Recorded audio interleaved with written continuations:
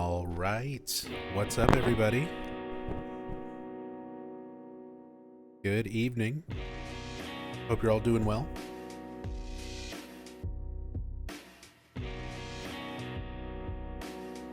Happy Friday.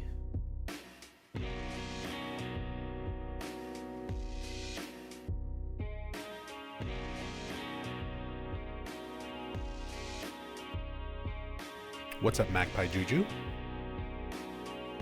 Just want to say keep up the good work. Slowly playing through the game and avoiding spoilers, then watching your reactions at my pace. That's the way to do it. Get your own experience as spoiler-free as you can. But then check in on my reactions. I do the same thing. When I was going through my first playthrough, whenever I was in between streams, I was going back and watching Maxi Lobes and Bakba Soup and Punchy and Techie, UFO Techie. I would play through the first, fourth or fifth of the game, and then go and watch them and see how they reacted to certain things during that part of the game. Yeah, I do it the same way.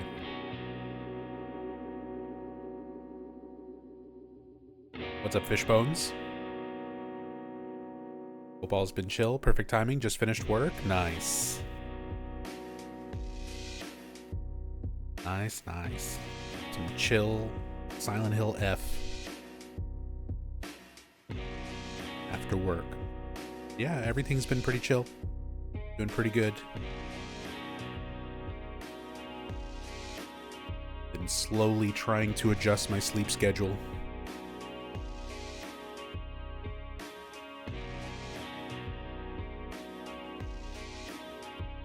So, sleep's been a little bit rough this past week.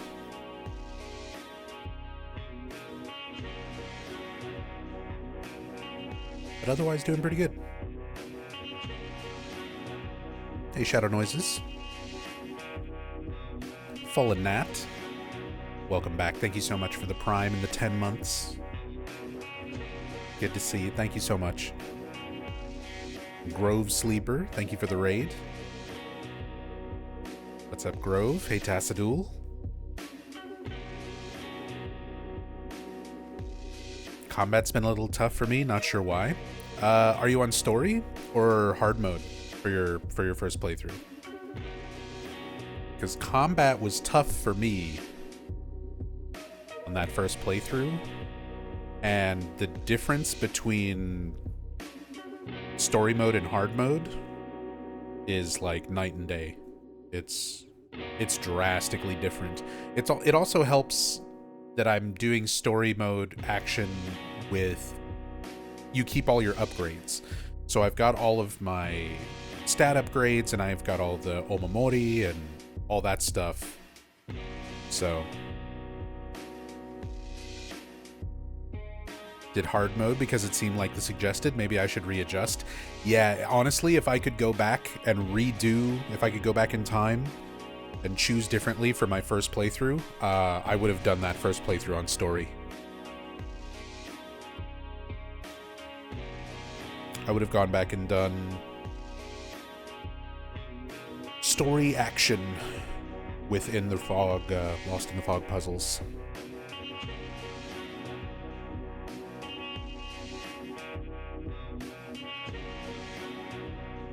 Because the game seems like it's really balanced around you playing on story first, and then take all the upgrades and Omamori that you get from that first playthrough into hard mode, and then take everything you get from hard mode and go into Lost in the Fog with like close to max upgrades, close to all the Omamoris. It seems like it's balanced around you having that stuff. So skipping straight to hard mode for a first playthrough is... I feel like the game's not really balanced around it.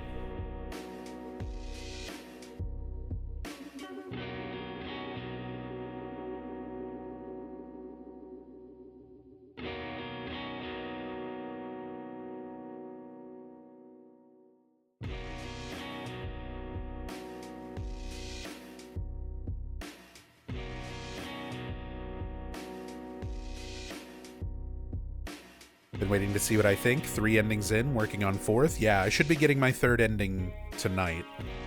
And we'll start working on the 4th tonight as well.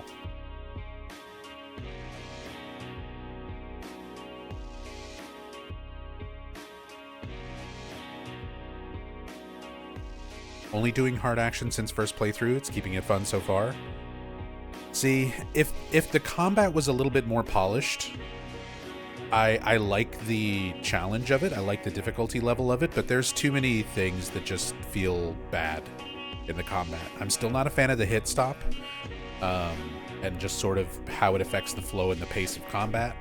I'm not a fan of the collision for your weapons in the environments. All the little things that your weapon can just bounce off of in so many of the areas where you're forced to fight. But a lot of that stuff, if it had been polished up a little bit better, I think it would feel better. So, yeah, I don't know. I'm glad you're having fun with it. I didn't find that stuff super fun. Just because of the amount of forced combat, and like I said, just those things that kind of needed to be polished up a little bit more to make it feel a bit smoother.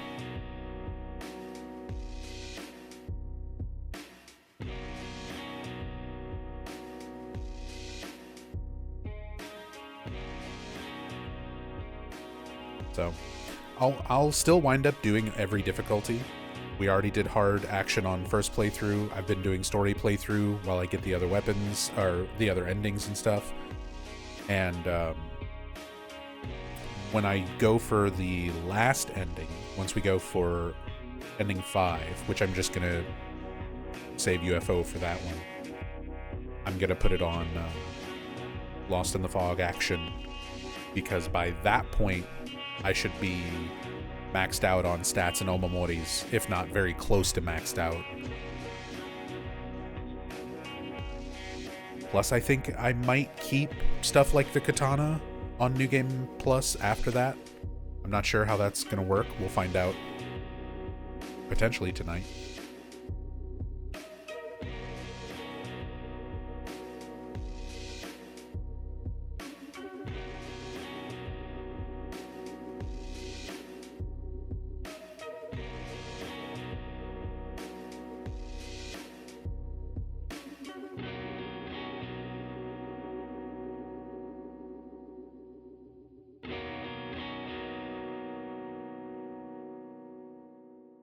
Did story action on first playthrough and it was killing me. Could not click with the enemy movesets at all.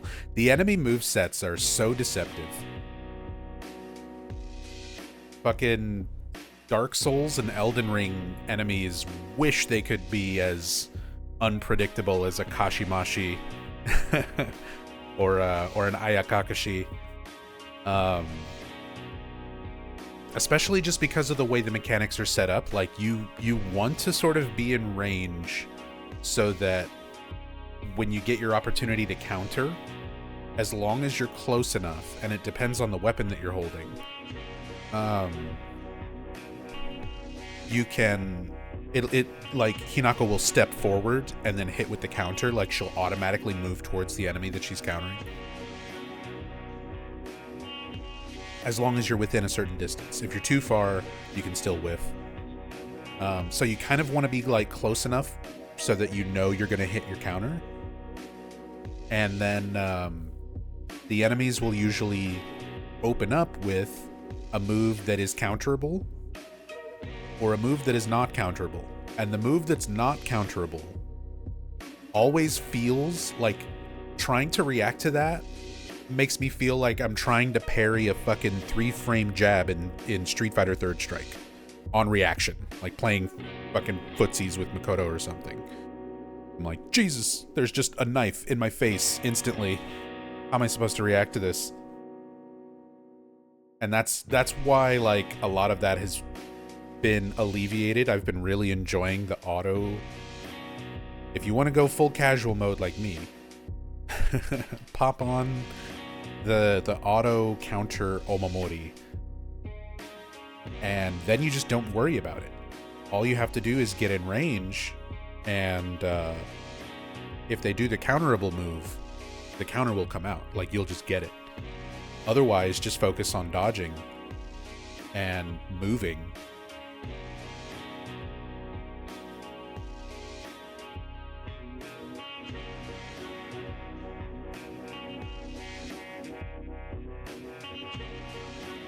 Boss fights are actually really fun on Lost in the Fog. I mean, there was definitely some satisfaction.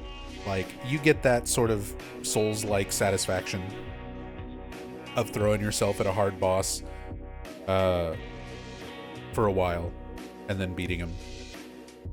There were definitely still some moments like that in my first playthrough. Like, I don't want to act like everything about the combat is just completely dog shit. Like, there's cool stuff there. There's fun stuff worked in there. It felt like it needed to cook a little bit longer.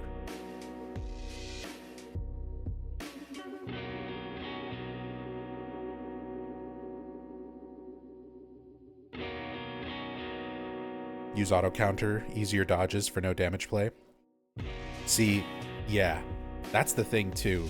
I really love the Omamori system. Can I just say that? My biggest problem with it is how long it takes you to open it up completely.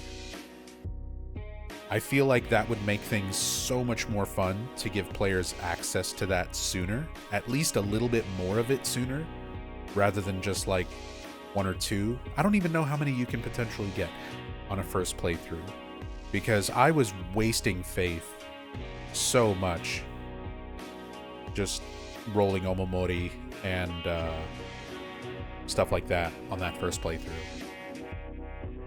But if you're actually focused on it and only focused on doing Omamori upgrades, I wonder how quickly you can get to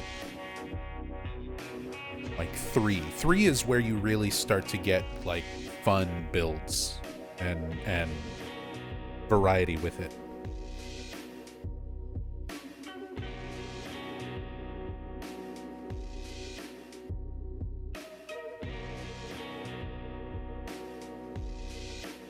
Love my stack. Have 19k faith and only drawn like 3. Recommend getting all the shrine Omamoris? I did. I finally drew all of them last night. This morning, whatever. I think you got 2 and I got 3 in the first playthrough. Then it said cannot get more. I did get up to 4 on my New Game Plus playthrough, on my second playthrough. And then it says you can't get any more than that. And then, yeah, New Game Plus Plus lets you get 5. I feel like that could have been opened up sooner than like a third playthrough, because the Omamori system is so fun. That's probably one of my favorite parts about the combat.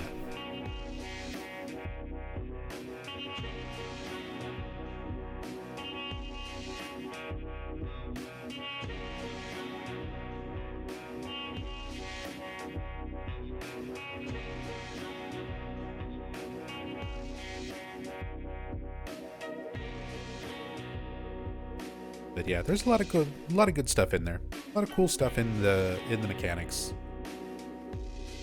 But those couple of little frustrating things.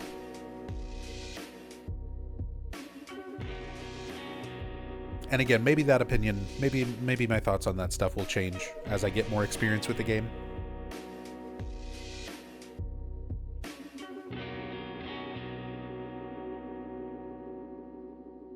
Although I'm already at 55 hours. 55 hours on Silent Hill F at this point.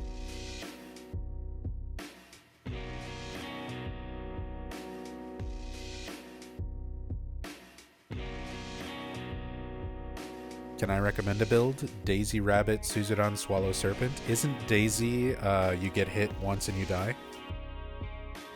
Or am I thinking of something else?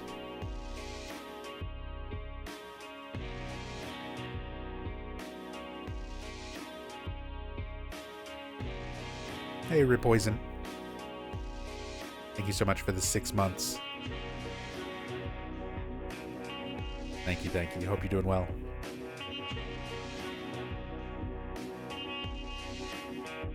You're at 92 hours? Damn, very nice.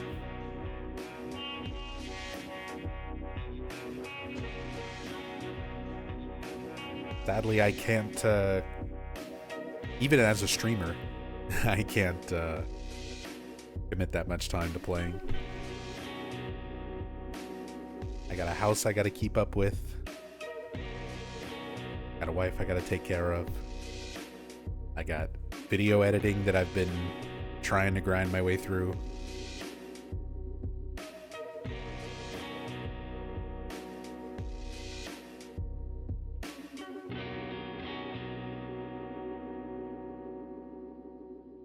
Maybe eventually I can be a big enough streamer where I don't need to do my own editing and I can assign more hours to just sitting and streaming and playing.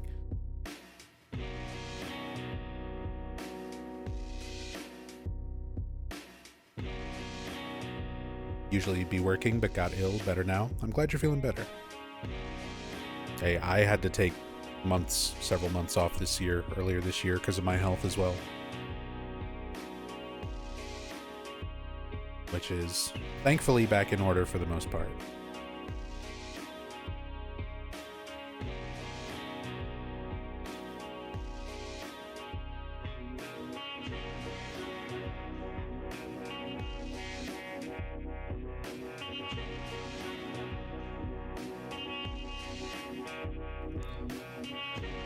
Cannot lose faith or stamina. Oh, sanity or stamina ever. So auto counter is free.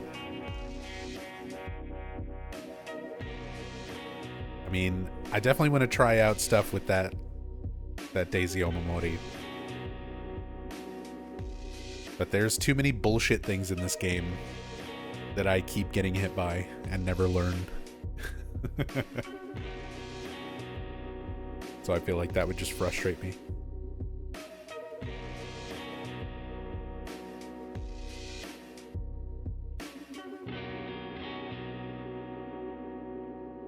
Alright, let's get it booted up.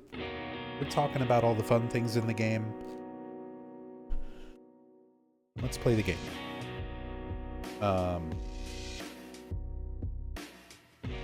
actually currently on... We're pretty close to the end on the third playthrough.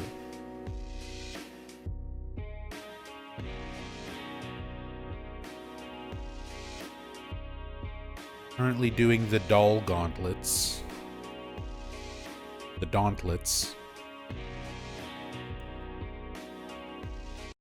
Where you run up and you examine the doll, and then you're locked in and you gotta fight the enemies, and then you run up a little bit and there's another doll and you get locked in and you gotta fight the enemies, and then you run up the path a little bit and then there's a doll and you examine that doll, and then you're locked into an arena and you have to fight the enemies.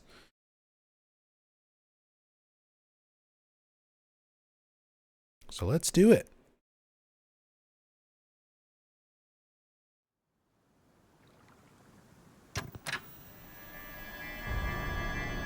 Day 7 of Silent Hill F.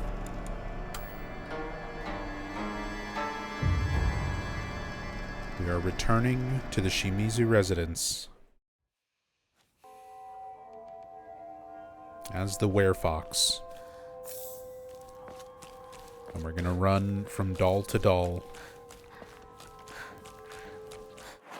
and fight wave after wave of enemies while we're locked in an arena.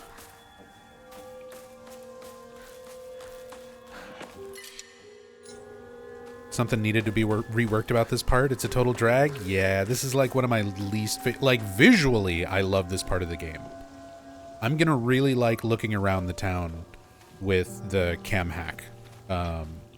because I can't wait to see and get some good shots and video and stuff of the town with like free camera angles.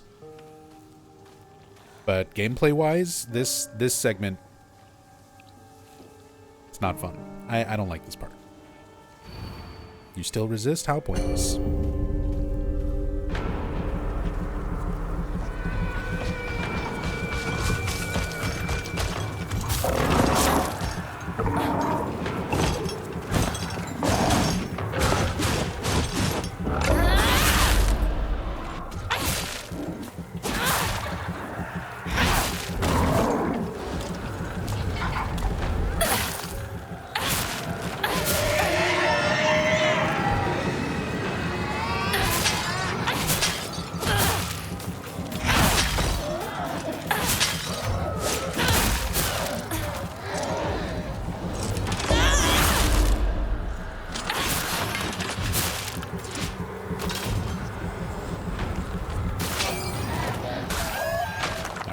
That should be close enough to get the Oyomoi.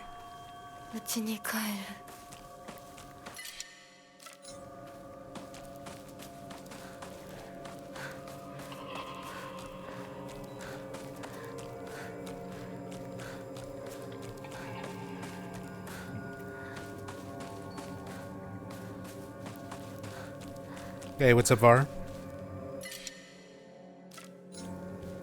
Caught the stream tonight, was getting ready for bed last night when it started. Yeah, last night I started really late.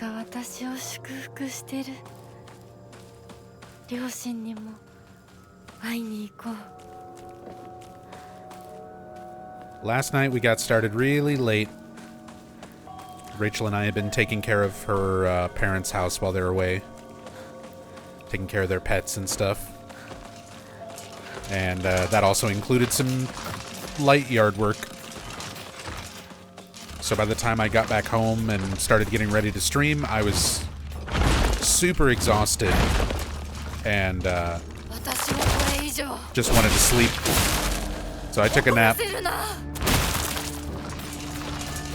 and didn't wake up until way later.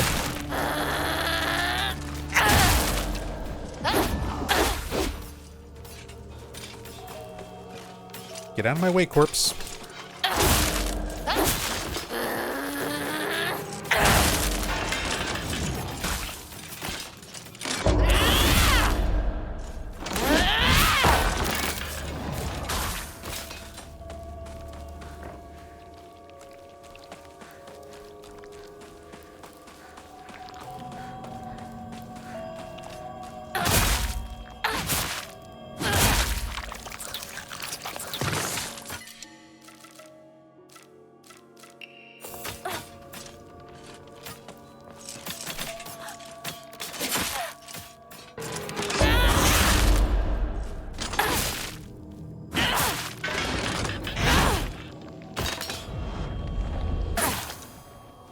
Feel stronger with a knife in Fog World than with Fox Arm? Yeah.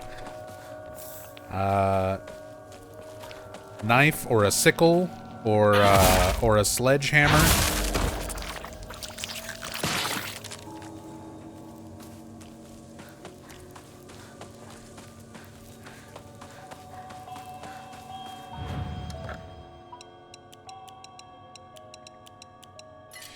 Inventory's the same, so stacked I'm leaving everything behind.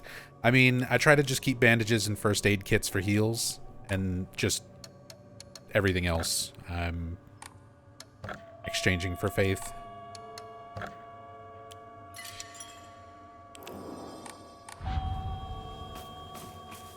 And it'll still fill up in between, like, every save almost.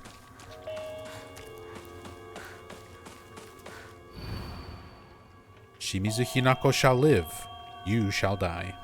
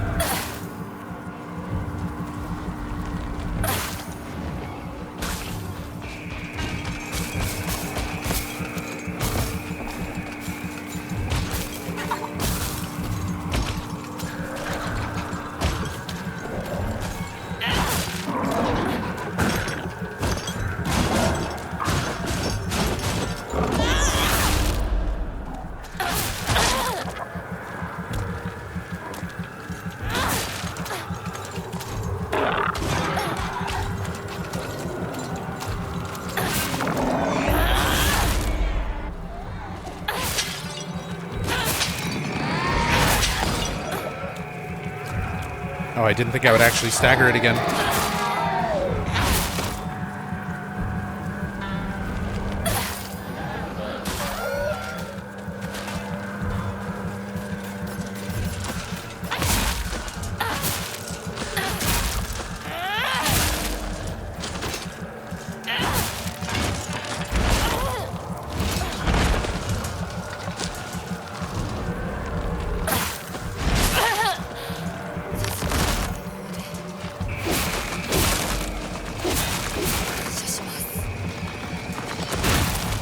Oh! Oh! I'm going to space! What the fuck? What the fuck? We're speedrunning! Except, maybe I'm stuck.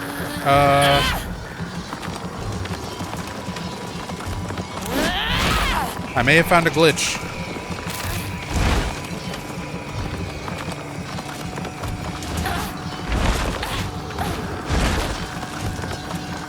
I don't think I can get down.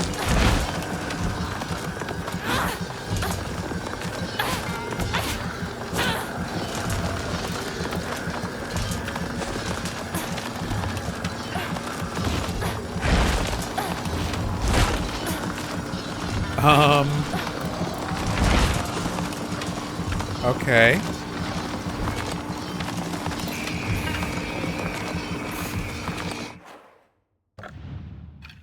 What can I do here?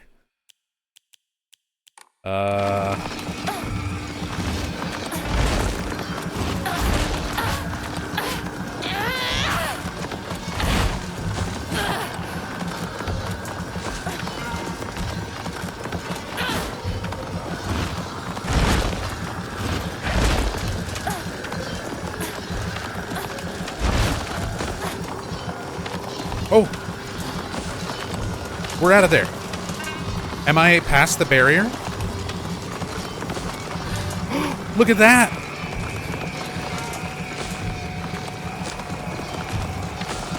We're out of here. I'm leaving.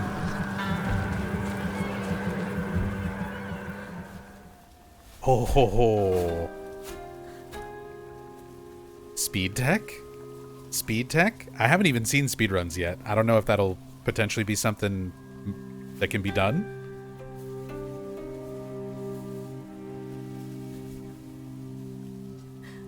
Hinako ya. Kirei da yo. Hora, otou-san. ここはもうお前の家ではない。一人で帰ってきても敷居をまたげると思うな。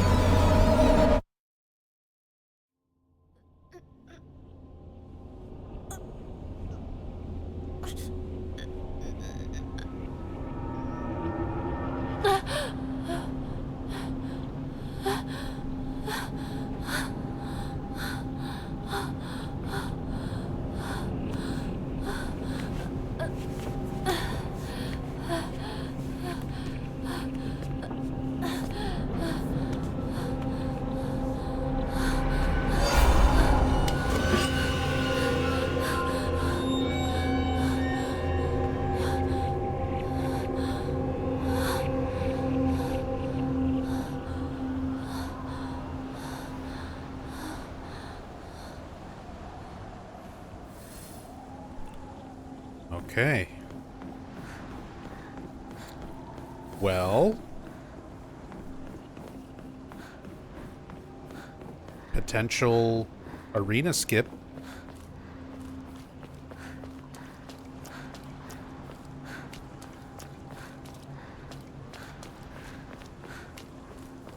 And here I was already like, oh, I don't like doing the arenas. I hate having to do these. Examine the doll and do a fight. Examine a doll, do a fight. Wasn't expecting that to happen. I'll have to rewatch that clip a million times to see exactly what happened. 気持ち悪い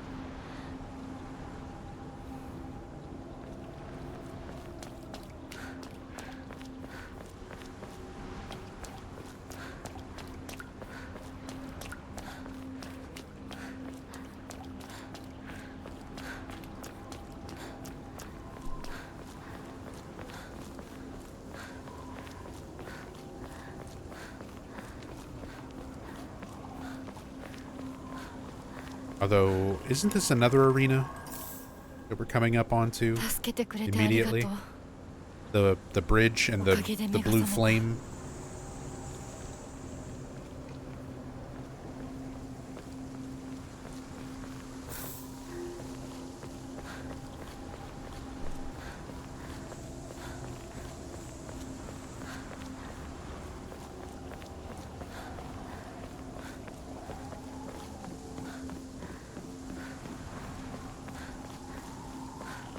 Yeah, I feel like I was remembering. Yeah, there's this one. 通さないつもりか Right after doing all of the doll stuff. 上等だ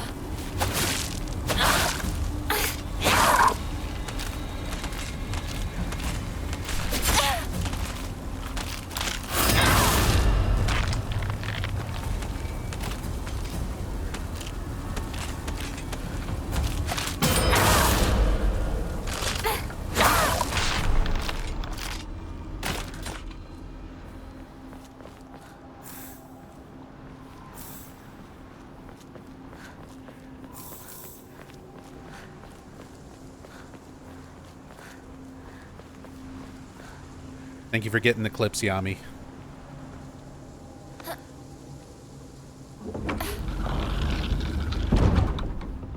Do they have some program people can use to see their past controller inputs? I mean, there is software like that, but you kind of have to, like, have it running in the background already.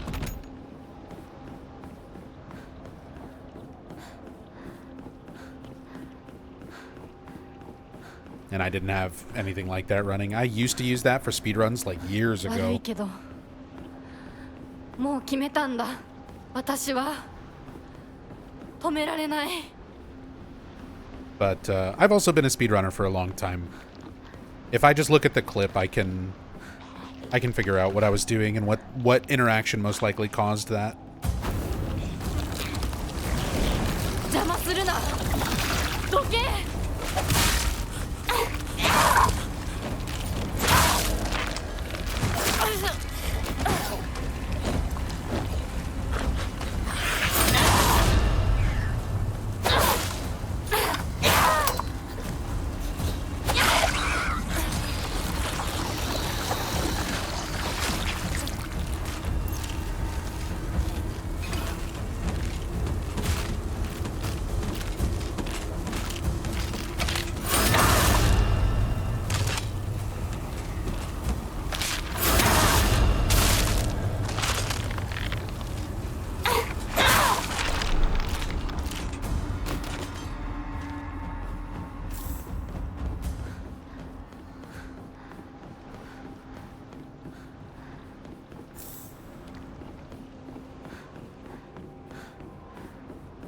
First clip shows lunged into him and the force catapulted you up past hitbox and past the arena, then just move carefully past the wall.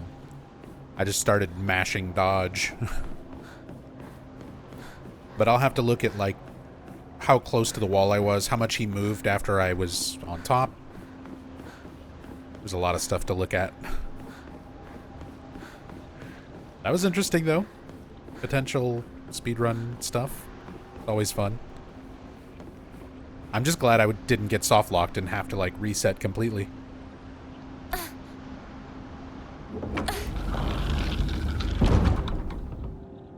I think I saw a YouTube short of Maxi Lobes getting the same bug at the same place. Oh. Well, Maxi's already speedrunning this game, so maybe this is already a known thing.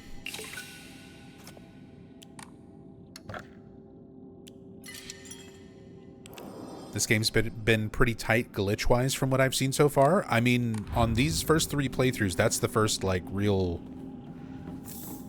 major glitch like that. I've had little visual bugs and things, but nothing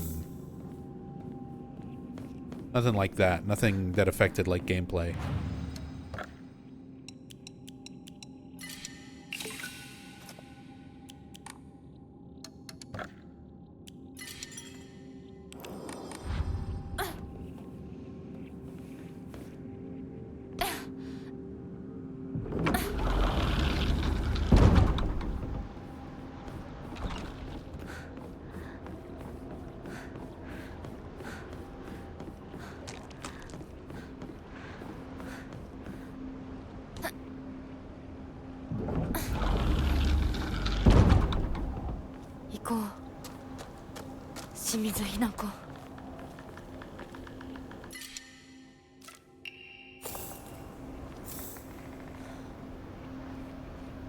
Doll keeps following us.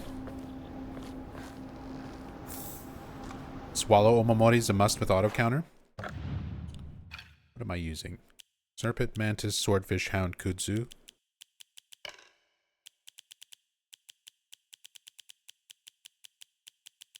Swallow is counter without focus. Oh yeah, the damage stack. We'll put that on instead of Kudzu. But yeah, I've got Serpent for the auto counter, Mantis for health recovery on the counter, which this I could potentially drop. I have so much healing. I don't really need healing in the build automatically.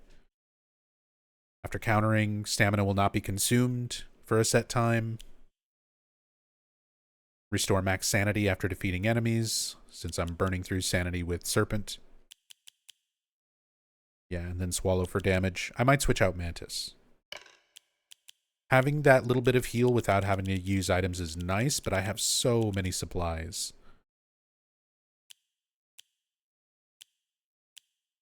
Swap for stamina after counter. That one's already in the build. This one, stamina not consumed after a set time, after counter. That's already in the build.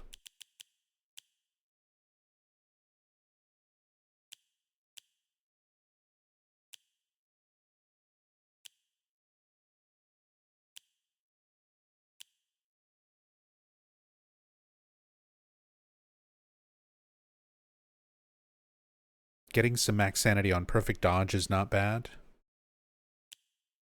It says slightly though, so it's probably just like barely anything.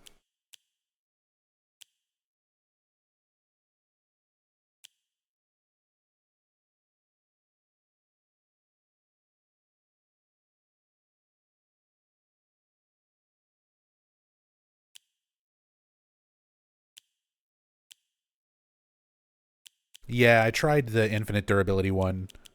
I was doing a lot of that with the baseball bat. I called it my home run build. And yeah, you can just do that with the sword as well.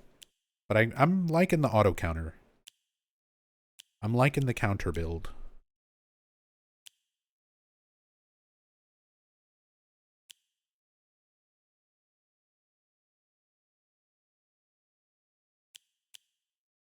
Beetle could be good. Because the counter hit is stunning them. And then we're doing extra damage on the follow-up.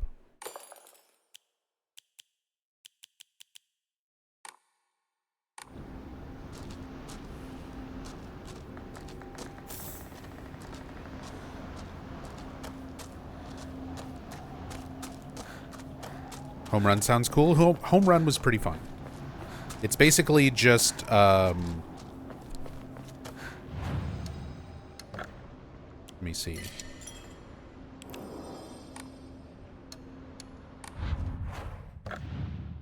So for home run build, I was using a baseball bat with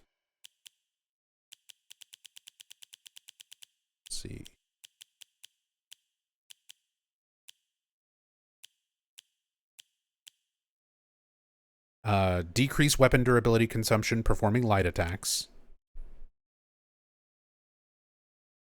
Wait, was it with that one? No. Wolf for additional damage with high durability.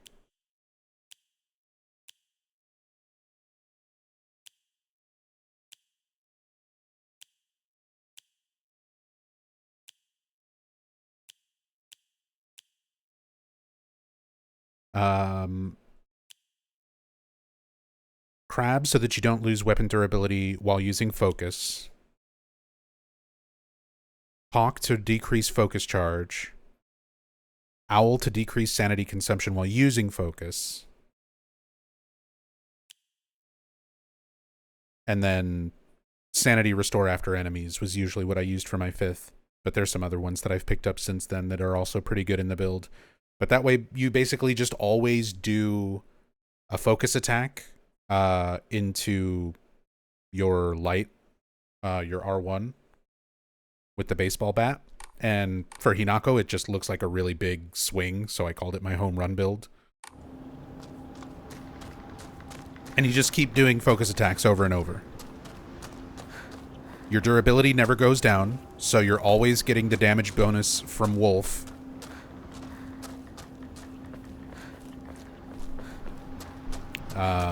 The only thing you have to really manage is your sanity.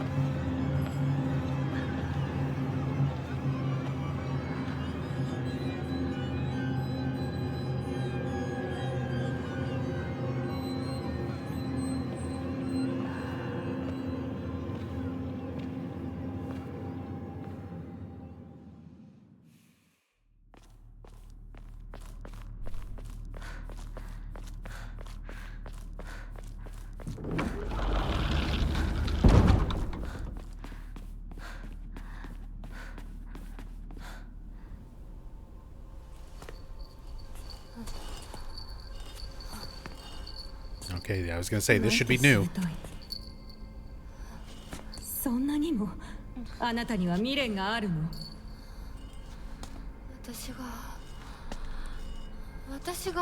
私であって何が悪いの？私はまだ、いえ、いつまでも私でいたいのに。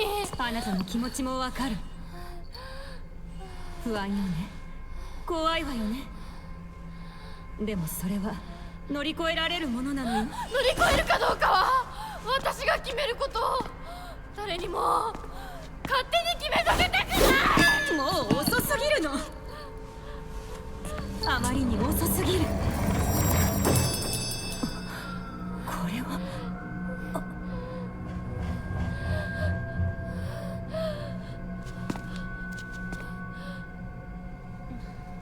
遅いも早いもない。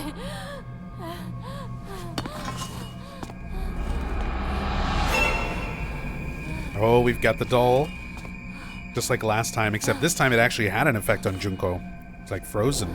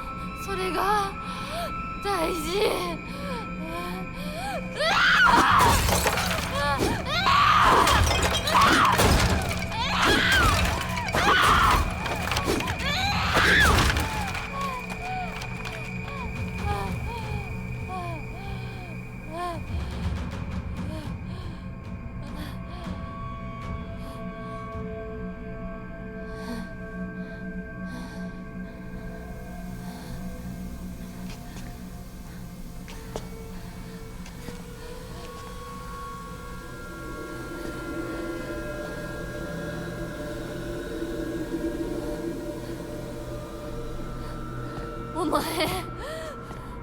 殺したはずなのに今さら私を惑わせるな。もう遅いも早いもない。 Bunny versus Bunny. これは決断。清水ひな子の決断なの。決断は私がした。私が求めるものは新しい性。お前は消えろ。決断は私がした。お前が消えろ。清水ひな子に戻れ。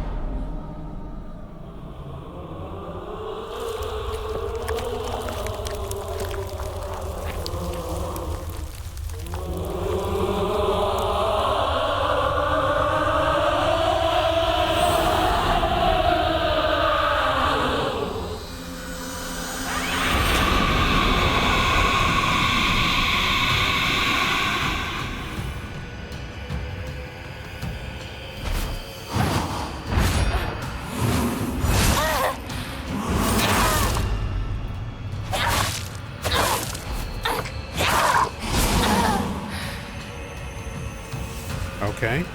So I'm dealing with you again from the new game ending.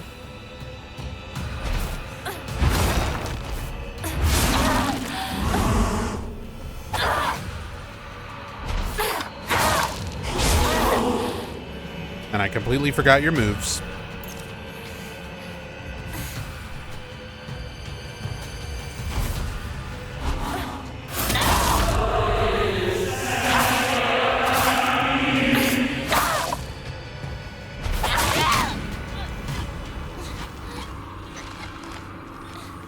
Oh, Fox Husbando has interrupted. 花嫁にはふさわしくないわいだ。あなたは一体何者なの。その言葉はそのまま返そう。君こそ何者だ。ひな子に何がついた。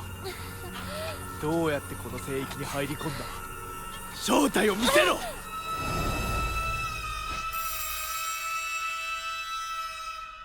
ひな子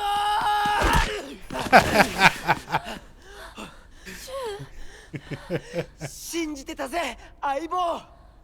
お前なら絶対に示せると思ってた。自分の本当の気持ちをな。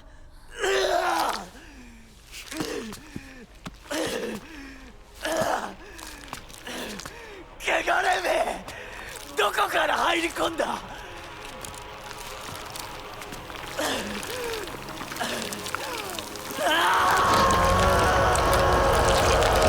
Oh no, he's going Naruto. He's going full QB.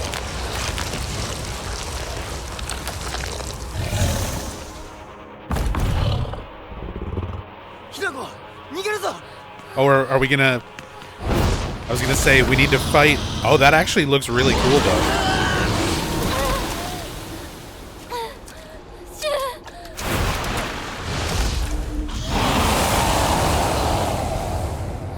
あなたは何者なの。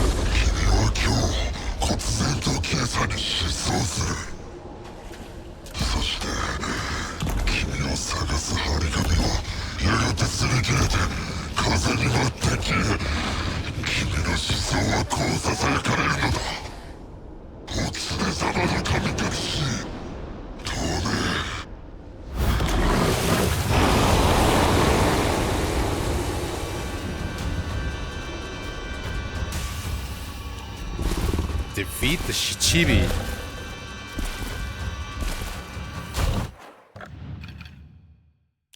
Holy shit. What in the Elden Ring? I mean,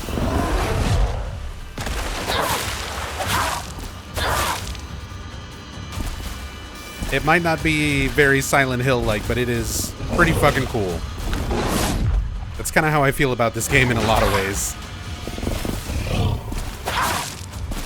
I mean, Kill the God is very Silent Hill-like.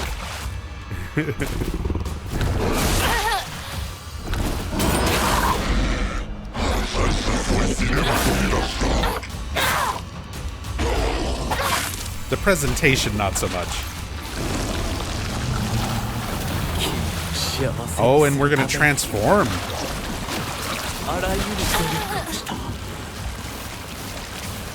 人の世を学び作法を学び学問を学び Oh, he's got like a shield. 全てを収めた富も家も名声も君が人の世で一切の苦労をしなくて済む全てを揃えた This is some Death Stranding.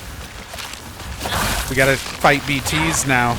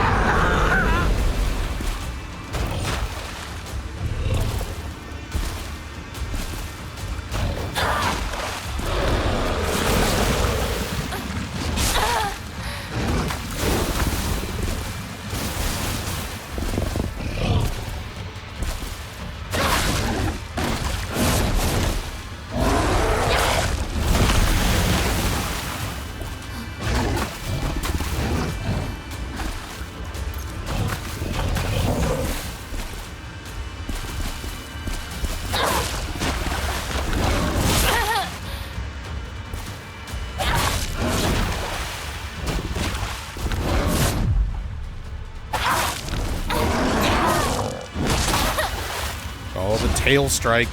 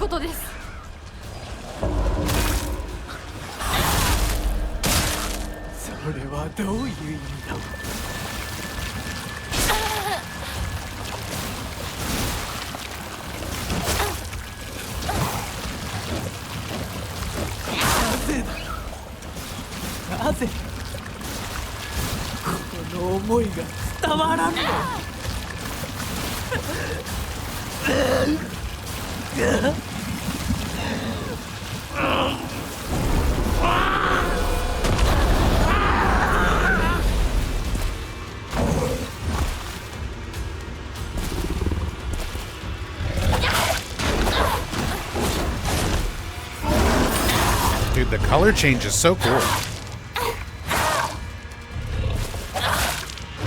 We're turning him into a golden fox.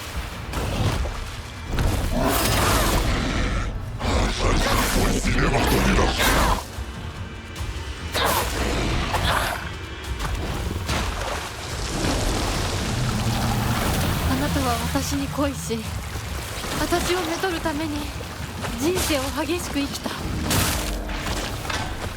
私も自らの人生をあなたのように激しく生きたいのです。女は男に求愛を受けるのだ。何よりも幸福ではないのか。私の幸福は私が決めます。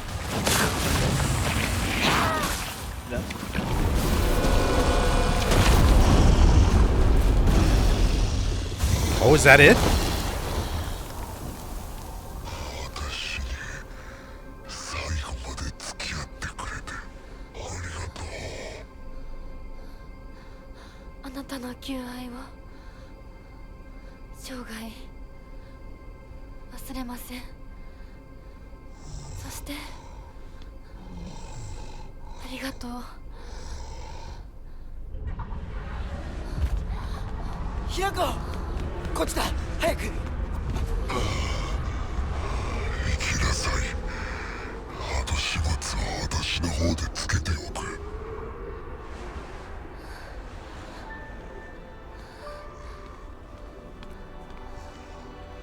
お前と宇宙戦争ごっこで遊んだことを思い出した。だからお前は俺とヒナコの戦友だ。早く行くといい。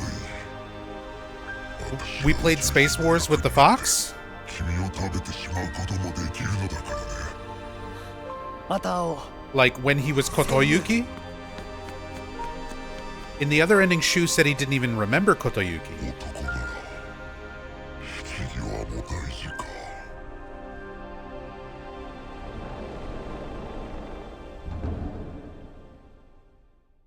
Alright.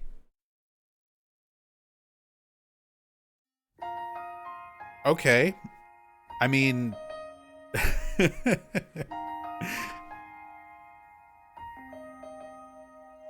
What an ending. Oh, I like this song. The Fox God anime ending song.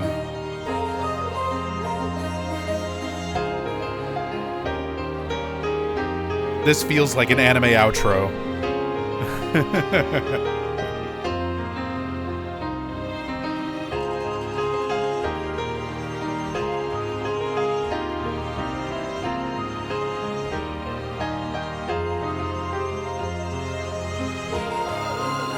Oh, this is actually Dai.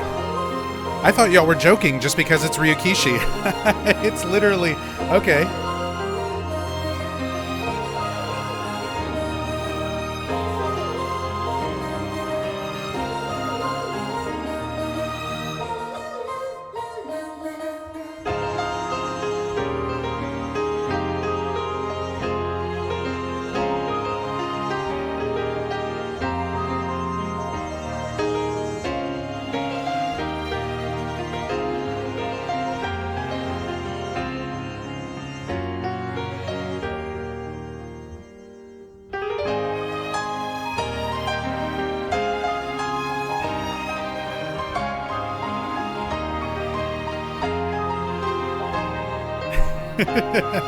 Except for the, like, horror imagery in the still shots.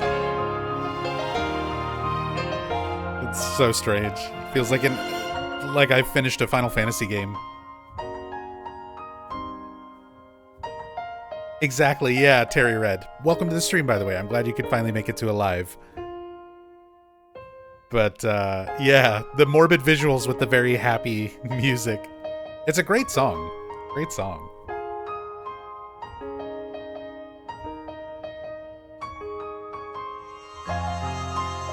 What a cool boss.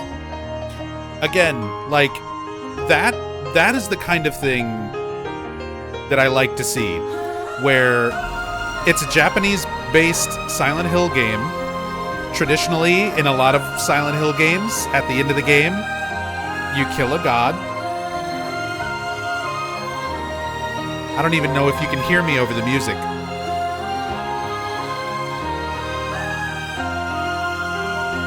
I'll save my thoughts.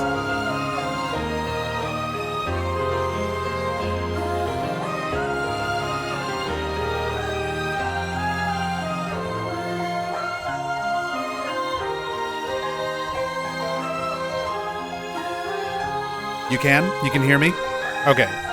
So yeah, traditionally at the end of a Silent Hill game, like, you fight a god, you kill a god, and this, like,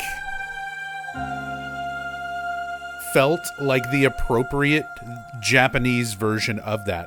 I almost wish something like this was like the new game ending. After building up, because that's the stuff that, to me, was much more interesting. Oh.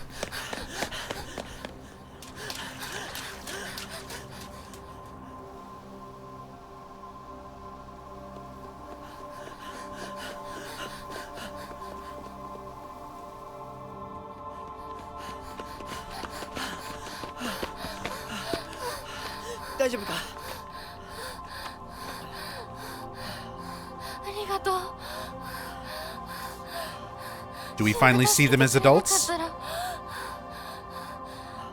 私は自分の勇気を保てなかった。逆だろ。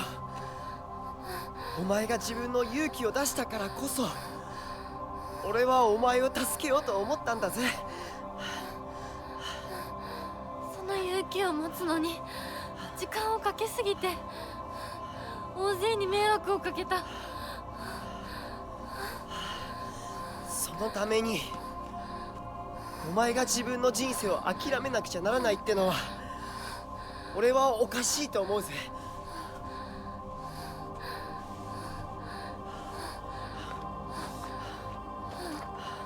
ありがとう、相棒。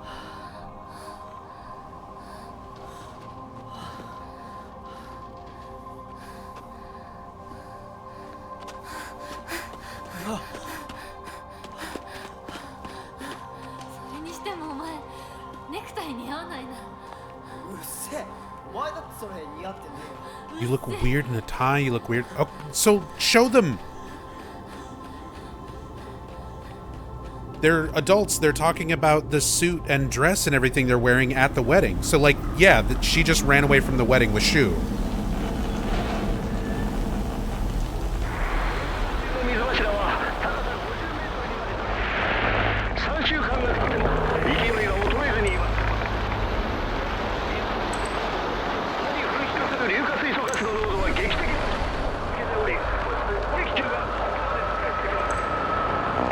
Water dragon.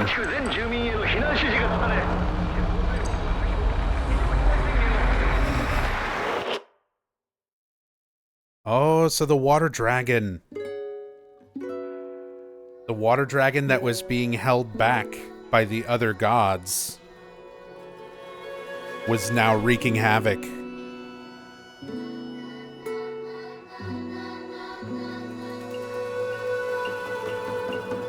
Gas leak? So the toxic gas thing and the water dragon are mentioned in some of the other background lore notes.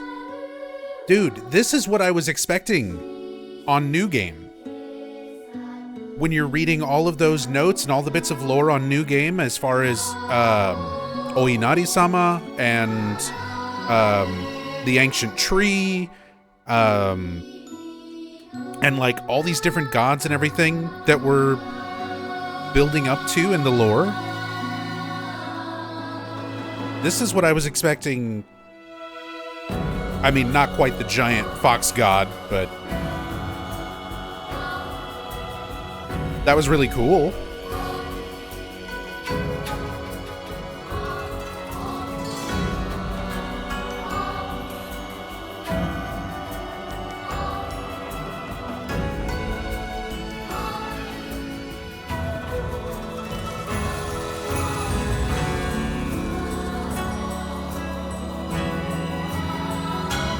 All right.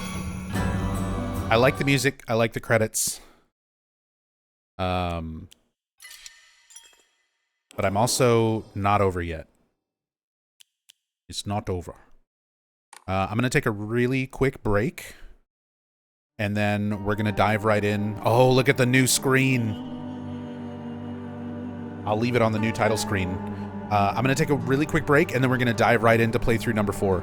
I'll give some more thoughts on playthrough 3 as we go. But be right back.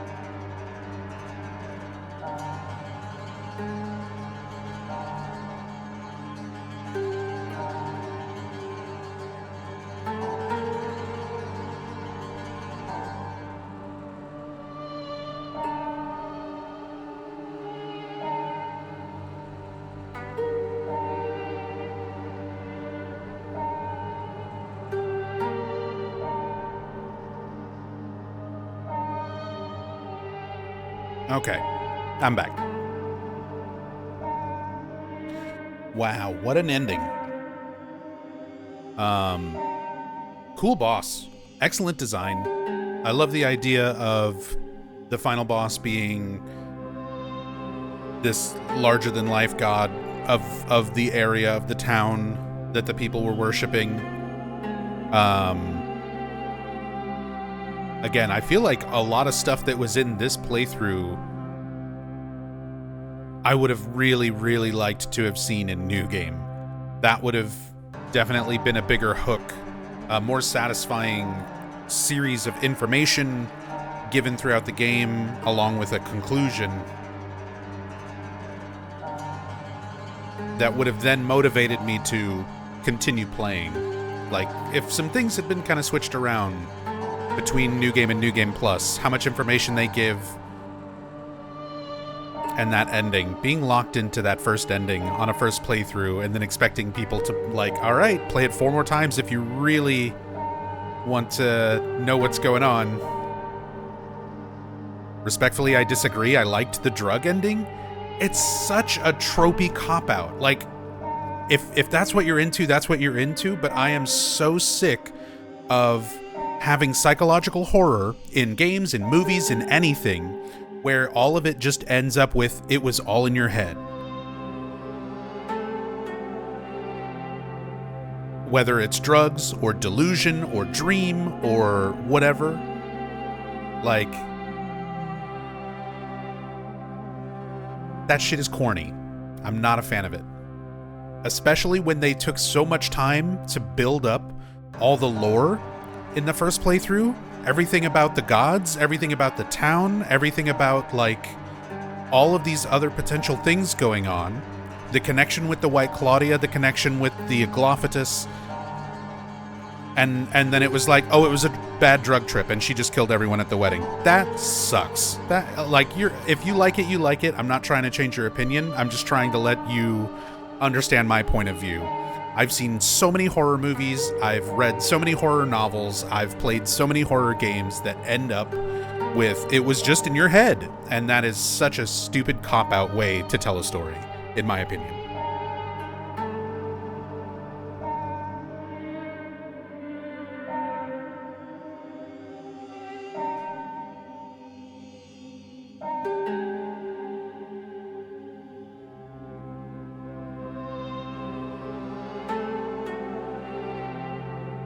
It's a bit deeper than just it was all in your head because I now know Shu's an enabler. You don't know that on the first playthrough. You don't really... I mean, I guess you can piece that together from the context, but they don't really, like, full out tell you that until you've played the game again. I'm talking about strictly your impressions of the first ending after a first playthrough, with only the information the game gives you on a first playthrough. That is not a satisfying conclusion. There's definitely more context for it now that I've done New Game Plus, but that's what I'm arguing right now. You shouldn't have to go through New Game Plus to get as much context. They could have put a lot more into the New Game playthrough.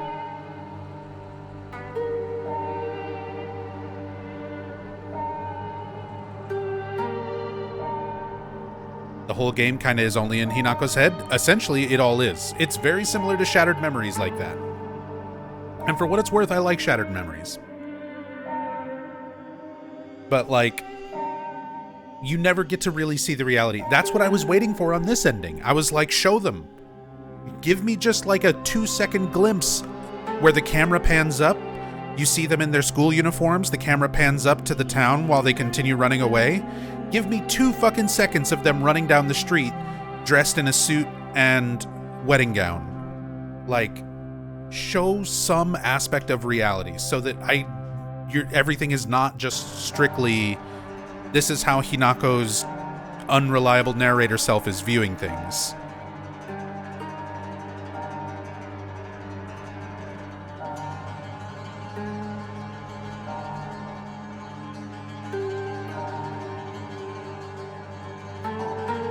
Anyway, that's my thoughts on it. Let's go for the next one. So, first ending, coming home to roost, drown in a bottomless pit of self-doubt. doubt yourself, take your pills, overdose on pills, kill your family and friends. Fox wedding. Dolls are happiest when they are loved. Shu and Foxman bro fist over objectifying Hinako right in front of her face. And she just sort of accepts that that's her life. Fox wets its tail. A hell of your own choosing. Nothing else matters now. Actual Fox God. Actual showdown with the Fox God that they've been building up for 3 playthroughs. This has been the most satisfying conclusion for me so far. Next, we need to complete 2 full endings. We've done that. We need to not take pills. We can do that. Purify the Sacred Sword. So we've got the Sacred Sword. I guess I'll pick it up again on the next playthrough. And this time we'll purify it. And offer the brooch. So I've already offered the brooch on the previous playthrough. I don't know if I start up the next playthrough if it will still be offered. But either way, if I have it, I can offer it. If I don't have it, I assume it already counts as being offered. So theoretically, all we should really need to do is not take pills and purify the sword.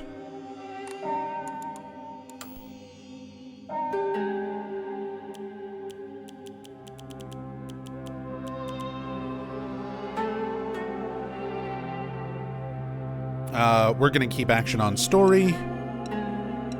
I've seen all the variations of the puzzles now.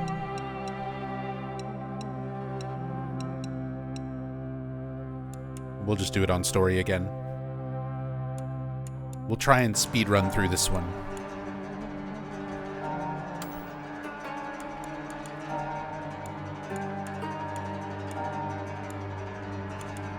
We'll go back to the default. I actually really like her default uniform.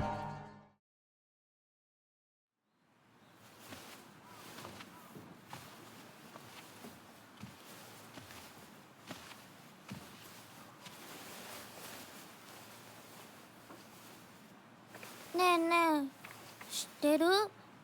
女の人はお嫁さんになるのが仕事なんだって。仕事じゃないよ。ひな子はお嫁さんになりたくないの？でもお父さんに言われるとなりたくなくなる。宿題と同じだね。やれって言われるとやる気なくす。Okay, so we start with the brooch. We're already wearing it in the cutscene. お姉ちゃん。何かいいことでもあった？昔を思い出してた。お姉ちゃんって小さい頃からずっとお姉ちゃんだったんだなって。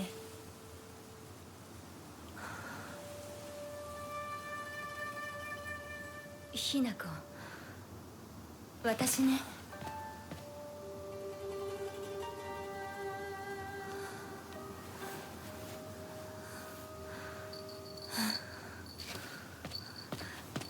これお姉ちゃんにあげる。綺麗だわ。ありがとう。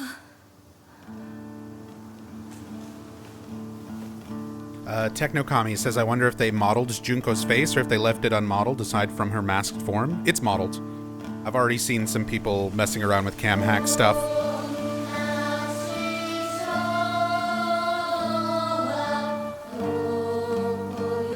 She has a face.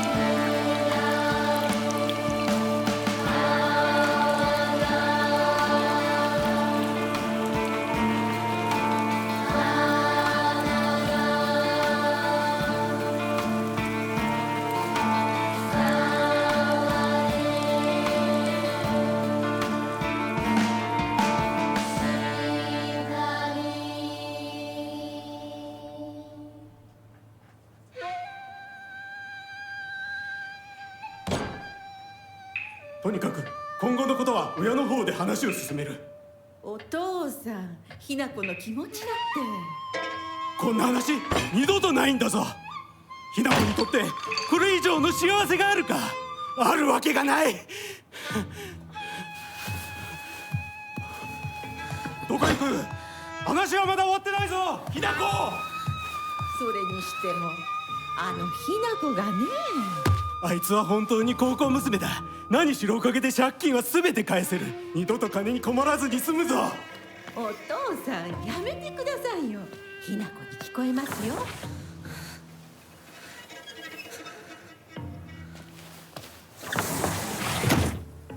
I like that we get that New Game Plus change with the dialogue there. あってたまるか、そんなこと。 Because we get, you know, like her father talking very directly about why the arranged marriage is happening from his perspective. Like, you can piece it together from the notes and everything else, but hearing him talk about it, but then hearing her mother be like, you know, keep quiet, Hinako will hear you, gives the impression like they were trying to convince her for other reasons. 昔はここ登ったな。 Or that it was Kotoyuki that, like, approached her first. And that she didn't learn about the father's, you know, debts being paid off until after. That was something that was being kept hush-hush. That's the implication I get from the dialogue between mom and dad there.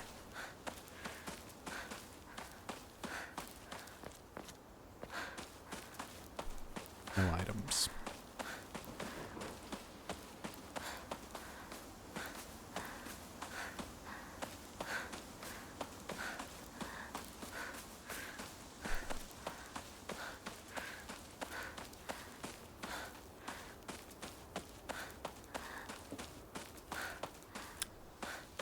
Didn't they say there's one canon ending between the four, not counting UFO, kind of like Downpour? I don't remember what the developers have said. I'll have to go through some of those interviews again. I don't know if they've mentioned intention behind one ending over all the others being canon or not.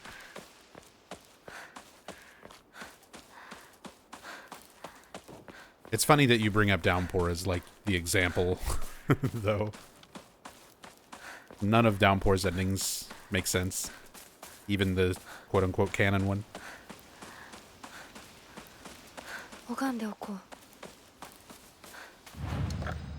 And even Tom Hewlett had commented on it, 神様。 saying that they made a mistake. 私はどうしたら。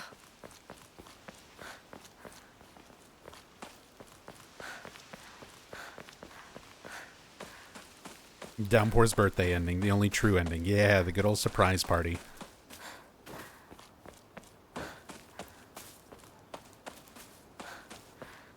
Stuff is still the same. I assume at this point, most everything in the game is going to be, like, kind of the same. お稲荷様だ。あちこちに祀られている。 Until, like, the very end.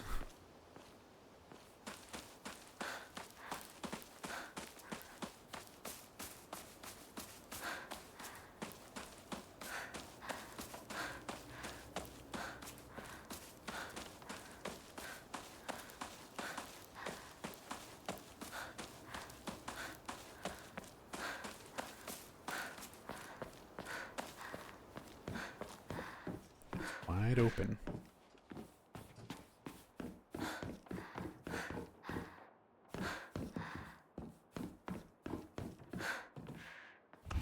I don't know if this is necessary or not.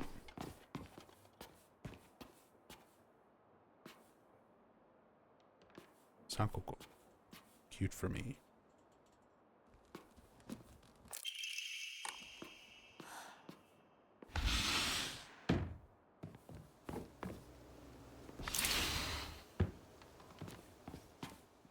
We'll just do this anyway. Yeah.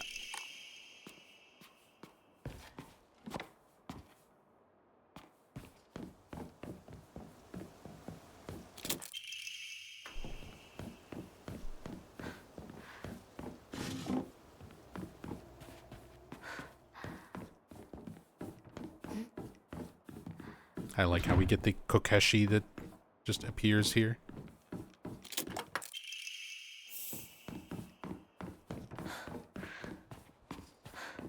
Am I just gonna skip the school? I mean, technically I could, because, yeah, I just know the locker code. I assume it's not randomized on, like, different playthroughs. There's only so many words you can spell out with the way they do that puzzle.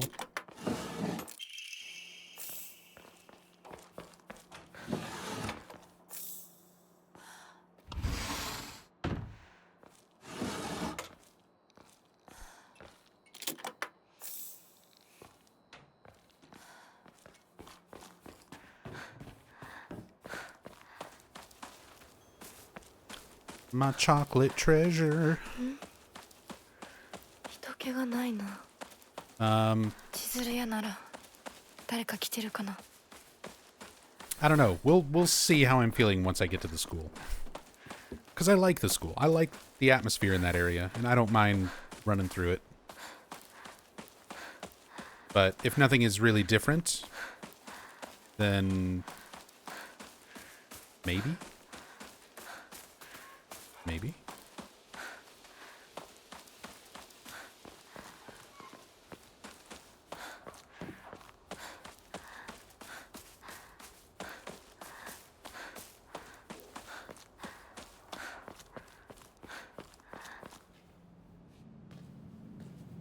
Excuse me.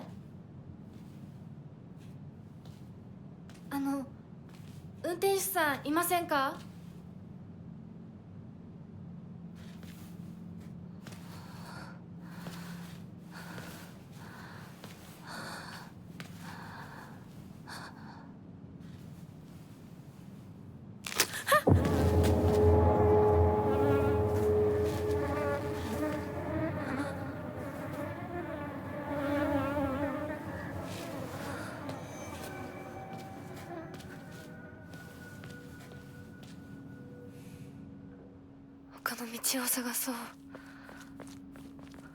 Better find another way. There's a single bloody dead bird. この先に抜け道があったはず。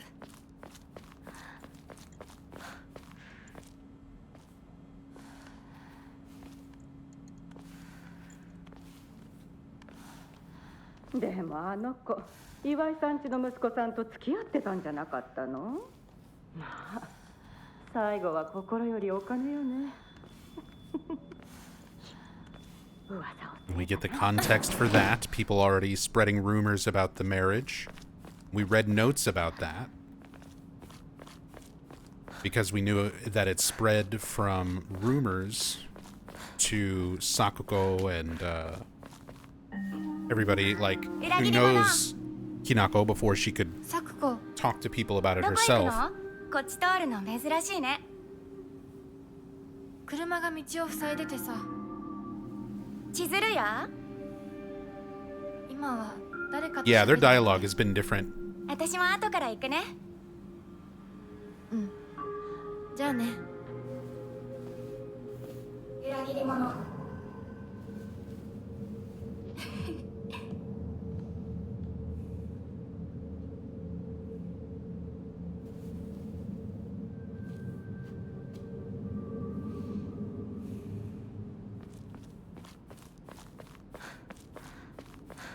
This Silent Hill is tragic. Do you mean that in a good way, or? 破られてる。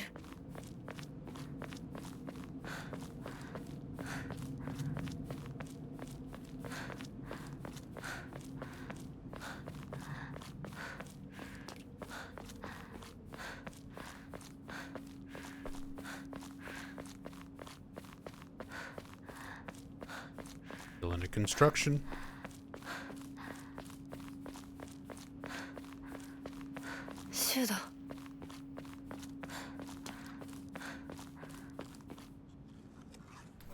Yeah, I think they've said something different in each playthrough. Yo, Aibo. Sure.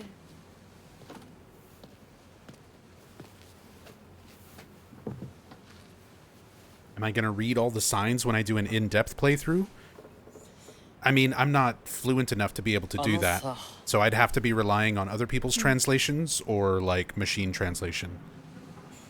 So I'll do some research into it. I'll see if I can get some Japanese speaking friends to potentially help me out with that. 相棒にないんだったら私にだってない。お前らしいや。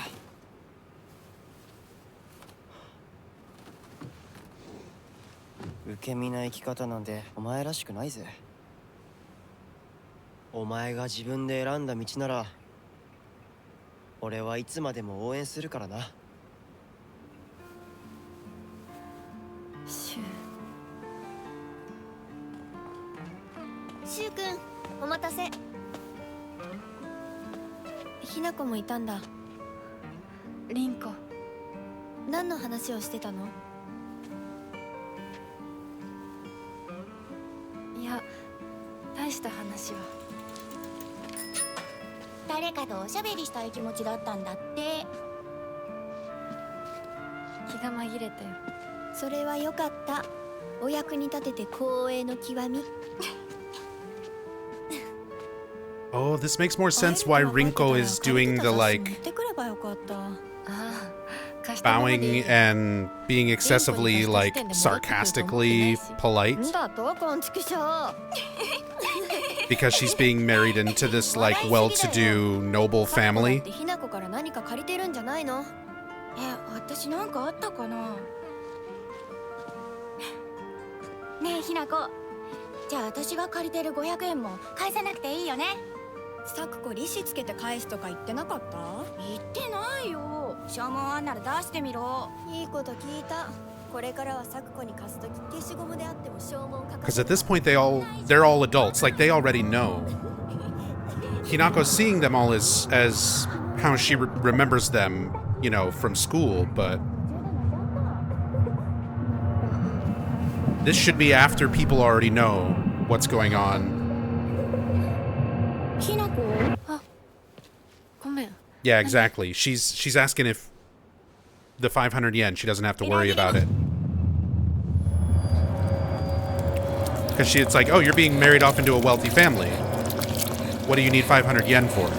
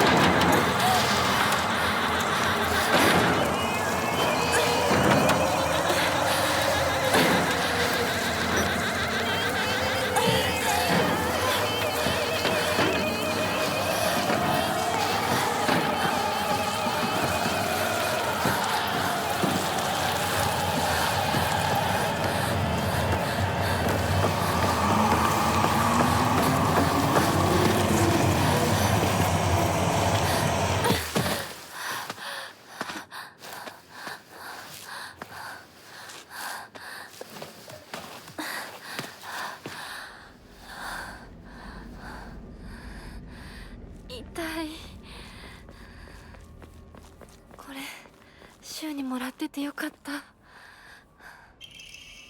Good thing I got these from Shu. Same note. 相棒の Anyway, into the garbage.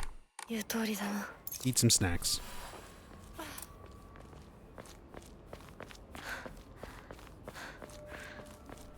Wonder what the significance was of Junko's voice there? Yeah, see, this is why I'm still so confused on Junko. We've got evidence of Junko trying to help young Hinako, like, support this version of Hinako. どこ？急いで咲子のとこに戻らないと。 But then we have Junko later being extremely against that, straight up telling married Hinako, Fox Hinako, to like kill her, kill off this part of you, this side of you clinging on to the past, clinging on to your youth, accept your adulthood, accept your place in society as a woman, as a wife, etc. Like, Junko is trying to get her to do that. It's what she herself succumbed to, and yet we have, like, this moment where Junko is actively helping Hinako against Bride Hinako. Two Junkos? I mean, if there's two Hinakos, there might also be two Junkos. We do see a younger Junko in one of the flashbacks on New Game Plus on the previous playthrough, where Junko was in her school uniform and was, like, fully supporting Hinako when she said she didn't like girls, she wants to be a boy, and that the other kids were making fun of her, and she was like, I'll go fuck their shit up. I might be misremembering what exactly she said, but you know. Something to the effect of, I will go beat them up for you.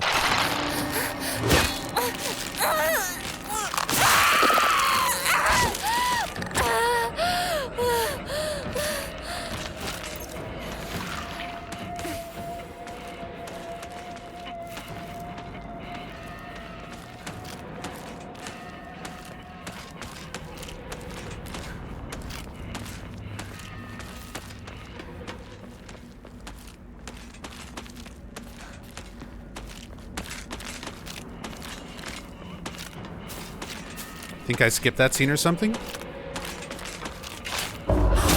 Of Junko being supportive of Hinako when they were younger. It wasn't like a full-on cutscene. It was the little shadowy past versions of them when you're in the Shimizu household.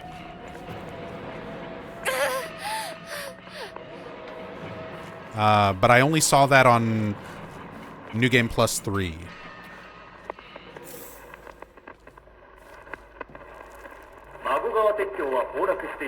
Bagagwa Bridge.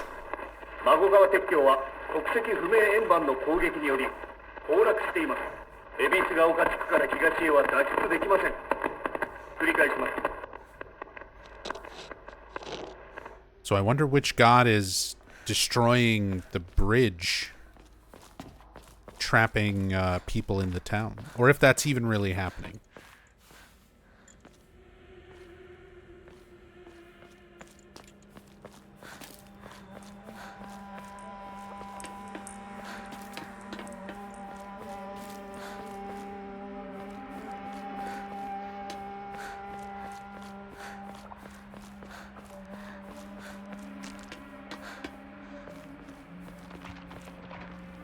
That's just capsules.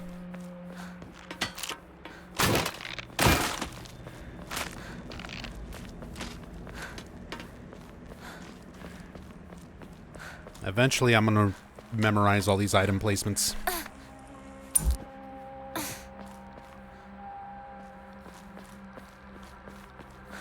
But until then, I'm still going to run around and check every little corner. Oh, is the one up on the roof there again? Oh, I just realized on the first playthrough, I think, where I saw one of the Kashimashi up there. It's the one that jumps down when you go over there and check the pills first. So if you come up here first, you can see it like waiting up on top.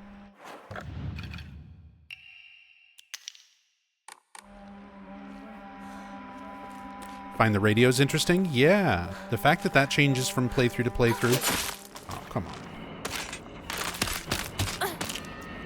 And gives you lots of different bits of information, different people's perspectives. Some clues to potentially what's going on in reality whenever it's the, like, police radio.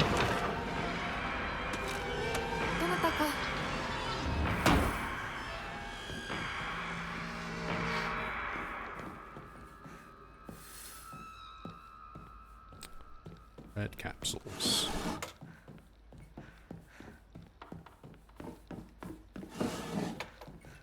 Bandage.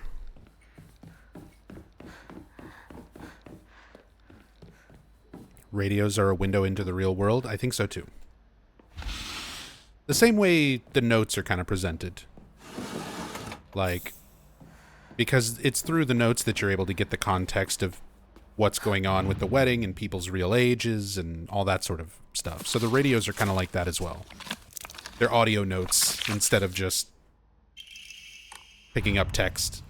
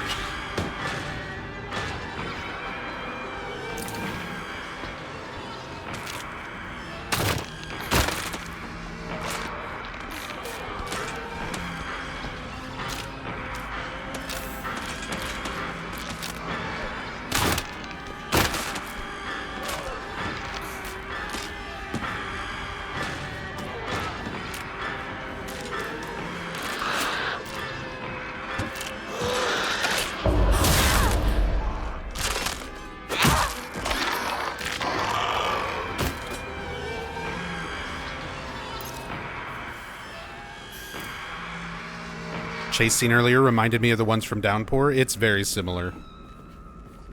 It's very similar type of sequence. Thankfully, they don't happen as often in this as they do in Downpour.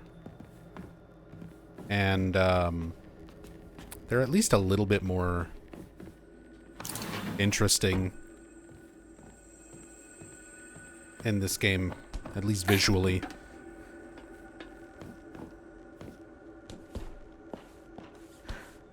Like, the environments in this are much nicer to look at than the ones in Downpour when you're running through. And, you're not just running from a big, abstract red ball, red void. You actually have, like, a somewhat tangible fog creature.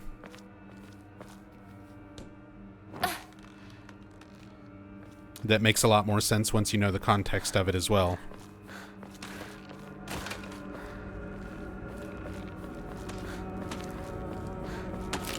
Same could be said for Downpour. The chase segments are essentially Downpour, are essentially Murphy running from the police. So those are like the sirens behind him. The big red void.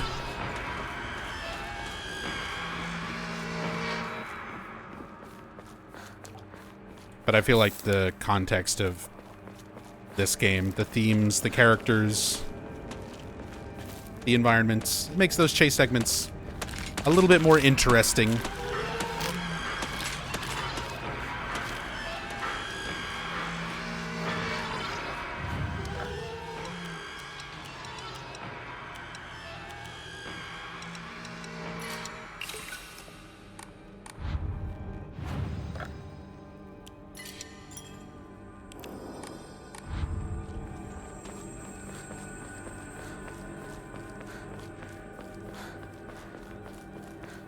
You only know Silent Hill 2 and F's stories. Silent Hill 2 Remake was your introduction. Welcome to the fandom. I highly, highly recommend playing Silent Hill 1 through 4. If you played 2 Remake and F and you're enjoying the franchise, enjoying the series just from those 2 games, definitely check out Silent Hill 1, 2, 3, and 4.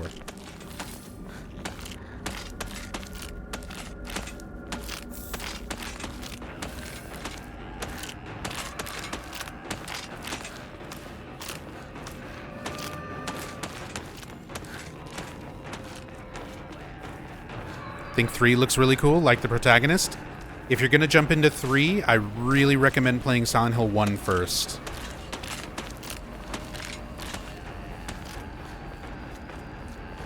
Because 3, storyline-wise, is a direct sequel to 1. Like, it is a much more satisfying game to play if you already know Silent Hill 1.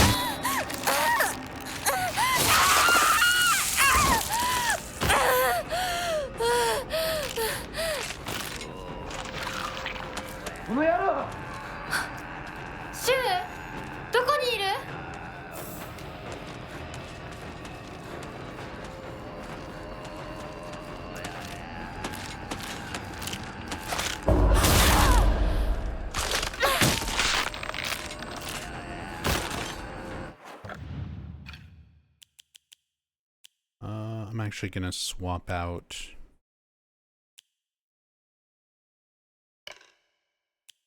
for Mantis until I get my healing items built back up.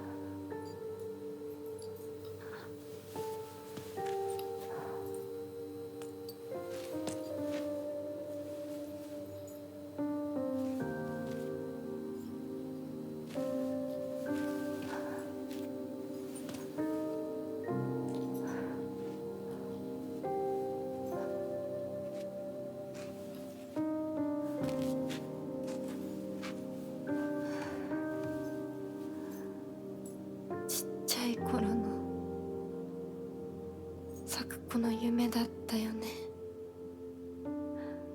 堅苦しい神社じゃなくて駄菓子屋の娘に生まれたかったって。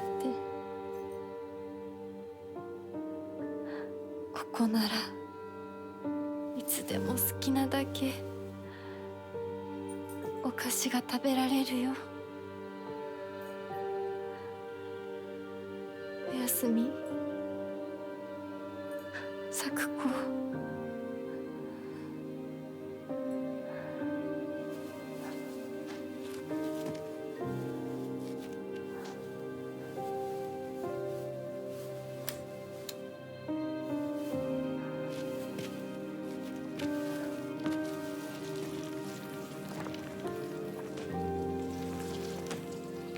帰りな。今日はもう閉店だよ。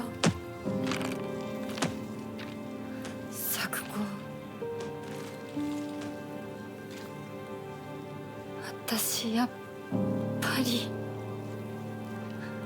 咲子との約束守りたいよ。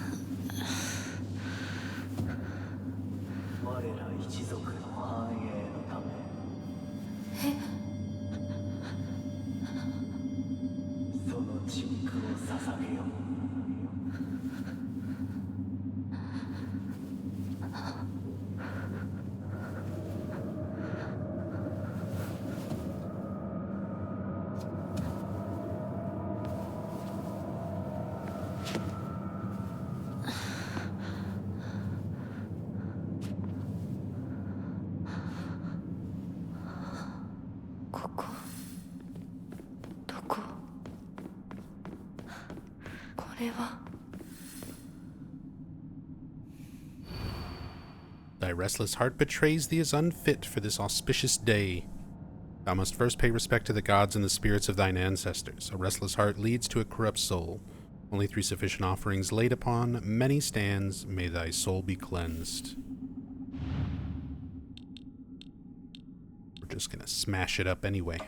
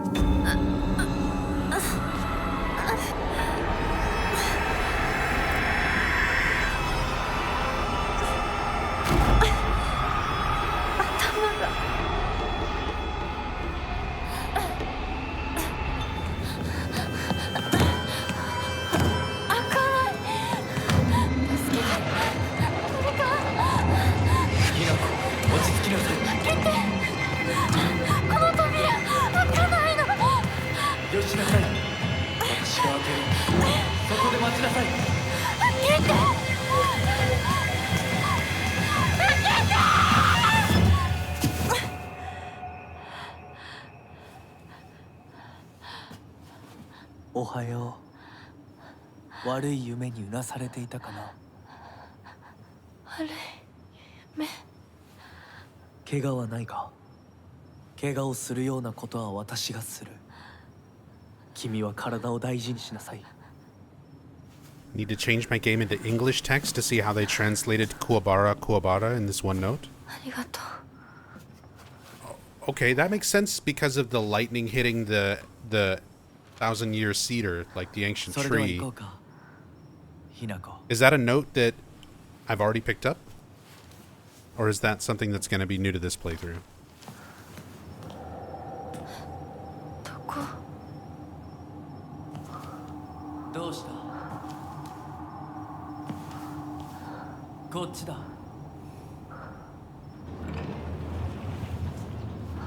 Because I don't remember seeing the phrase used in any of the notes that I've picked up. なの Like, if they would have just kept it untranslated.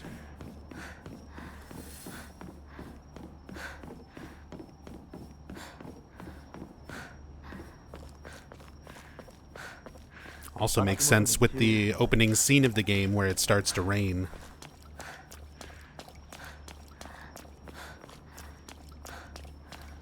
Kuwabara, Kuwabara. Learned about that from Metal Gear Solid 3 back in the day.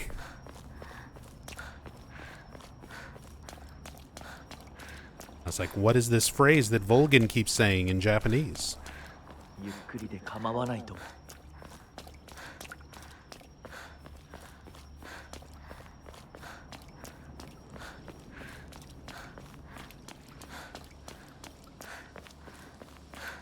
さあ。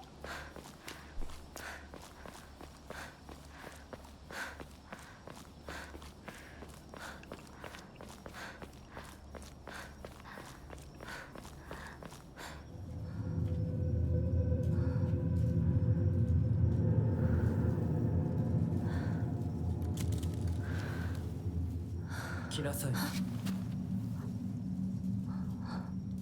こっちだ。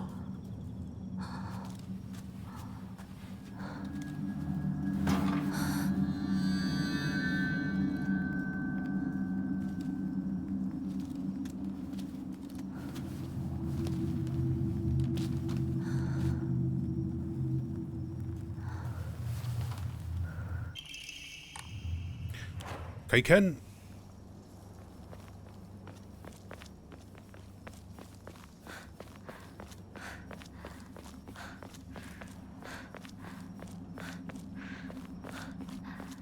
Kaiken only playthrough.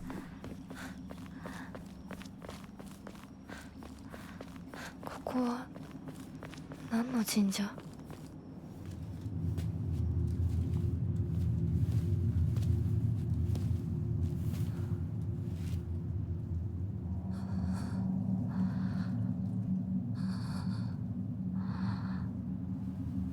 It is a shame that the weapons change so much between Fog World and Dark Shrine, because it does make it kind of difficult to do like blank only type runs.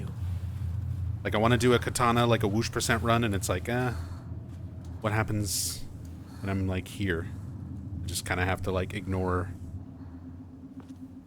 not having it. Play normally. こっちだ、ひなこ。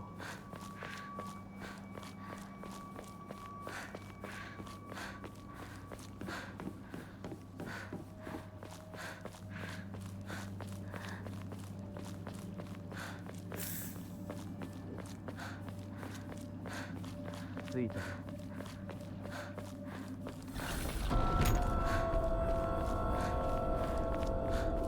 お前が。 How dare you?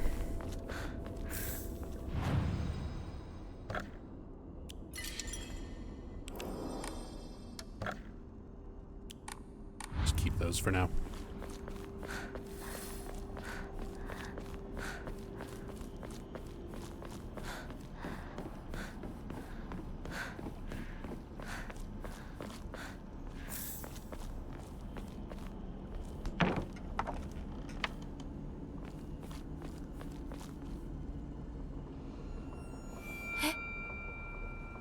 なんでここに？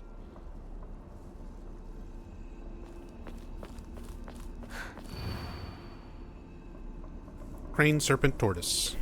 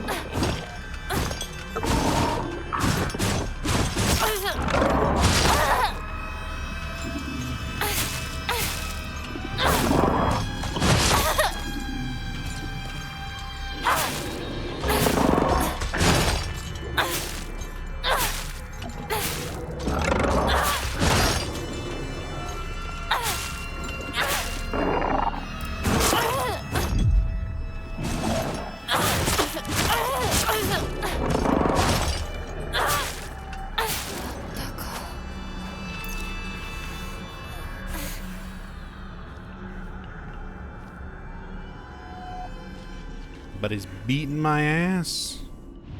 There's the crane. 多分これだ。 And that opens up 他の絵も探さないと。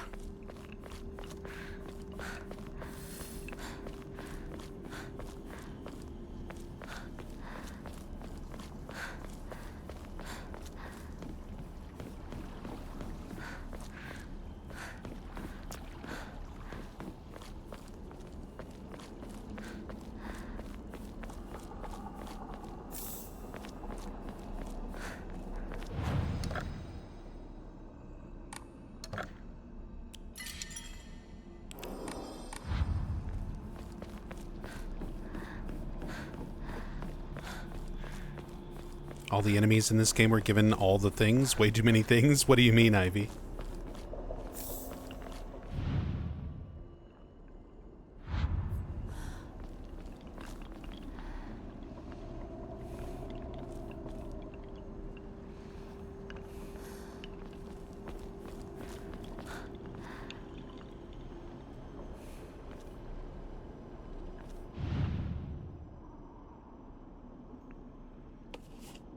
一つ。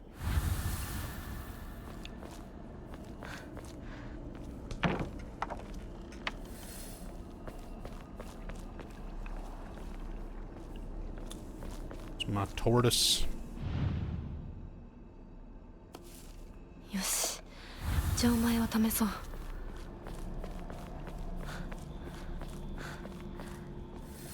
Stuck on a tree branch. Feel their movesets are a bit much, especially later enemies. Shaving a bit off the top would have made them less annoying. I mean, they're not too overly complex. I feel like some of the mechanics, like, again, this is where the dodge timing, the counter timing, the attacks that they can use in place of, like, using a counterable move. If a lot of the mechanics surrounding the combat would have been polished better, the enemies themselves I don't think are bad in terms of, like, moveset. But some of the things they can do feel frustrating because the mechanics built around those moves are not super polished.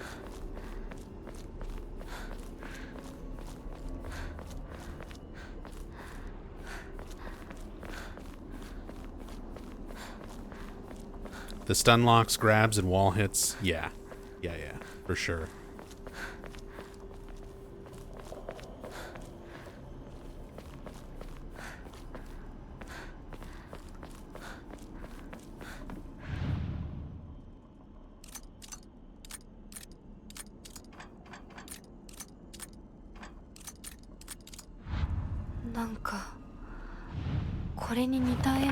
Is that not it? Oh.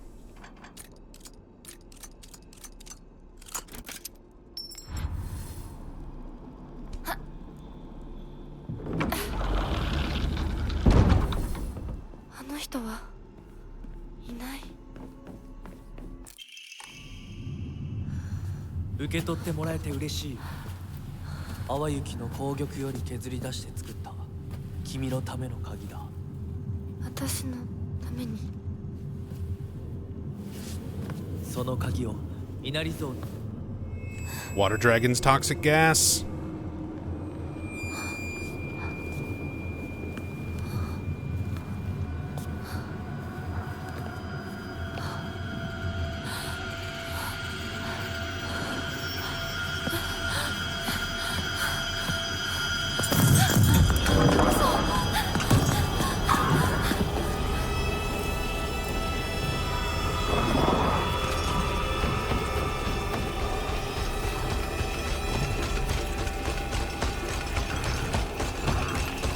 What if the doll is the dragon? I'm starting to wonder that myself. Because clearly the doll is having a big effect on things. It's not just something representative of, like, Hinako's past or her childhood.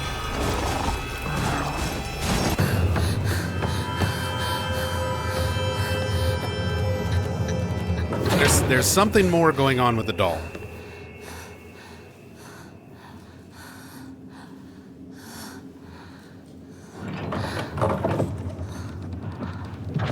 先ほどの扉は客人を招くためのものだ。だが、こちらの扉は聖域へ入ることを許された者にしか開かれない。私は入っていいの？もちろんだとも。君を招くために今日がある。まだ少し歩かねばならないが、しばし休もうか。大丈夫です。疲れたらすぐに言いなさい。では行こうか。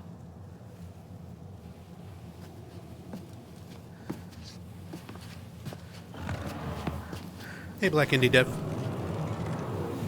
Are they speaking polite Japanese or casual? It's fairly polite. It's fairly polite and proper for the most part.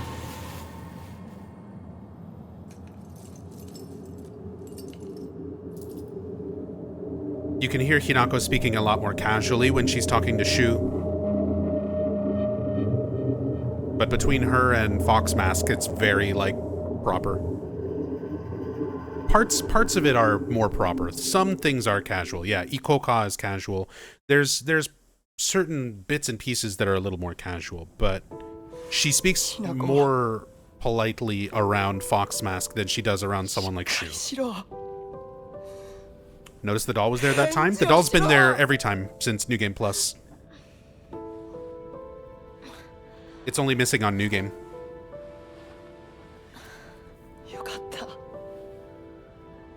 But yes, I've seen it. We noticed that. This is playthrough number 4, so we noticed that 2 playthroughs ago. I've been picking up on all the New Game Plus changes. I think pretty well.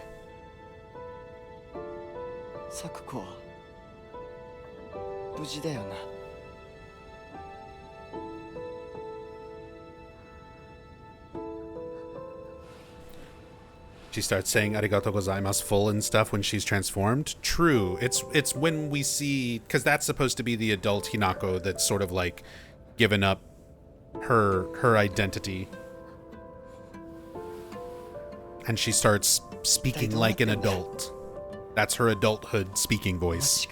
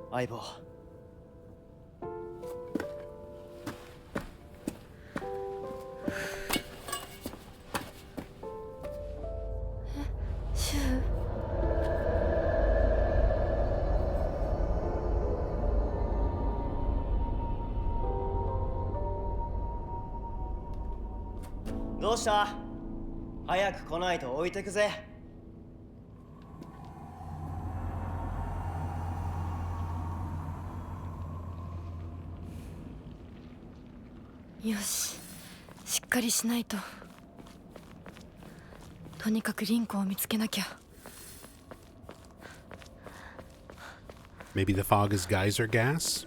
Possibly.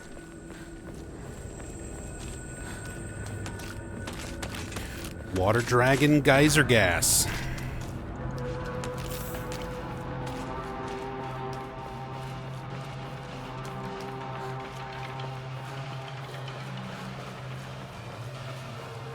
Keep up or I'll leave you behind, then leaves her behind immediately.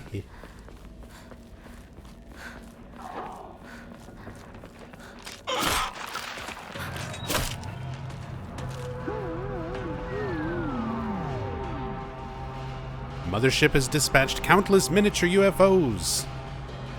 We're not doing this ending just yet.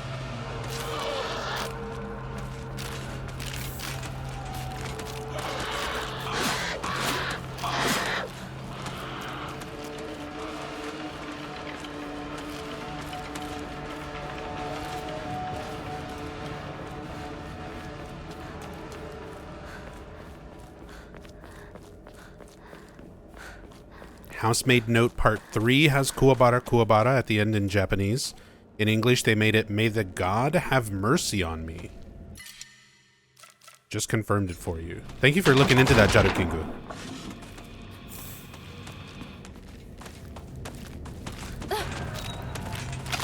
That's kind of a weird translation. I mean, it's a hard thing to translate, but that's a strange choice. I guess it kind of makes sense in the in the context of like the fervent believers in the gods, the religion around here.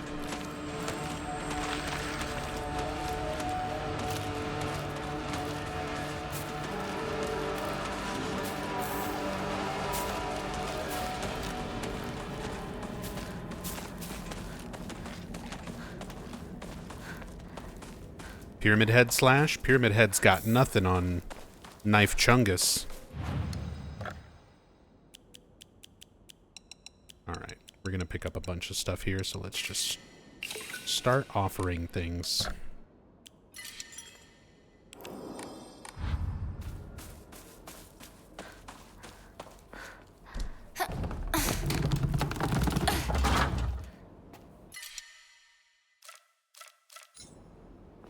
The phrase is like touch wood, but maybe that isn't proper sounding in English. Like knock on wood.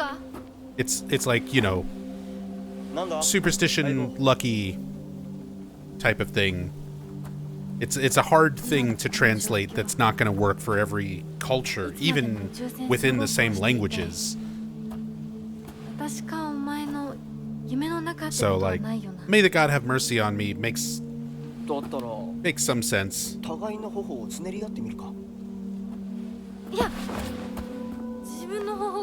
You're warding off bad luck. For some people, it would be a little superstitious thing like knock on wood.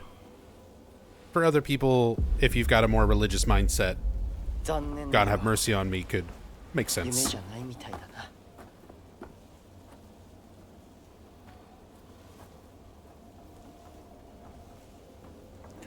Maybe knock on wood doesn't sound as desperate in English as they wanted it to sound. That's the thing, is it's not usually meant very seriously, you know?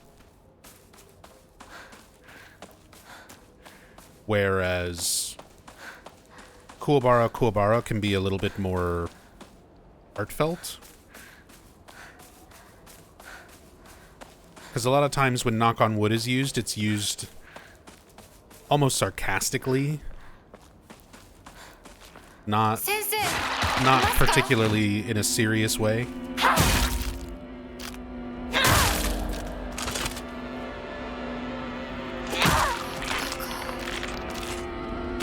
So yeah, may the God have mercy on me is definitely a lot heavier. A lot more serious sounding.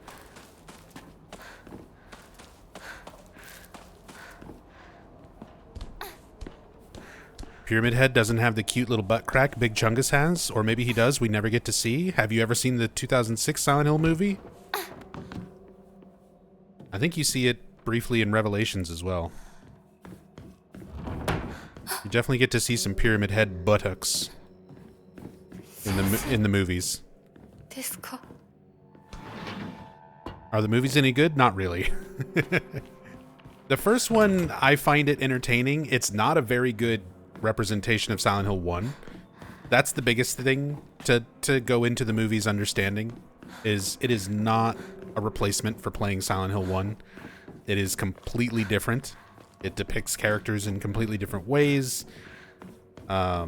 Changes a lot of core aspects of the story, like.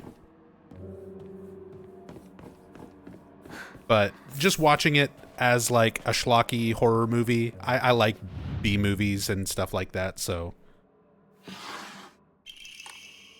The first one, I just watch it as kind of an entertaining bad movie. The second one, Silent Hill Revelations, is like actually hot garbage. Like legitimately not even fun to watch as a bad movie, at least not for me. It's got a couple moments that are sort of like that, but...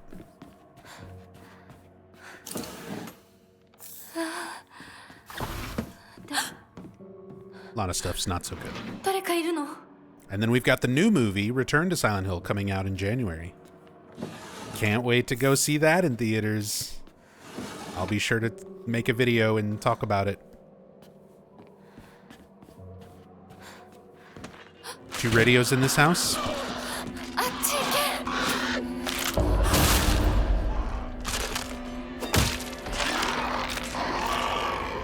Neither one actually going off, though. I'm pretty sure they did on New Game? Or maybe first New Game Plus? I feel like I remember listening to things on these radios. But they're not going off on this playthrough.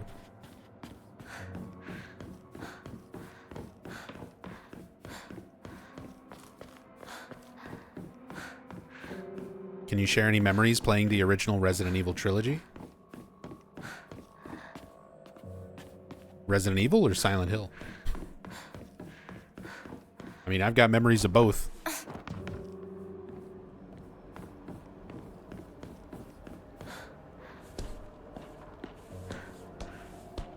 New Game Plus had the Neon Genesis. Yeah, that's right. Omodeto. Omodeto. Omodeto Shinji.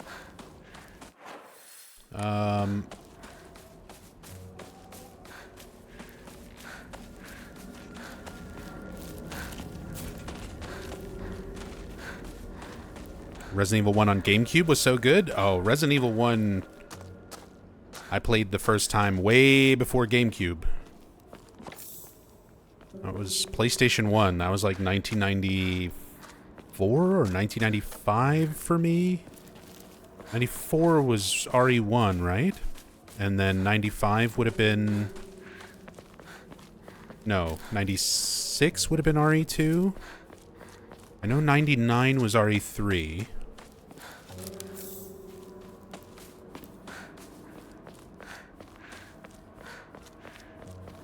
But that was like one of my first sort of proper survival horror games. I struggled so much with the inventory. I can remember dying so many times trying to run back and forth between item boxes on that first playthrough. Getting jump scared by the dog in the hallway, jumping through the window. That was one of those moments in a game that just lived in my brain for a long time as a kid.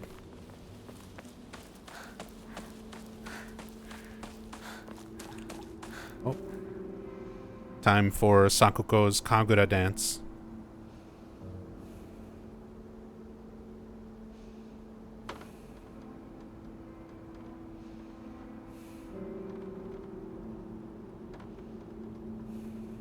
The big explosion at the end there.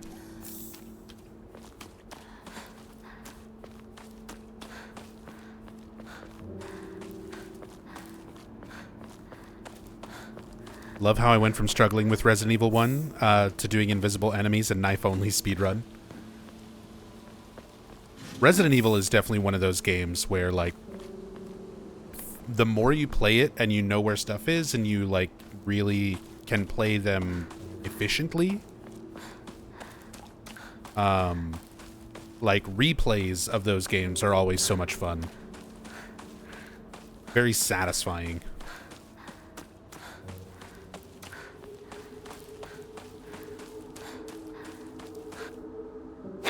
Take that. おい相棒、リンコの家は Double shoe! こっちじゃないぜ。 What the heck? ぼんやりしてた。ここ、サクコの家の神社だよ。 Why is there double shoes? Why is there a pair of shoes? あんまり思い詰めるな。急いでリンコを探そう。そうだな。 Is it because I was trying to throw my pipe? I tried to throw my pipe at him.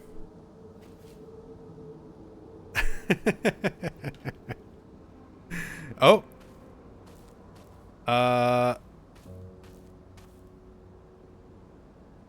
Oh, and he, like, locks on.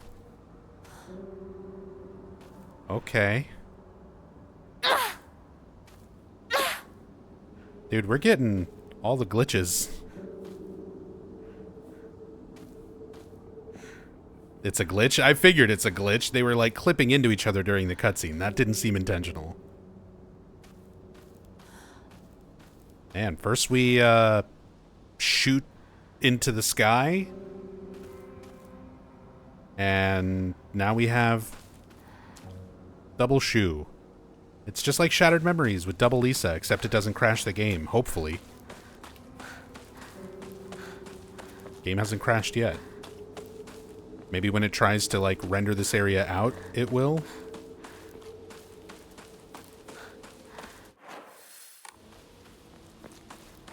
Lisa, as in the nurse? Yes. Nurse Lisa shows up in Silent Hill Shattered Memories.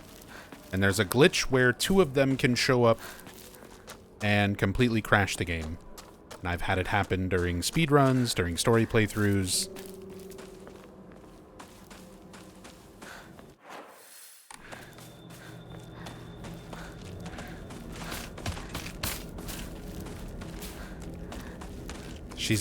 She's your main in Dead by Daylight, even though I don't know her story. Oh, you gotta play Silent Hill 1.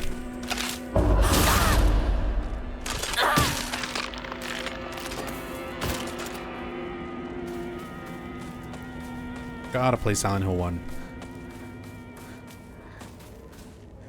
PlayStation 2 or Wii for Shattered Memories? Wii. That game was made for Wii. It was designed for Wii. I always recommend playing it on the Wii. Oh, you mean for the glitch? I played Shattered Memories like almost always on the Wii. So I've only ever really seen the glitch happen on Wii. It might happen in other console versions of it. It might happen on PS2 and PSP, but I just don't play those versions of Shattered Memories enough to really know. And it's not a glitch that's consistent. It'll just randomly happen. So it's not very easy to test.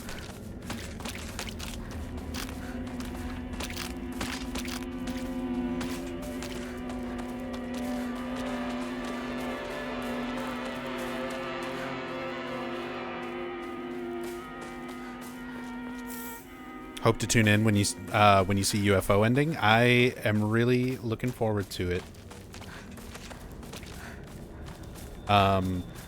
Yami, could you get a Discord link for chat? Because I don't really have a set schedule. I tend to just kind of stream when I can. I try to stream Monday through Friday, but my start time is always kind of different. Depending on life. Thank you, Yami. But yeah, if you want to join the Discord, it's a good way to keep up with when I'm going live, what I'm going to be playing, discuss things, share information.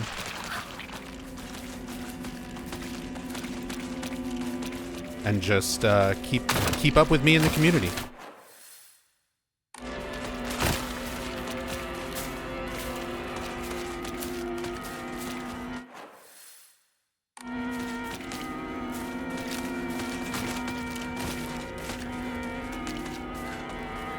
And for those of you watching on YouTube, in the future, I'll put a link to the Discord in the description below for anybody who wants to come over and hang out.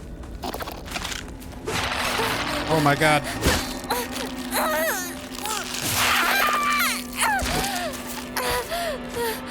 Getting grabbed.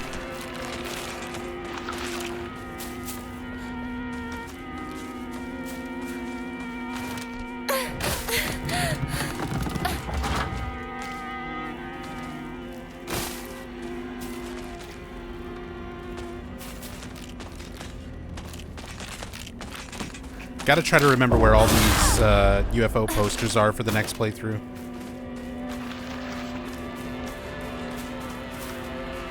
Although for that, I'll probably pull up a guide just to make sure I don't miss anything.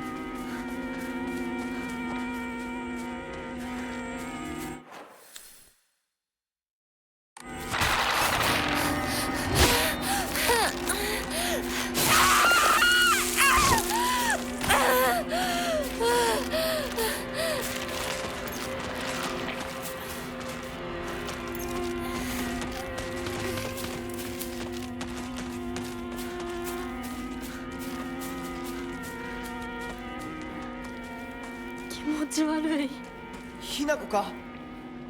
この気持ち悪いのには触るなよ。毒があるかもしれない。右の庭から回ってこっちに来い。分かった。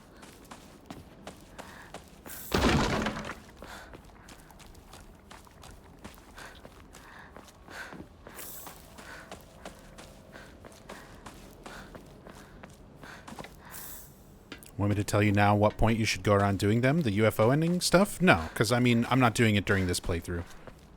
And I might not retain that information by the time I get to the next playthrough. It's fine.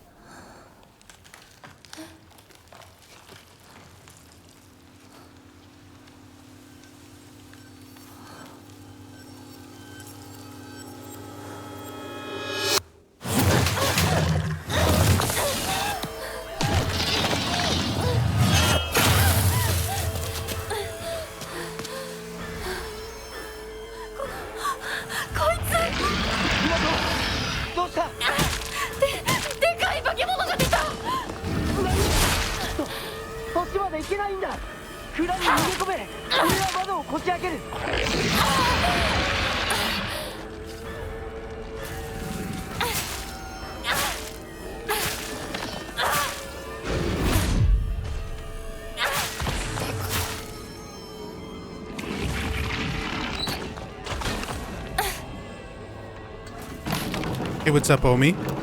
Playing on PS5? No, I'm playing on PC. Playing on PC. On a 3060 Ti.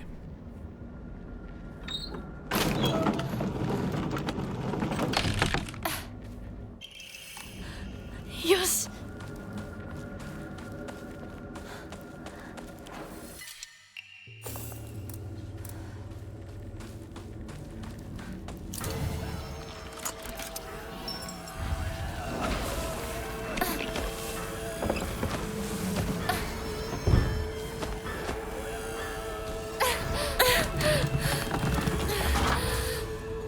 Hinako! 蔵の窓だ! 急げ! 大丈夫か? なんとかな。よかった。純子さんに頼まれたんだ。何があってもお前を守れってな。お姉ちゃんが？ずいぶん前の話さ。さあ、行こうぜ。行こう。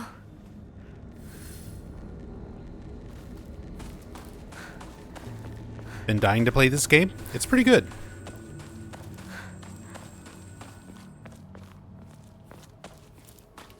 As a longtime horror fan, this is a really, really good psychological horror action game. As a longtime Silent Hill fan, it's a little bit of an odd entry into the Silent Hill franchise. It does a lot of things very differently, but it's still very good for what it is.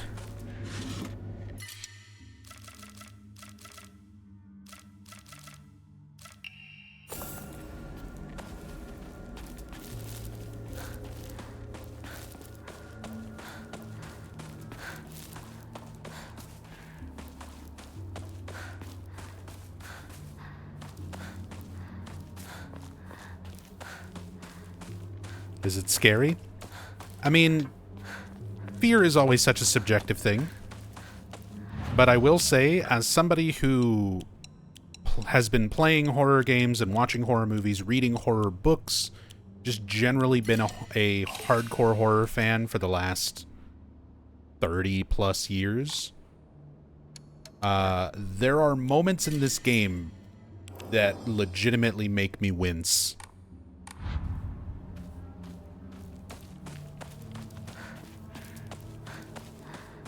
Where I'm like, damn, that is fucked up.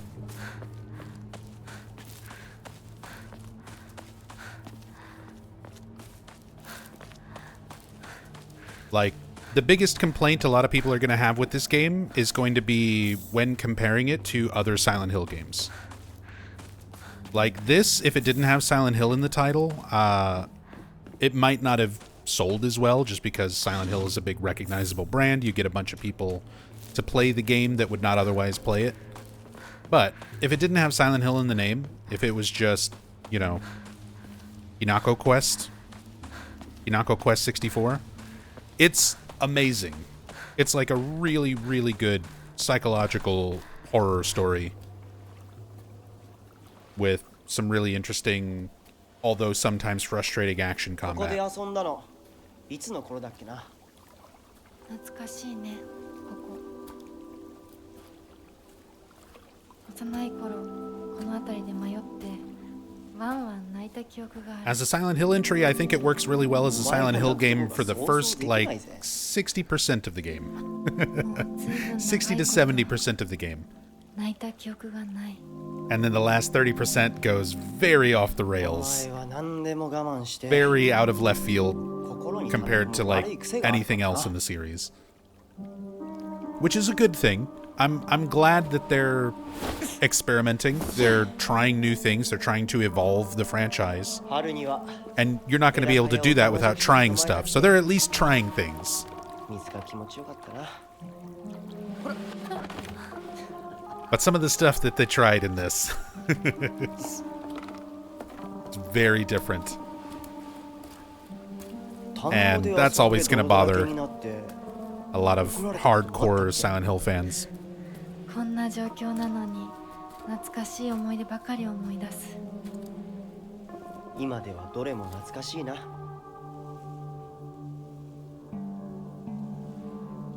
辛くなったらいつでも泣けよ。俺が絶対に相談に乗ってやるからな。ありがとう相棒。よし、行こうぜ。霧が深いな。リンコのやつ無事だといいんだが。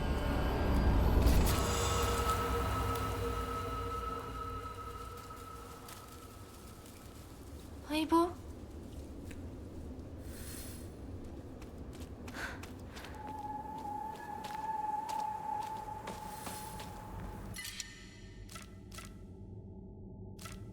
I'll actually take this over the pipe.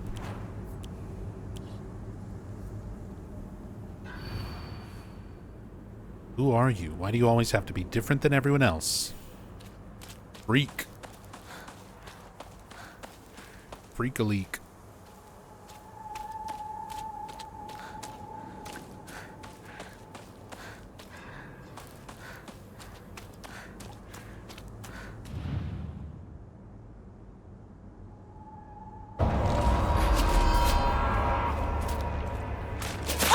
Ow.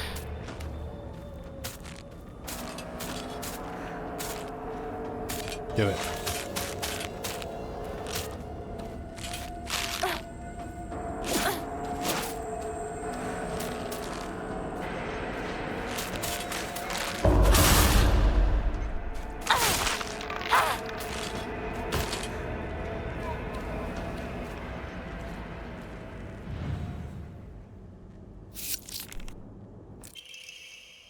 Hinako, I like you so, so much. I love you, I love you, I love you. You better not go anywhere. Don't you dare leave me behind.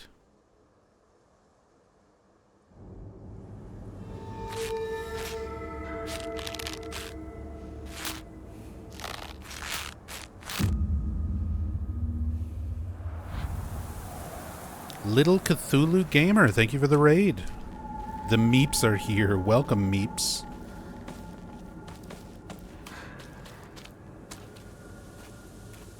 Little Cthulhu Gamer, thank you so much. Welcome, welcome. For everyone new here, I'm Nub Zombie.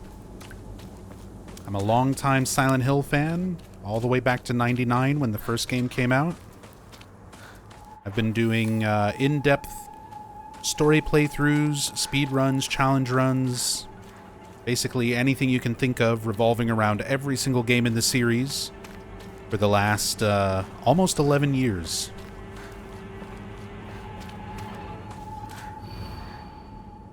And we're playing through some Silent Hill F. I'm working on getting all the endings. We just got ending number 3. Now I'm working on ending number 4. And if you don't want spoilers, there's definitely going to be Silent Hill F spoilers, so be forewarned. We're discussing stuff from previous playthroughs. You might see stuff you don't want to see or hear us discuss things you don't want to hear. So if you don't want to stick around for that, I do not take it personally at all. またかかし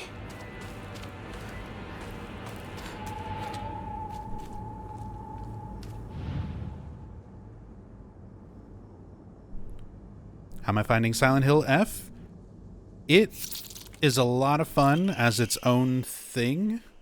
It's definitely a strange entry into Silent Hill as a franchise, but it's very fun, very interesting in its own ways. And it does still have a lot of things that feel very Silent Hill-esque. We were just talking about that right before your raid. I feel like about 60 to 70% of this game makes for a very good Silent Hill type of game. Very good, like, vibes, capturing Silent Hill vibes, puzzles and atmosphere, sound design, music, of course. The other 30% is the Dark Shrine for the second half of the game and the combat. Those aspects I'm not as fond of. But it's not so bad that it detracts from the rest of the game for me. I still really enjoy the game overall. And I'm having a lot of fun getting these new endings. Love you and Sakuko so much. I think I'd die if you ever left. Sakuko and I would probably bite off our tongues, gouge out our eyeballs, and use gardening shears to chop off all our fingers one by one. That's a little extreme. Extremes. That's a little bit excessive. I love you and Sakuko so much. So is this coming from Shu or from Rinko? That sounds more like a Shu note than a Rinko note.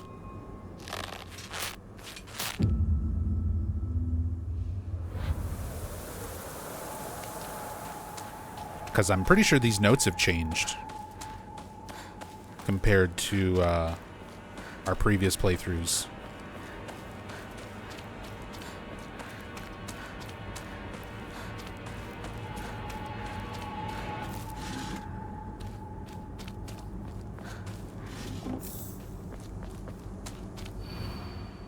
Who are you? I'll be your friend. Otherwise, you'd be so miserably alone.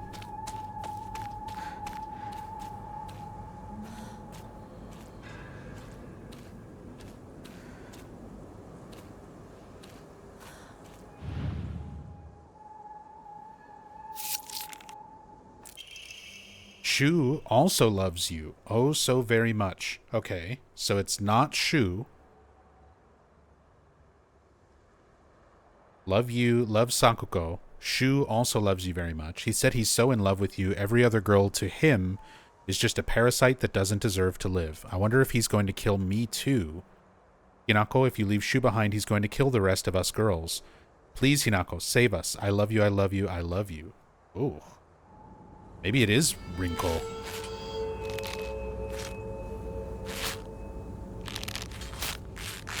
Very different perspective on the rest of this. Yeah, these are definitely new notes.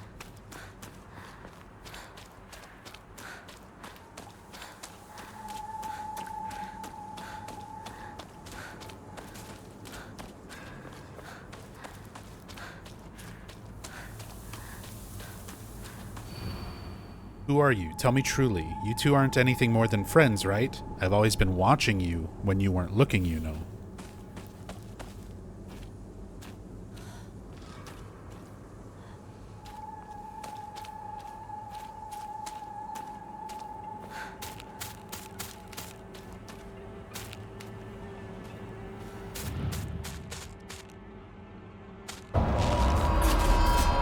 Whoops.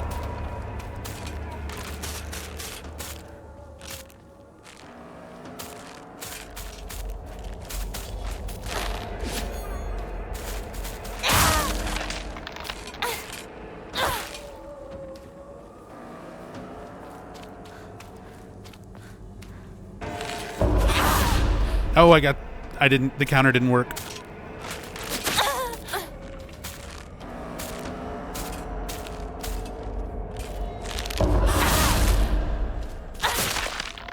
Got caught on the other scarecrow.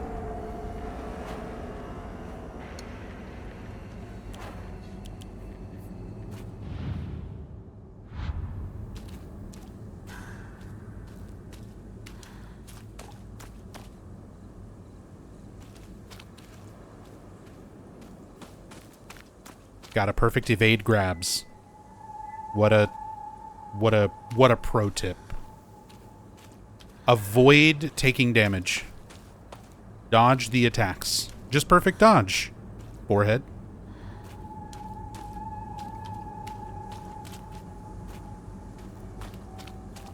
Trust me, if I get hit by a grab, it's not because I'm choosing to and I'm not aware that I need to perfect evade. It's because I have old man reactions.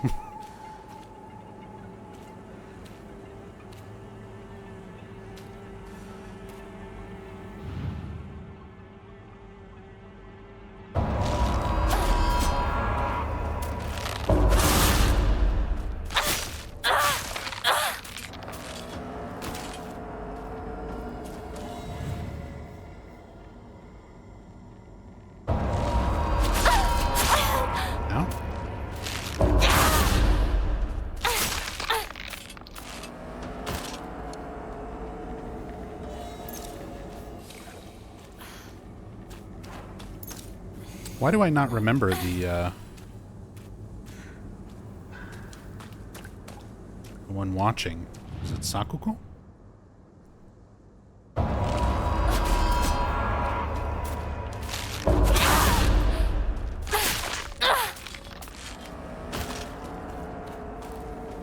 It's always watching you even when you weren't looking.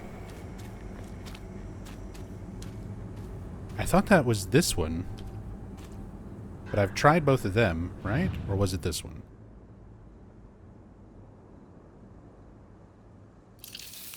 No, it was this one.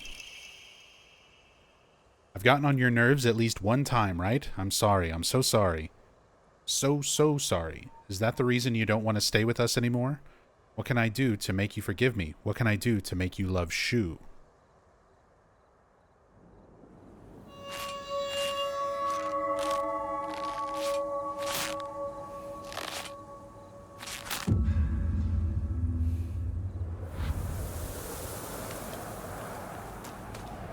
I mean, this is a really interesting perspective of, like, they're worried about Shu snapping and losing his shit, like going crazy if Hinako leaves him.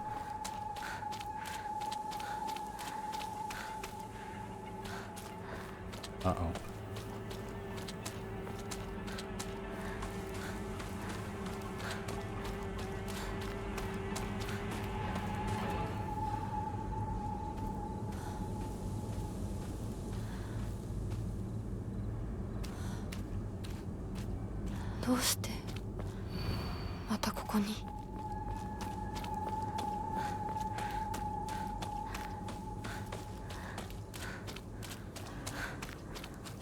Nubs just love that English dub.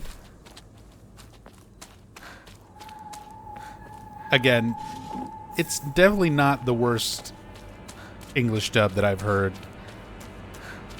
But Japanese, to me, is much better and just more appropriate for the game.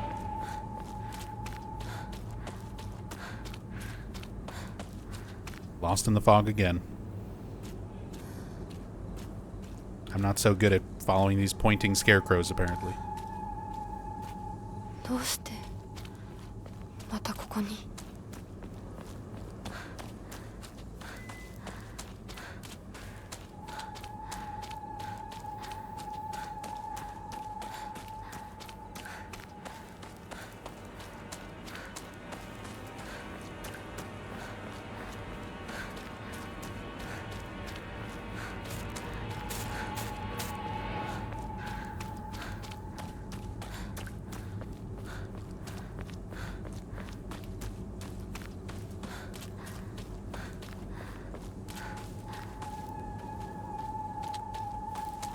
There it is.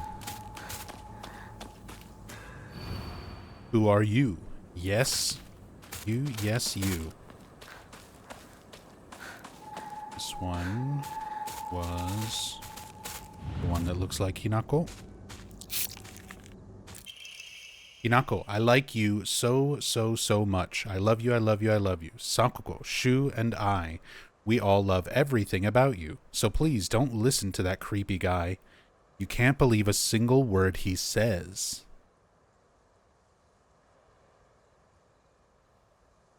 Creepy guy? Kotoyuki? Is it... I wonder if it's Kotoyuki that made Hinako think about all the negative things about the friends that we've been led to believe the first few playthroughs? All the jealousy and everything else.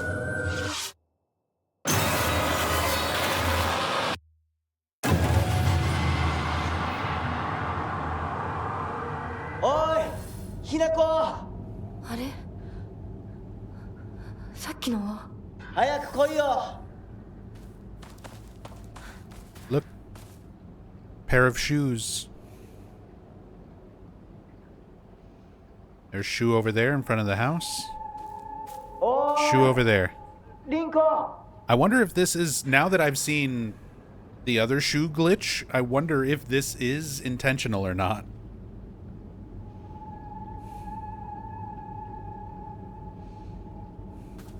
Also, the scarecrow disappears when you look away from it.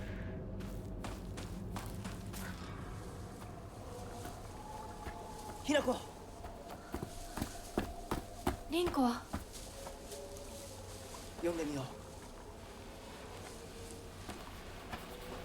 うリンコ俺だシュウだいるなら返事してくれ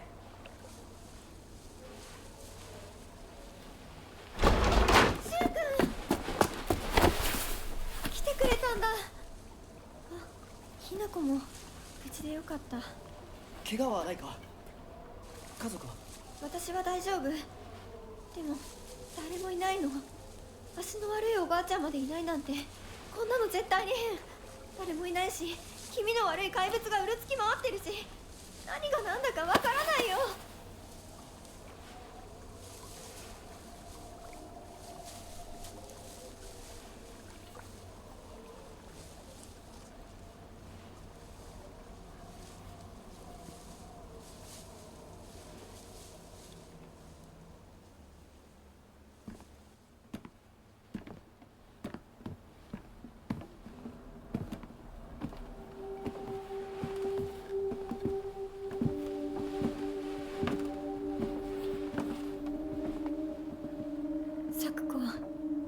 あんないい子がどうしてこれ以上ここにとどまるのは危険だ町を出た方がいい町を出るってお父さんやお母さんはみんなは助けを呼ぶためにも今は行動を急いだ方がいいかもしれないみんなを見捨てるわけじゃない助けるためにも一度脱出する必要があるんだでも町を出るって言ってもあれじゃ無理だよ無理ってどういう意味だそっちの窓から鉄橋が見えるよ霧が濃くなければ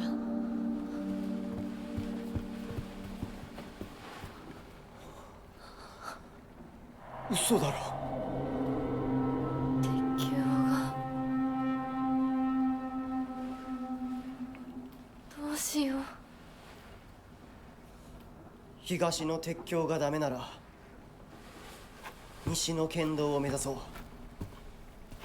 柊の家の裏山を抜けるのかあの山越えられるのわさび田への道があるうちだけの抜け道だリンコ念のため薬や絆創膏を持っていきたい台所に救急箱あるよ取ってくるねあ、私も一緒に行こう手伝う相棒が一緒なら安心だ Bridge is out. Guess no one can swim or climb a fence.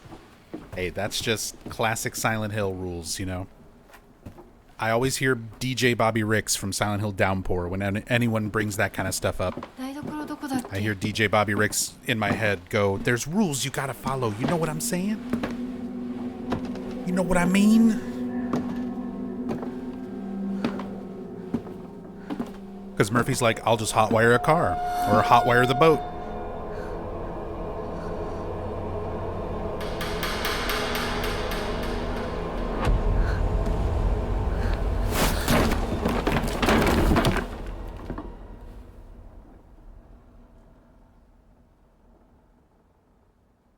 Oh yeah, and I checked this whenever I was editing one of the last episodes for YouTube. But Rinko's in the same position on the stairs, but the Higambana were not there. Like the flowers were not there on the stairs on New Game.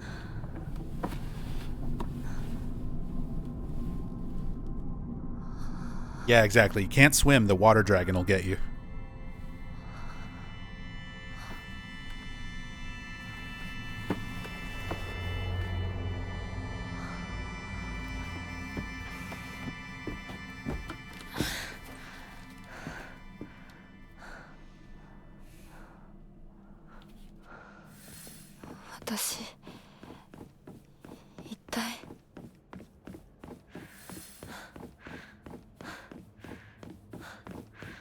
Kind of like that Rick's pointed that out. I mean, it's kind of silly at the same time. Having him directly pointing out, like, having a character say out loud that there's a reason, like, oh, Silent Hill 1, Harry crashed his Jeep down into the town, right? Couldn't he just walk back up the hill? Like, the fence is broken, he can just go through where the fence is broken away, walk back up the hill, and he'd be right there on the highway again. There's rules you gotta follow.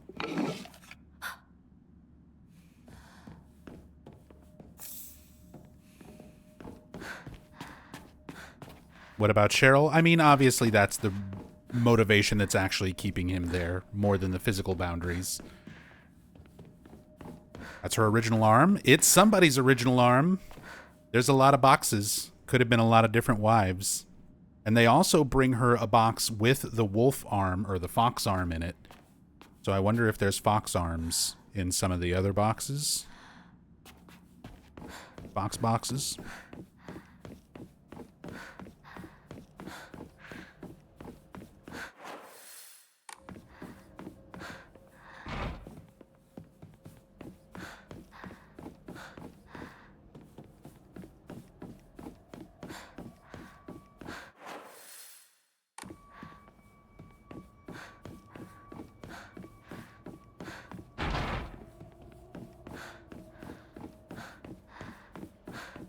Oh my god, chat, please. They are building an army. It's their armory. Please. Please. The puns.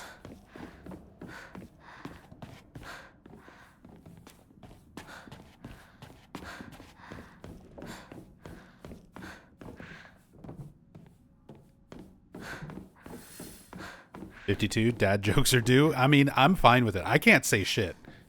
My whole problem is that my natural way of thinking and speaking and phrasing things leads to me making puns.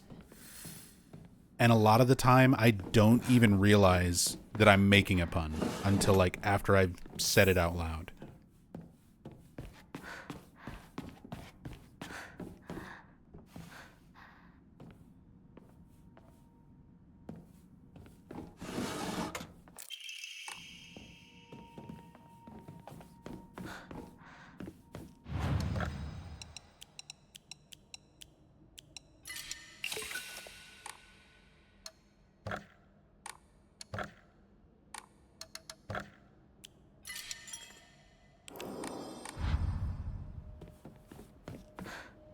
Well, I've got a lot of faith saved up for upgrades.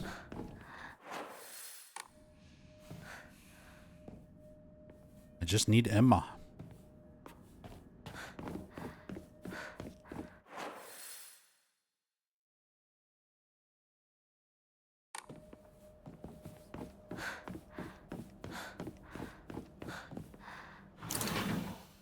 Nub, do you think it was weird that Wrinkle ran through a freaking wall and took it out? Yeah, I commented on that on, I think, the last playthrough.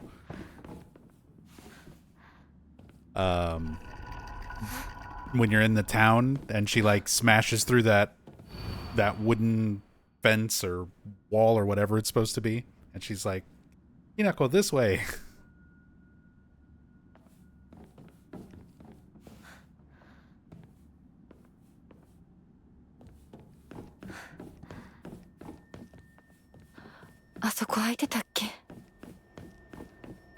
Like, how did she break through that wall? We couldn't do that? I couldn't bust it down with my sledgehammer? But Rinko can just knock it down with her forehead? I was curious if you could actually see the animation of them falling.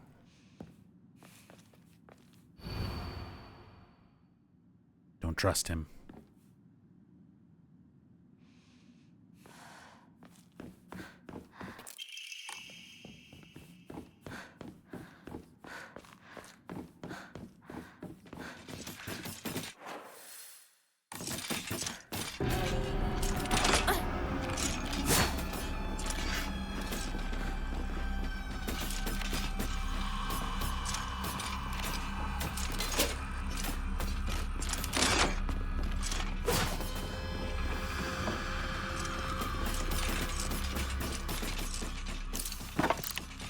Oh Lord, she coming.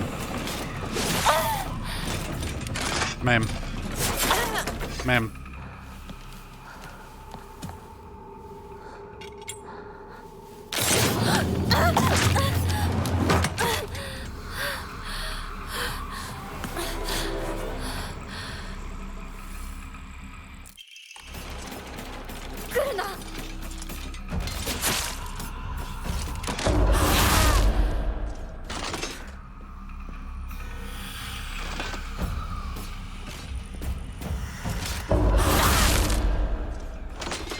Try and get some counter hits here for the heals.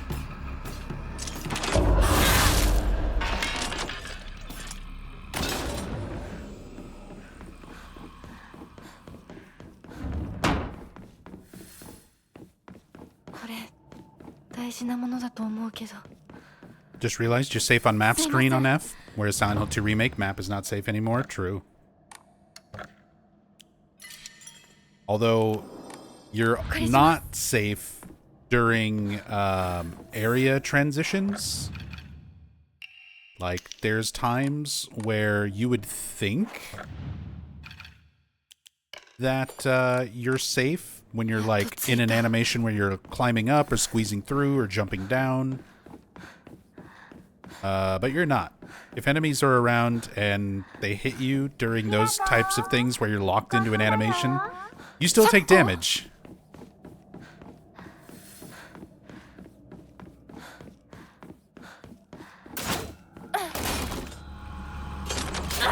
Hey, hey, hey, hey, hey, hey.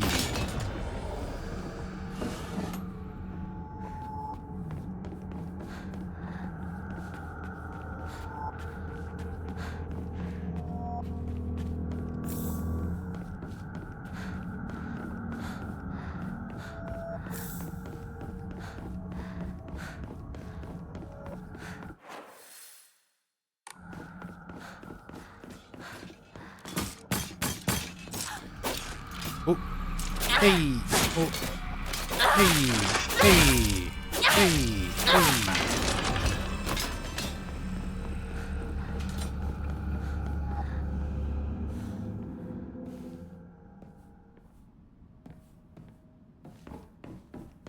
Shoko, こんなところに。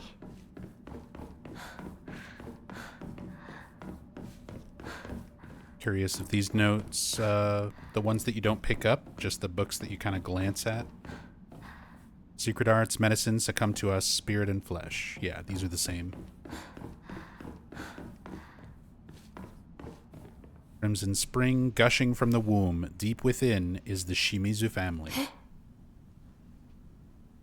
これ、うちのこと?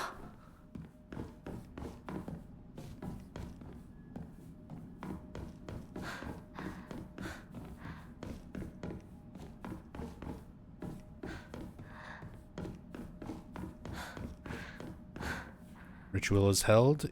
The Igarashi clan, last descendants. Not enough. The honorable blood. Fill it up, make it full. Otherwise. And actually, is that different? The one about Inako's family. I thought it was it said something about cursed. Or am I thinking of a different note?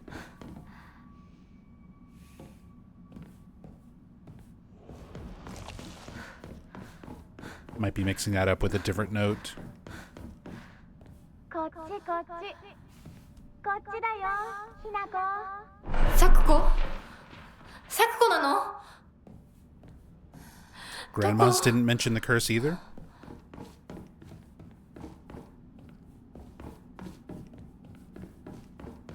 What do you think F stands for? The developers have said in an interview that it has lots of meanings.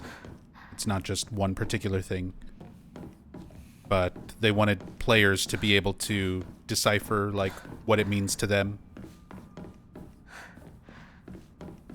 But faces, foxes, flowers, friends, family, female.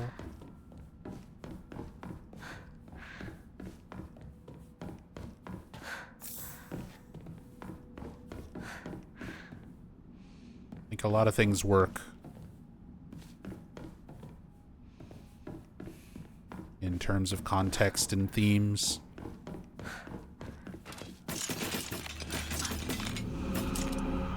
Hey, hey, hey, hey. Oh, just don't get stunned. Hey, hey.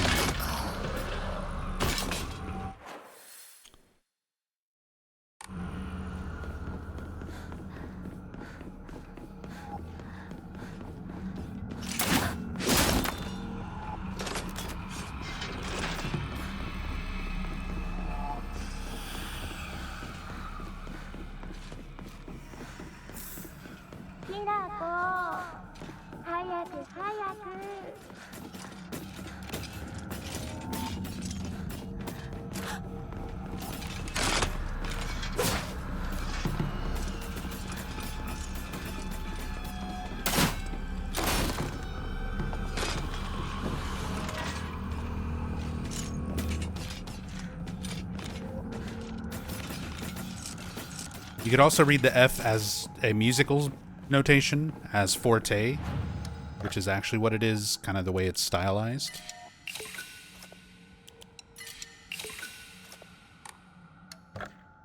Which means to play something louder or more intense.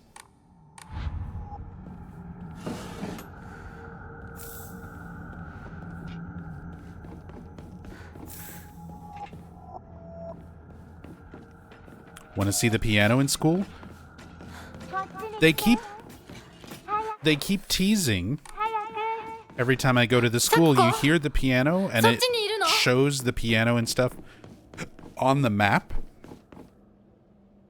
But you never get to go in the piano room. At least none of the playthroughs that I've done so far.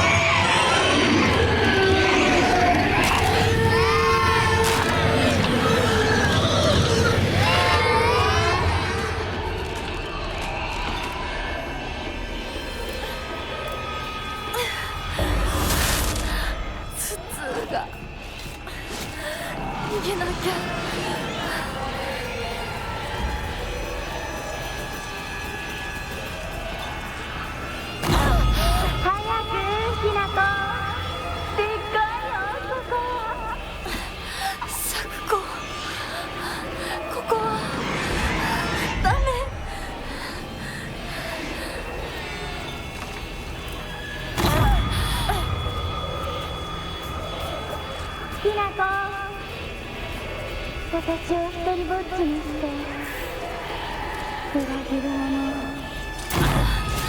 ごめんごめんね。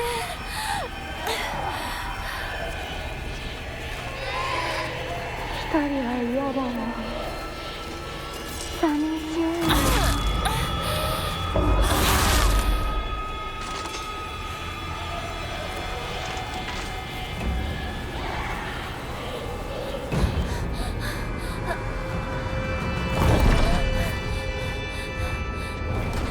These things sound like smashing a plate when you hit them. I mean, yeah, they're made to look sort of like porcelain dolls. It sounds like breaking porcelain.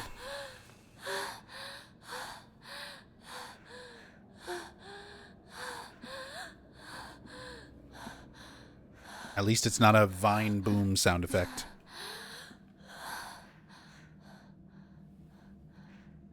It's still so funny to hear that every time. Every playthrough, getting to the door with the rings.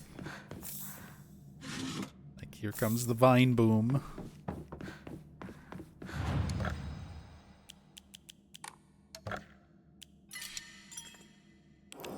Like, somebody must have known, right?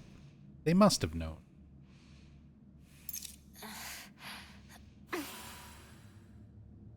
Alright, before I go fight Sakuko and get my 500 yen back, I need to take a really quick break. So I will be back in just a moment.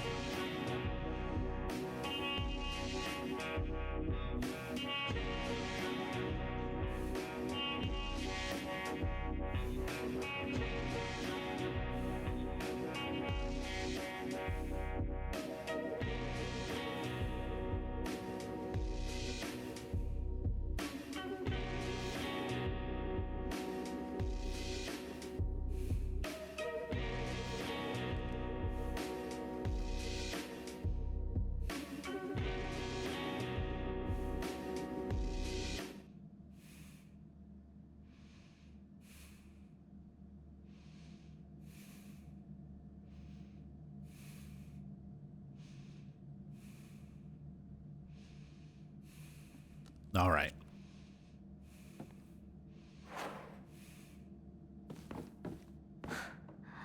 Sakuko time.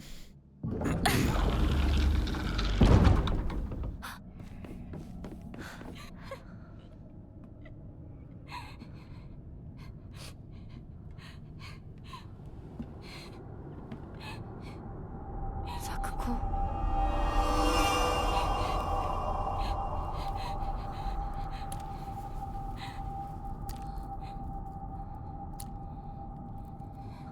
ひなこ。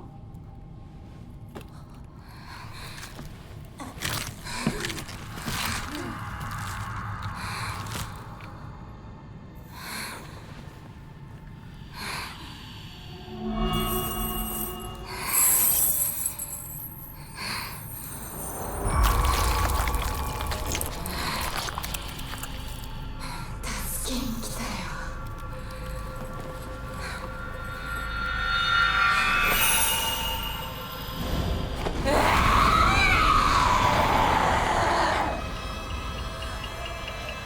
裏切り者。サクコ。どうして？裏切り者。絶対。何なの？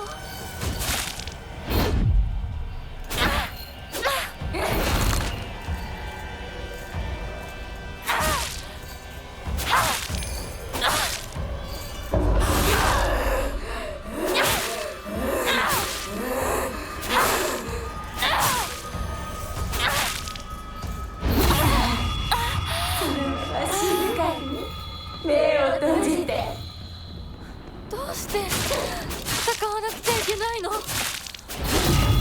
こはね、ひなこが来る場所じゃない。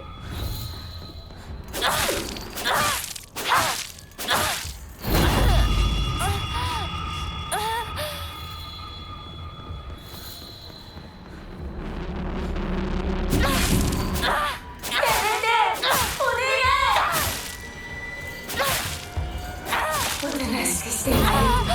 いつまでも苦しいままだよ。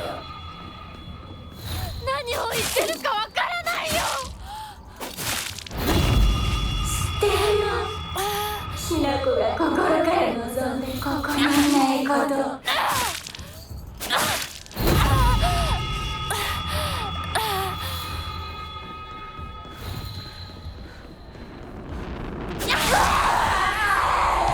Okay. She just kept doing the teleport? Never switched to her other move? 怪我はないか？大丈夫だ。これしき大将。救急に律令のごとく行うがいい。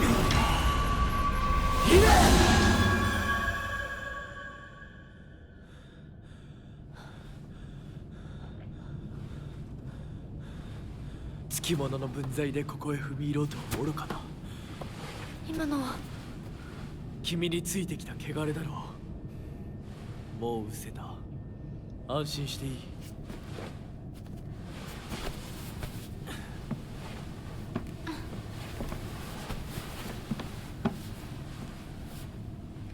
属性に生きる以上、汚れがつくことは仕方がない。払えばいいだけのことだ。行こう。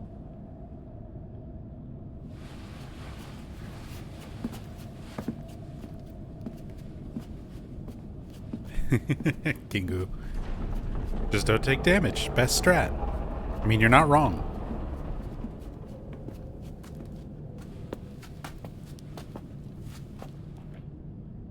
この先は神聖な領域だ。私も君も汚れは持ち込めない。ここで汚れを落とす。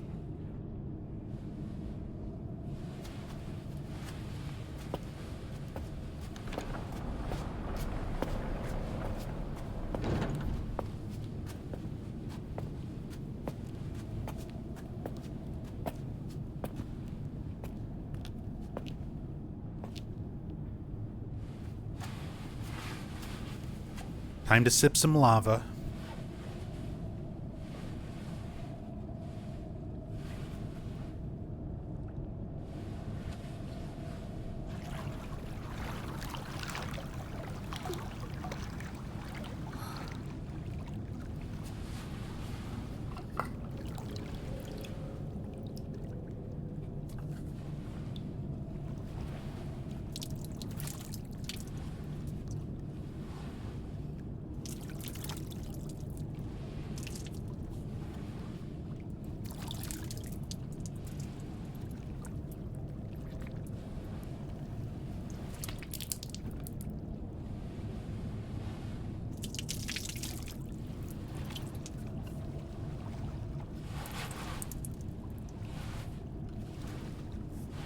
さあ君も。はい。 Theory as to why it's lava? It could be foreshadowing to Rinko. It could just be...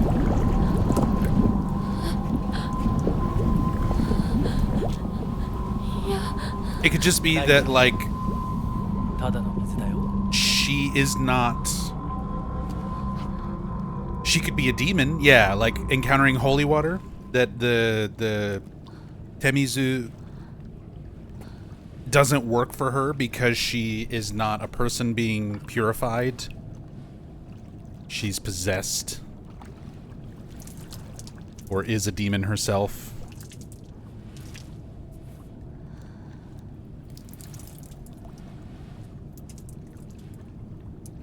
I'm sorry, but why did Hinako want to marry fox deities? She didn't. It was an arranged marriage.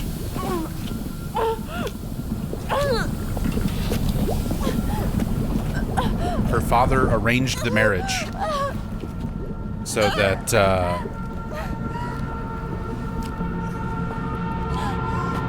he could pay off his debts.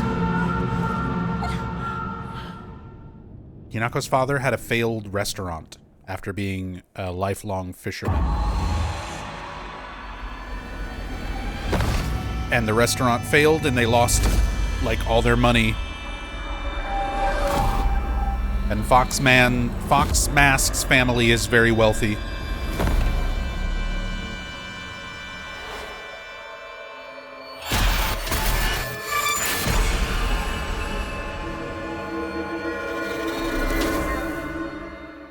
Same story as with older sister. I think you might be confusing Junko's story with Hinako's story. Hinako!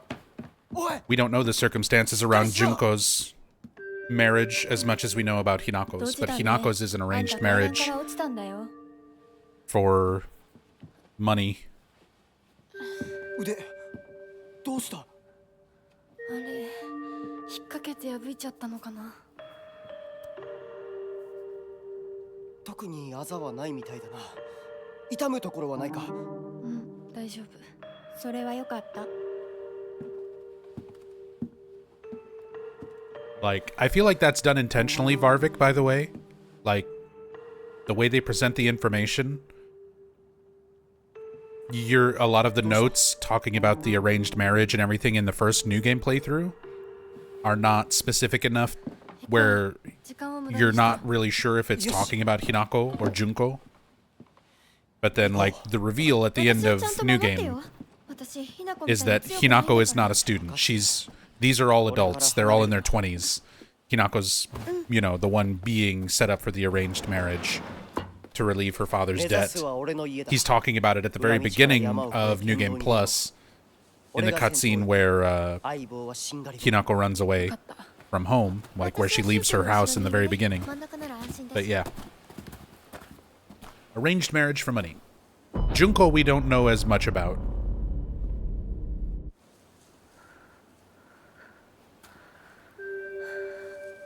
Tsuneki family is an amusing anagram when you take the Fox connection into account. Yeah, that it is Kitsune. It's Kitsune. Although I wonder how that works when you see the kanji for the family names. Because it works as an anagram in, like, English.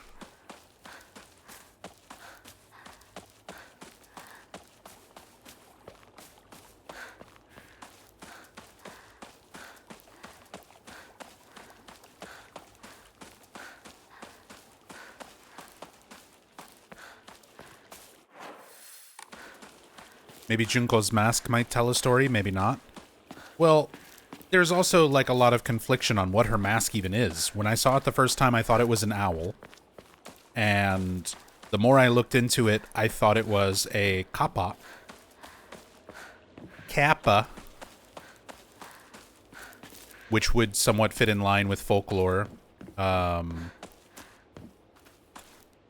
in line with Kitsune. As something else, sort of... folklorish, mystical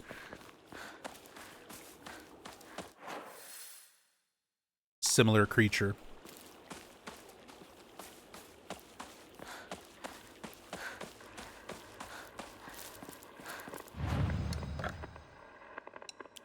Also, we have a radio.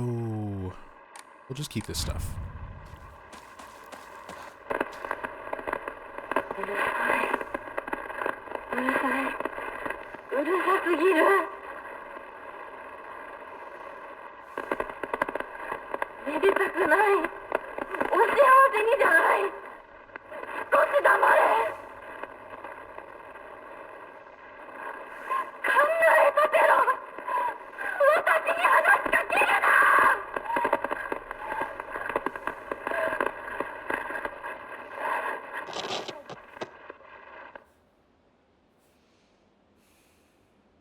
Okay. Interesting. Yeah, these are new radios that were not active before.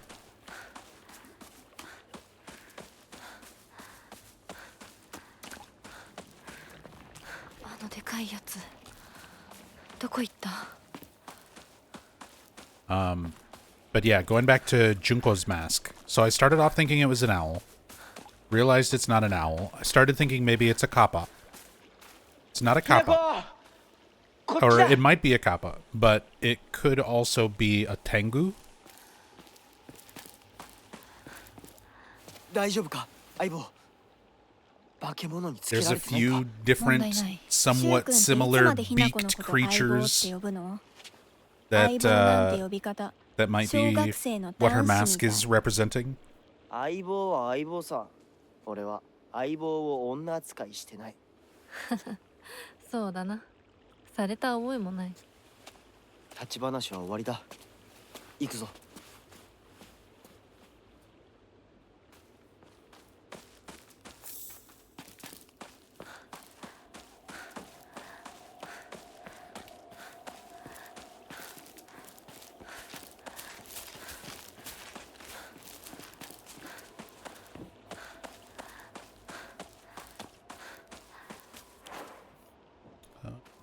Let's see, this is about to break.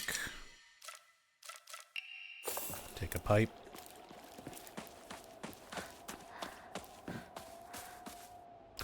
Oh, sacred sword. You get it here now? Or from... Huh. Okay, interesting. I'll take it. I'll take it.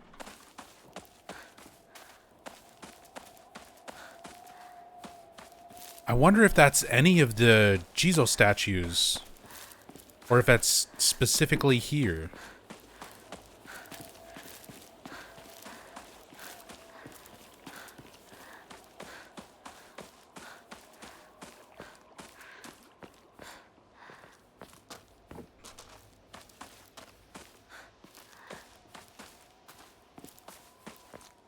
Didn't see it at the first one? Yeah, I thought I ran past the first one.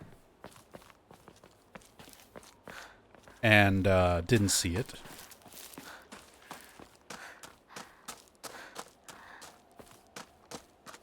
Before the monsters, so that makes sense. Ah, that could be it. They wait until this point after you've already had, like, enemy encounters. Okay, well, cool. That's a nice way to give you the sword to use throughout the early game.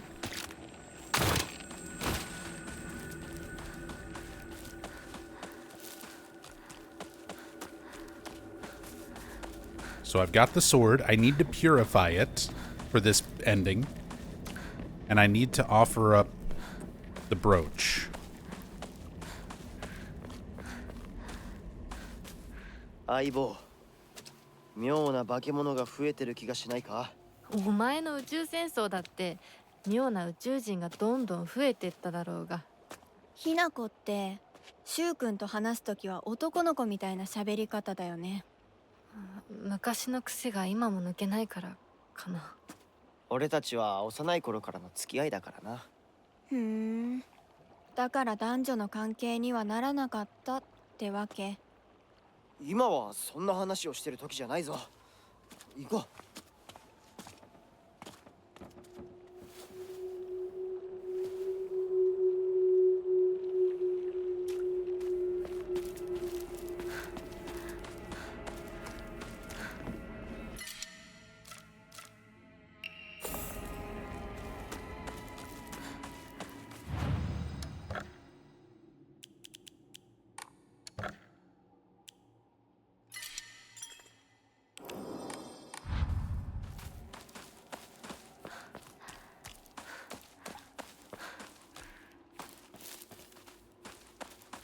Can grab it before Big Chungus? Yeah, if I had known.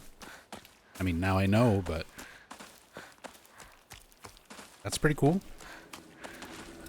I said I like that they give you access to the cool weapon in a earlier point for future playthroughs after you've used it. After you've, like, unlocked it, essentially.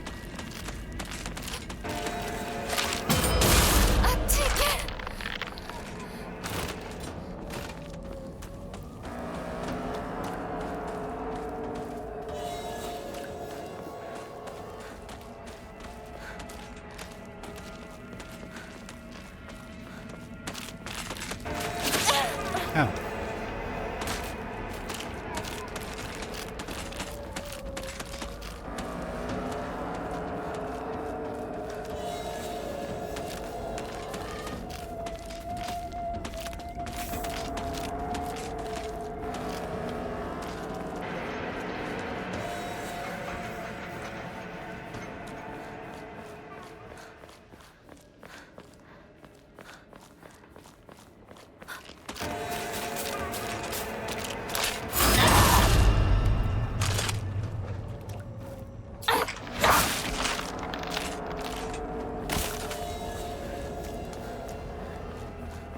Just walk past the town library, by the way.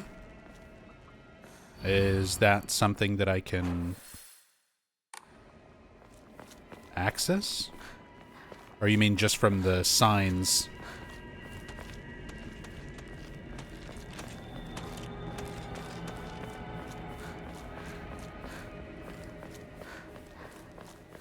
Just saw the sign for it? Okay, yeah.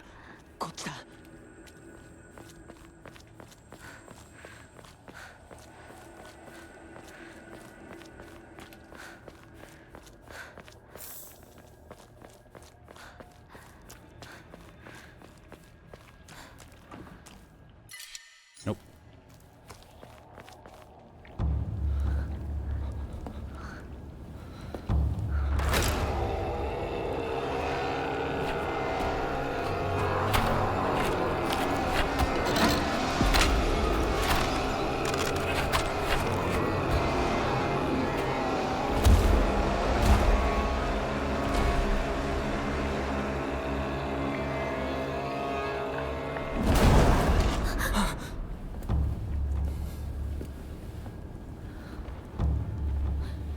何あれ。やだ、気持ち悪い。あいつらまさかあの気持ち悪いので街を飲み込む気なのか。化け物が多すぎる。迂回しよう。街を突っ切るのは危険すぎる。私たちの千鶴や、どうしてこんな。中学校の方へ向かってそこから山道を登ろう。だいぶ遠回りになるが街は避けられる。よし、行こう。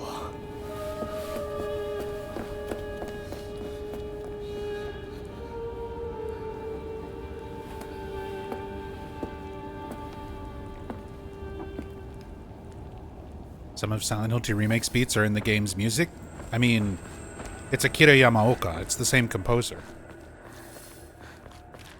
It's not just Silent Hill 2 Remake. It's Yamaoka has a lot of musical motifs, note progressions, melodies, instruments, samples. Like he's used a lot of the same stuff in his music throughout pretty much all the series, all the ones he worked on, which is most of them.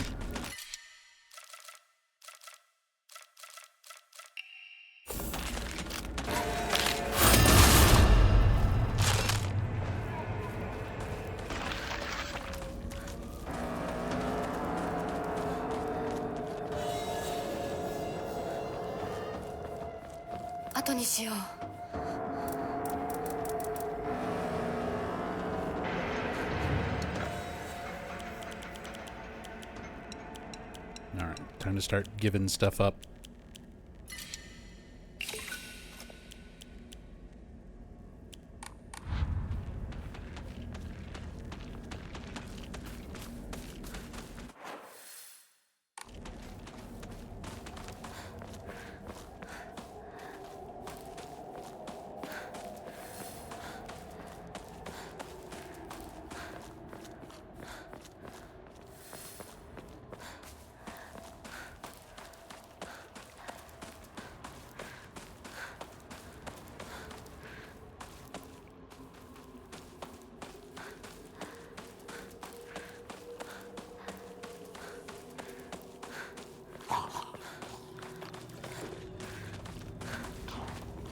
Yamaoka is so good, amazing. I love Akira Yamaoka's music.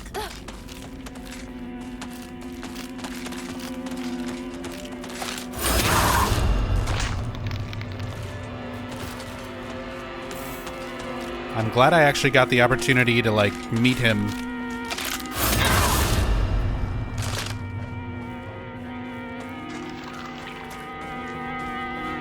Back in 2014.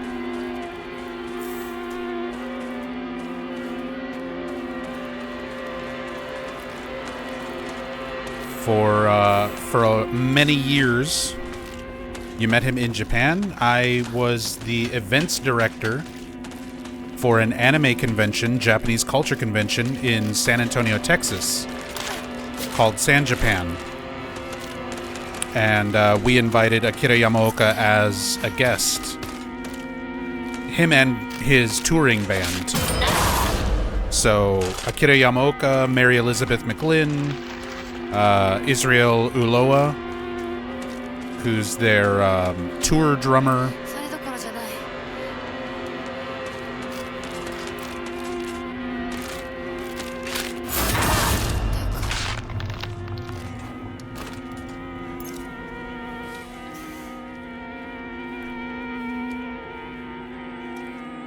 Saw their concert, not in person. It was sweet. I mean, it was a very good concert in person as well.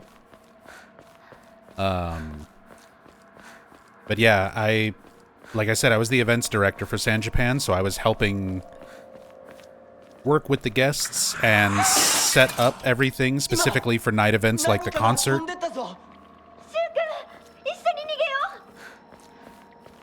And had a chance to meet him. And I got him and Mary Elizabeth and the rest of the band to autograph one of my guitars, which is actually in possession by my friend Hirimi, my moderator in chat, my longtime friend Hirimi.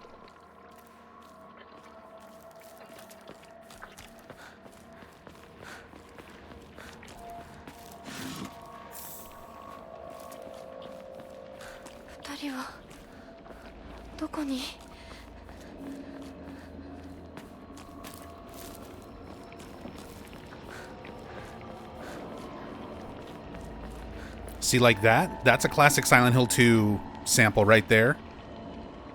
That sound in the background.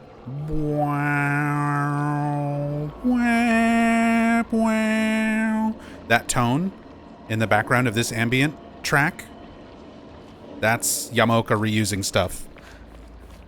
Since we were talking about that just a moment ago. That's how he's always done his music.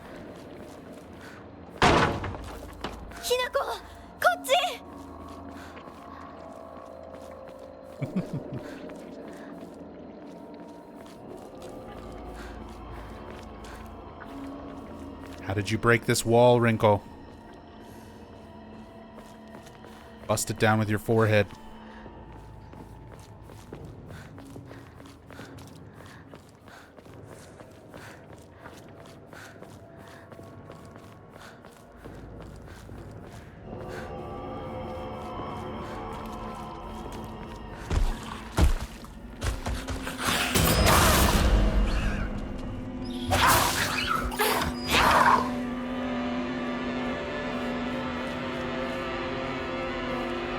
Did you say anything Japanese to Yamaoka? No, he does know English. He understands English and speaks a bit. こんなとこに置いとくなんて。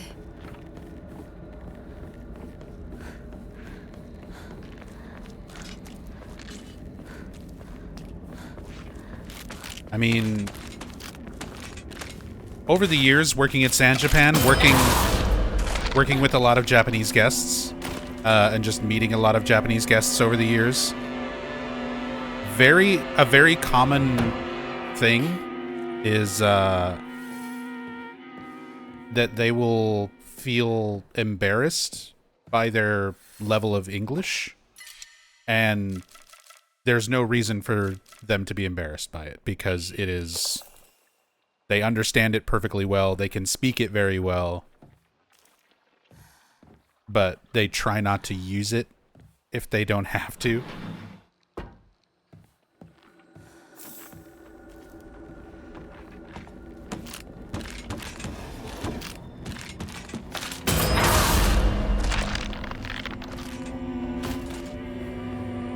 But yeah, I talked with Yamaoka and the rest of the band for a bit. I let him know that, you know, how big of a fan I was, how amazing, how honored I was that they came to, like, San Antonio, came to the convention as our guest.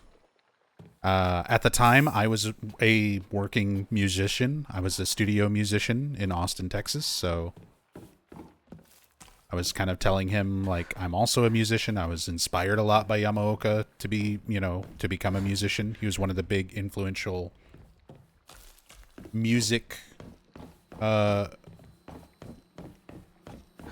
just music in general, big influence on me.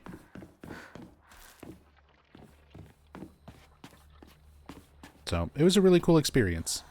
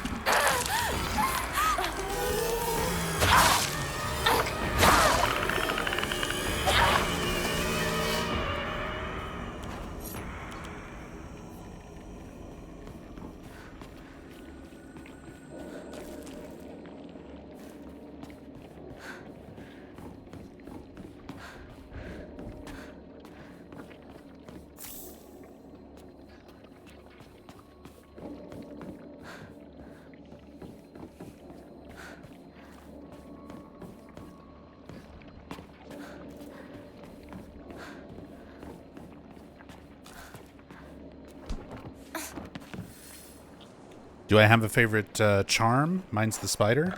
I am a big fan of the serpent. The automatic counter. Like, this has been the build that I really enjoy the most so far. The auto counter, health restore after counters. After counters, your stamina is not consumed for a few seconds. Get your sanity back so that you can keep doing counters after defeating enemies.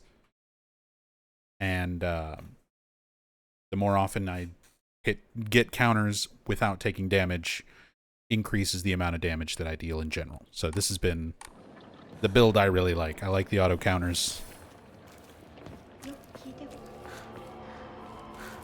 ひなこをほっといて手遅れなのどうしようもないこのままそうにも 38 Omomoris, a bit much to choose from, and there's still more. There's still other ones in the game that I haven't gotten. I've gotten all the ones you can get from the shrines. All the ones that you can randomly draw.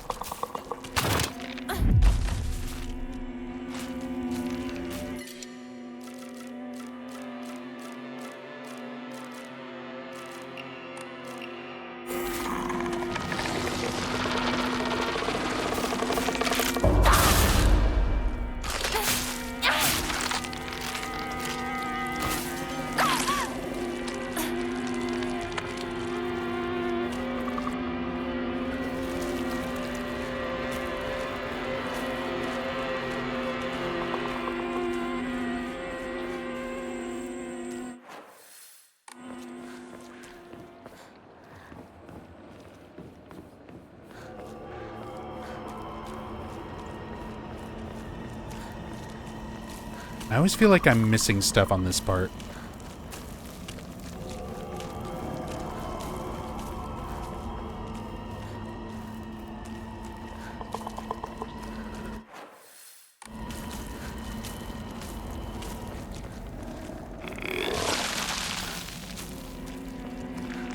You're gross. Get out of my way.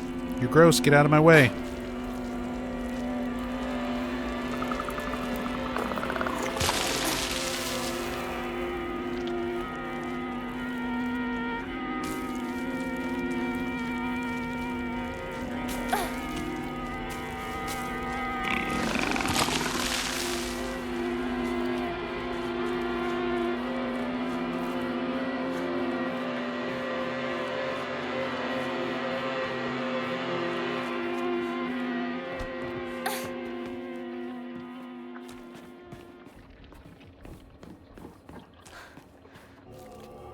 Kind of sad people keep saying this is the worst game in the series when it's along others like Book of Memories and Homecoming.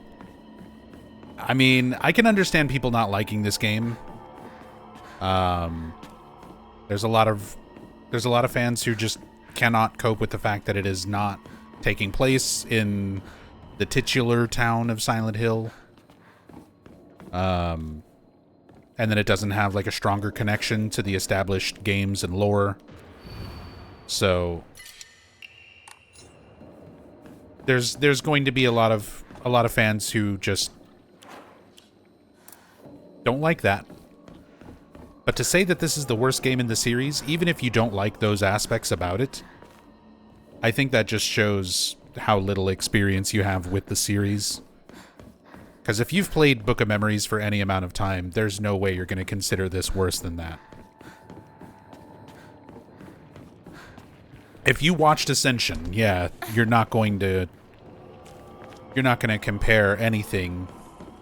Like, the spots for worst things in the franchise are very clearly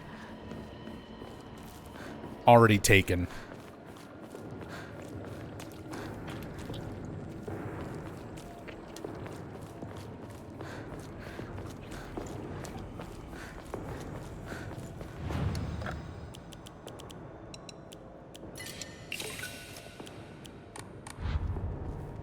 And it is not this.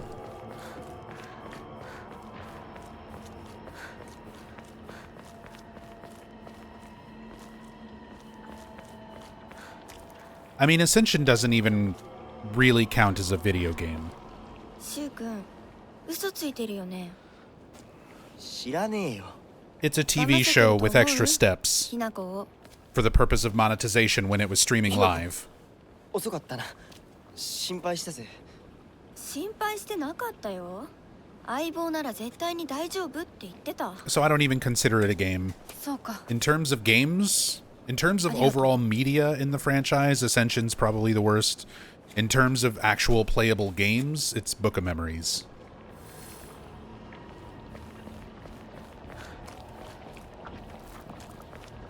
There's just...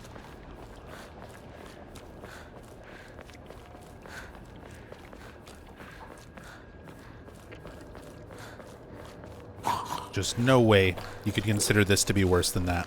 Worse than either of those. Even if it's not your type of game.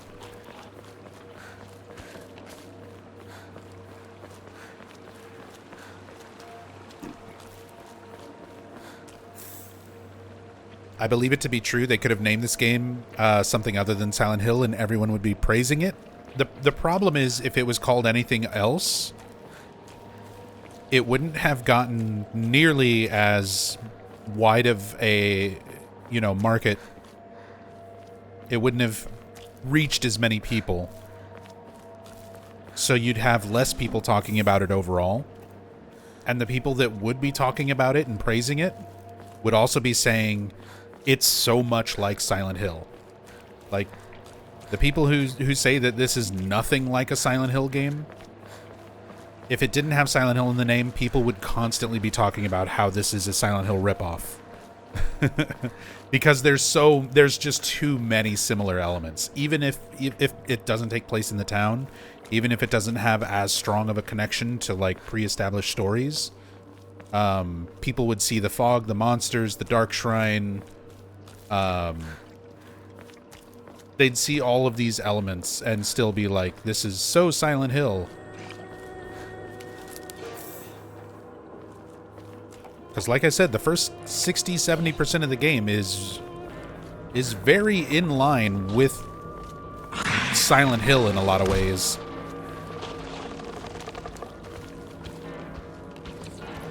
It just goes very crazy once you get to the Fox Arms stuff. Once you get to the Fox Arms stuff,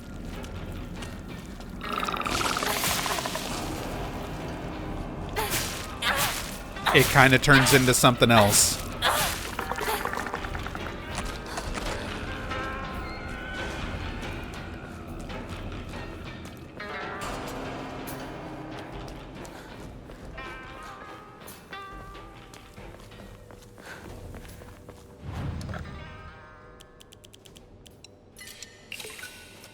Would use the word homage, yeah. It pays homage to classic psychological horror games.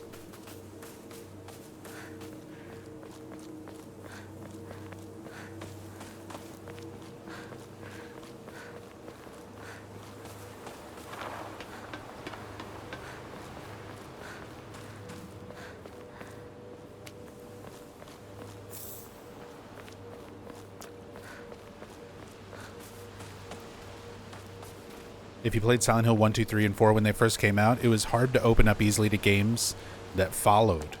After hearing Team Silent no longer made the games, I like to judge each game on its own merits first, but it can be hard still. I mean, I've been playing these games ever since the very first, like Silent Hill 1 on launch. And everything since then. And like, it wasn't just a fact of like different developers making the games. It was the fact that the new games being made were so bad. Like Origins, Homecoming, Downpour, Book of Memories, those were all so rough for so many ways. Shattered Memories was very different, but I wound up actually really liking that one. Despite being something very different. I've got a lot of love for what Shattered Memories does. In the same way with this game. Like, Shattered Memories has a lot of stuff that I really appreciate that it did differently. Trying to do something differently for the series.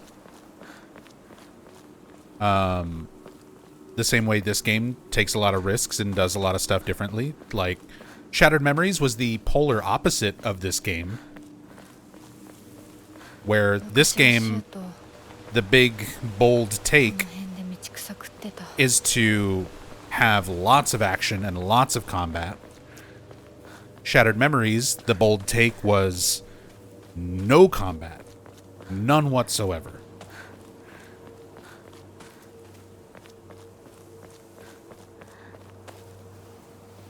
But they both managed to like capture Silent Hill feeling despite being something very different, somewhat separated from the rest of the series.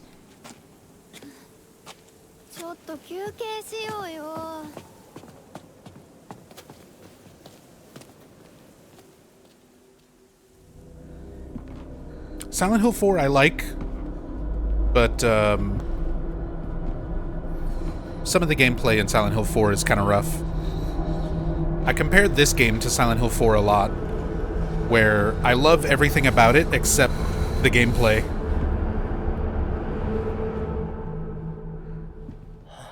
The second half of Silent Hill 4 is kind of a slog. You're just going through familiar areas that you've already been through, but now you've got to get Eileen through them. So it's a lot of repeated environments that starts to kind of get boring. Ghosts are annoying to deal with. Enemies that you can fight that get downed, but then just keep getting back up unless you have something specific. Very similar to this game. If you can't siphon their souls or have a way to keep enemies down, they keep getting back up. Keep calling F Silent Hill 5. Break that habit. This is not Silent Hill 5. In no sense of it. Yeah, Homecoming, while it was in development, was being called Silent Hill 5. And that game didn't even have the right to be called Silent Hill 5. It's in no way, shape, or form the 5th Silent Hill game. This game, even less than that. You could somewhat make the argument for Homecoming. There's no way you can make that argument for Silent Hill F. Just in terms of amount of games released, the fact that the developers, the producer, the director have gone on record saying that this is a spin-off. If they wanted this to be Silent Hill 5, they would have called it Silent Hill 5. There is no 5.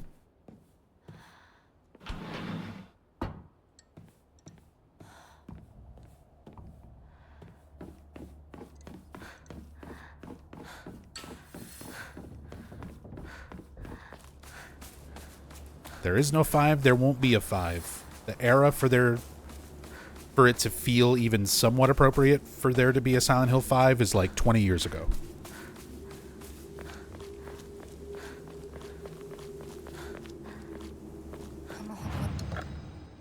I think it's better to just break away from the naming convention using numbers.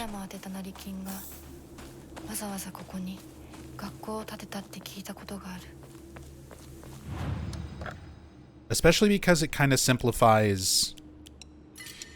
Well, it used to simplify talking about the franchise overall. Yeah, it's a little complicated now with remakes and the series revival, because you used to kind of break it up between the numbered games are the good games. Those were the Team Silent games. It was 1, 2, 3, and 4 The Room. And then everything else after that was a drop in quality. Some people like them, some people dislike them, but it's a noticeably less quality product than what had come before it.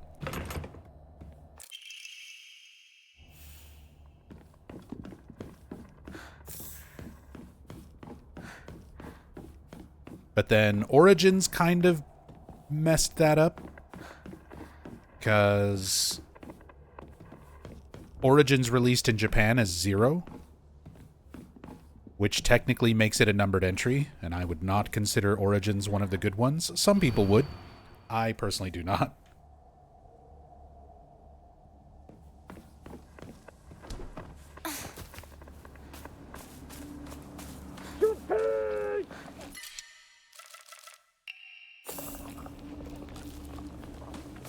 So that kind of throws off the whole the numbered ones are good ones.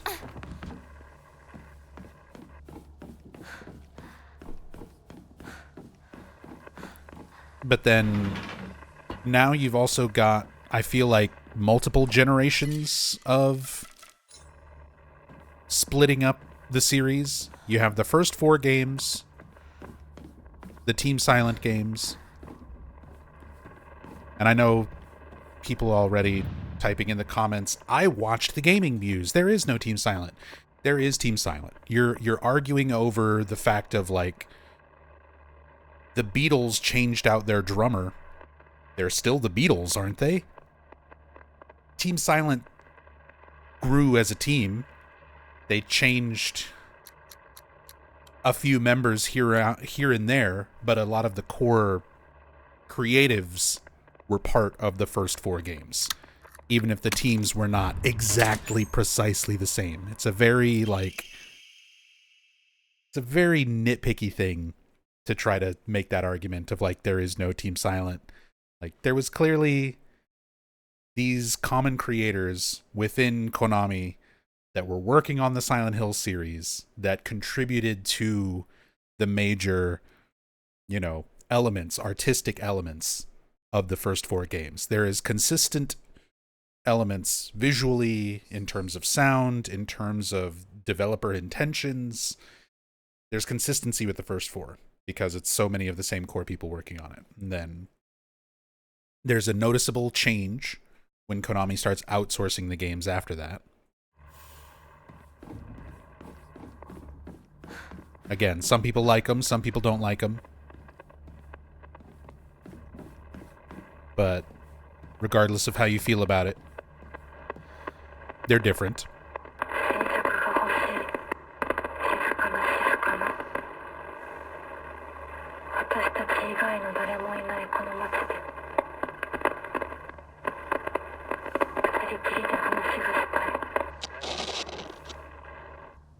Ooh. That was Hinako's voice. Once the town empties, so just the 2 of us can talk. Her and herself. Her and her inner self.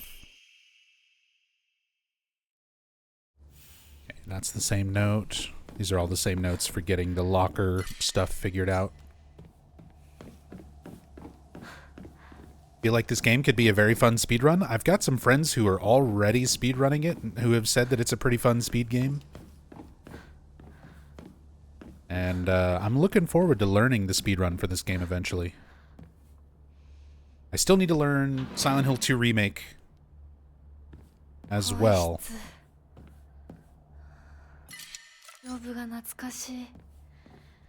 But eventually we'll be doing speedruns for Silent Hill 2 Remake and for this. Those are the only 2 games in the series I don't run currently. Ow!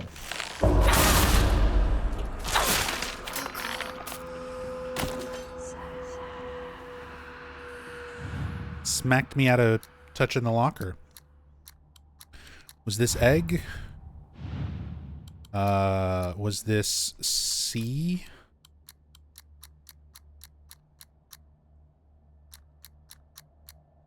C.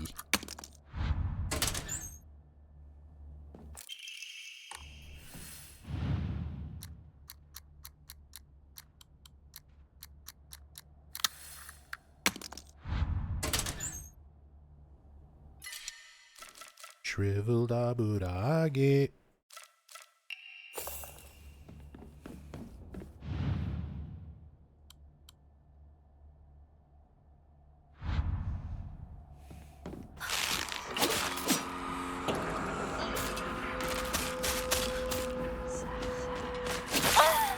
Ow.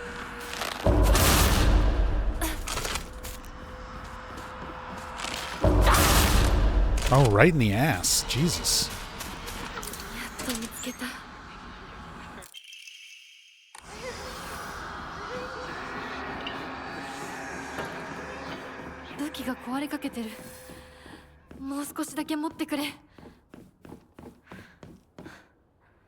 ナナさん、私と2人で新しい宇宙戦争を始めようよ。シュウ君が望むなら相棒の役でも悪の女幹部の役でもいいんだよ。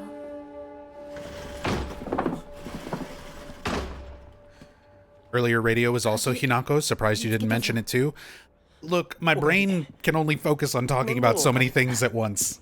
We were talking about Junko's mask, and I was sort of preoccupied with that conversation at the time. I was thinking it, but I start talking about other stuff. That is the nature of streaming. That's why I'm still doing story playthroughs of every game in the series after 11 years on Twitch.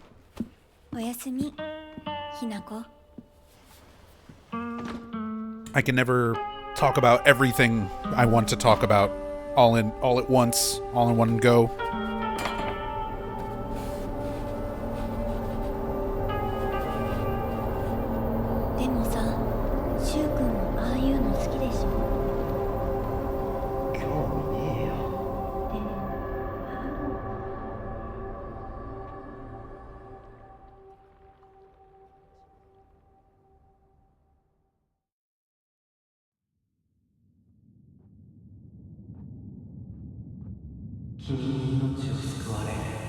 I feel like if they were going to do a locked ending, it should have been the Shu one. After seeing the other endings and getting this far in doing all my playthroughs, I don't see why New Game is locked to that ending.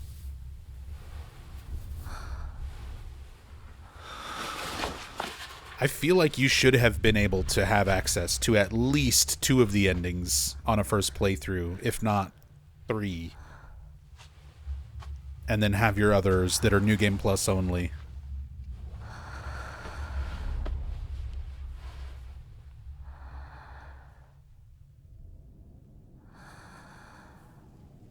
Like, because that, I feel, is also really upsetting and dividing a lot of the fan base. People want to be able to enjoy the game without having to, like, feel like they need to play it 5 times to get it, you know? And I don't think you should be able to understand everything from a Silent Hill game on a single playthrough. That just completely goes against everything else in the rest of the series. These games are meant to be replayed and analyzed deeper, try to find connections, try to find meaning behind why the developers chose certain looks, certain names, certain influences, things that you'll only pick up on from playing it over and over. But locking the drug ending, making that the only one for that first playthrough, and then telling people they need to play it, 5 times to know everything is... That's going to turn a lot of people away, especially for a game that's already so drastically different compared to anything else in the series. It's a shame because so much of the New Game Plus stuff has been really cool, too. And there, again, I don't see much reason why, like, half of it would need to be locked out from New Game, because you can still have a lot of those notes, a lot of those scenes, some of those endings, and it still doesn't answer all your questions. It doesn't give everything away. It still motivates you to play the game more.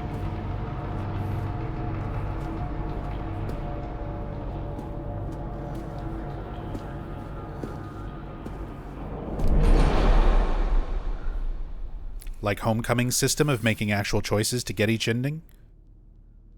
Are you trolling, Filthy Bear? You make 3 choices. You make 3...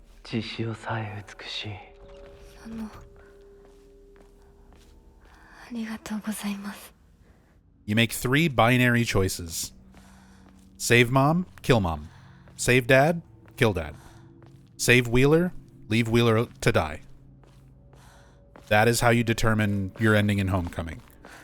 3 choices where it's just this or that. Pick one.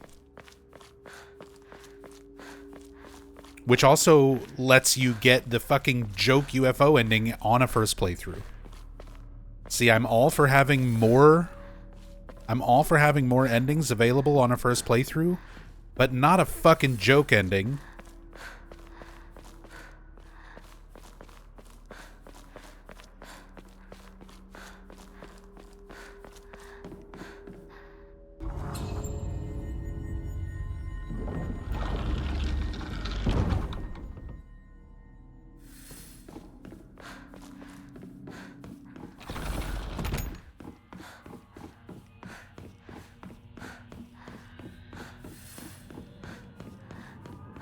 To be honest, I like Silent Hill 2. I like Silent Hill 2's and Silent Hill 1's methods of doing endings. Silent Hill 2's system where it's just stuff happening in the background. The game doesn't tell you directly. Just how you play will change what you see. I like that. It can be awkward when you're trying to go for something specific. But I like the idea of not necessarily knowing what you're going to get outside of just changing your gameplay behavior, motivating you to play the game in a different way.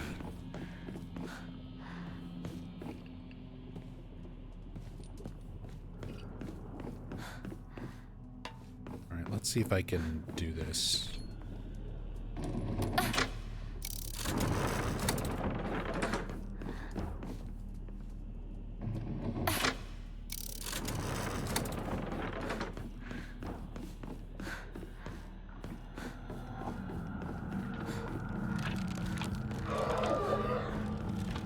Nope, I've already fucked it up. I've already forgotten.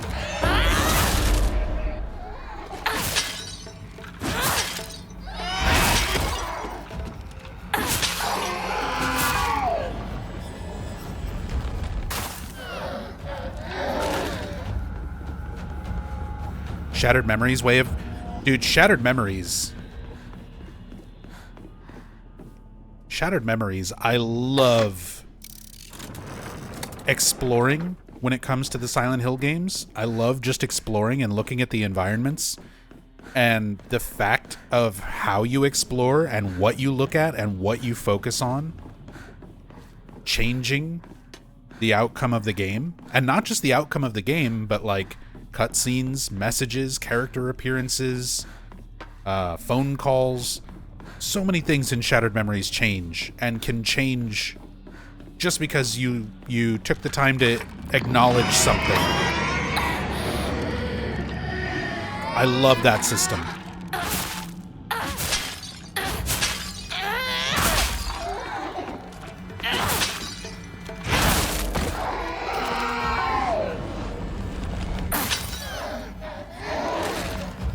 I absolutely love that system in Shattered Memories.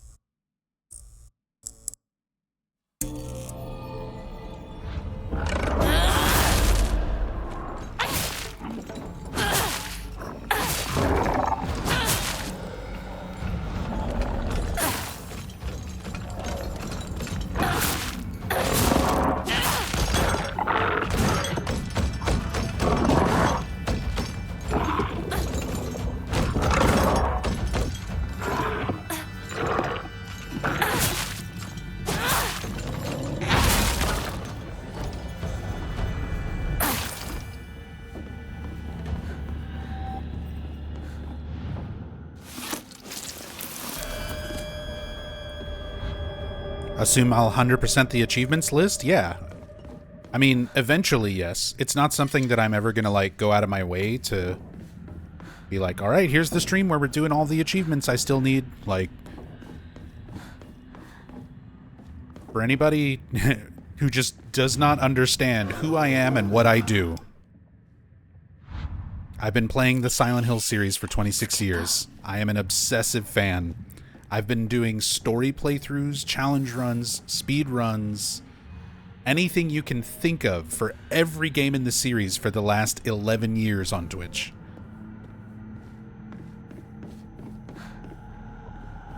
And the new games are no exception.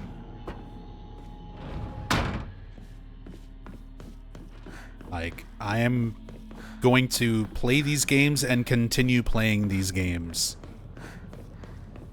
well after everybody else has forgotten about them and moved past them. Like, it's the hype new shit right now that everybody's talking about. It's the new game. If I'm still alive, if Twitch still works 10, 20, 30 years from now, I will still be playing these games, talking about them, refining my thoughts on them, doing more research into them to give more thorough, in-depth story playthroughs of them. I've already been doing this for the last 26 years as a fan. So just in sheer numbers of playthroughs that I will do, I will inevitably get all achievements, do everything possible.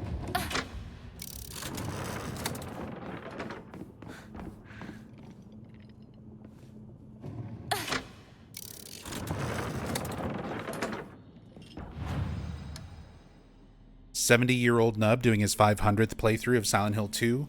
That's really cute that you would think I've only played Silent Hill 2 500 times in the last 24 years. That's actually adorable.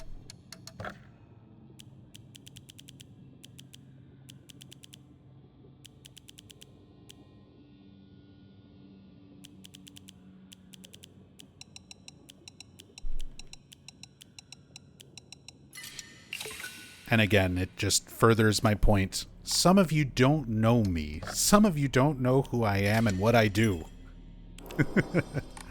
Maybe you're new fans. Maybe you started following after the Silent Hill 2 iceberg or something like that, but...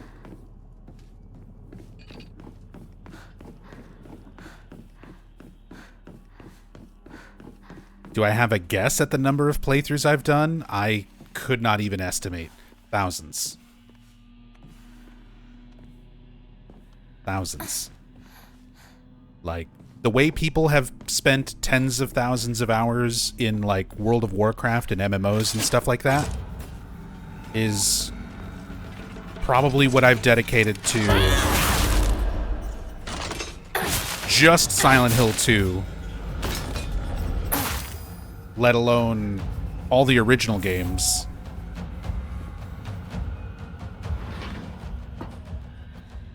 Like, actually tens of thousands of hours. Thousands of playthroughs. I see that as a win. Better use of time. I mean, I also played WoW. I didn't get very hooked on WoW, though. My MMO of choice was Final Fantasy XI. That's the MMO that I sank, like, thousands and thousands and thousands of hours into. I still play Final Fantasy XI. Fucking 22 years later.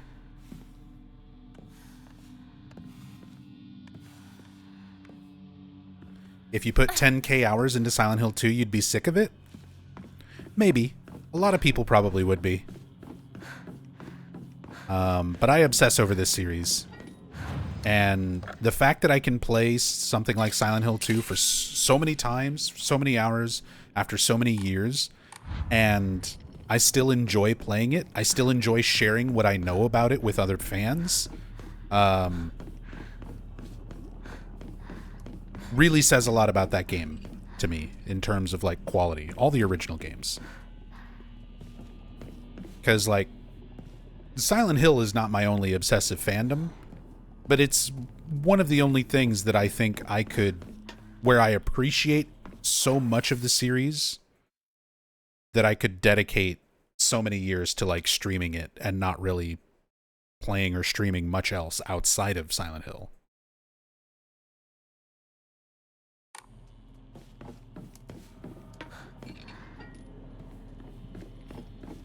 Nub is at the point where he can easily play Silent Hill 2 in his head with cutscenes, puzzles, enemies in full detail. I literally was doing that for Silent Hill 1 when I went in for my MRI a while back. Because I was very nervous about... It's the first time I ever had to have an MRI. And I was super nervous about it.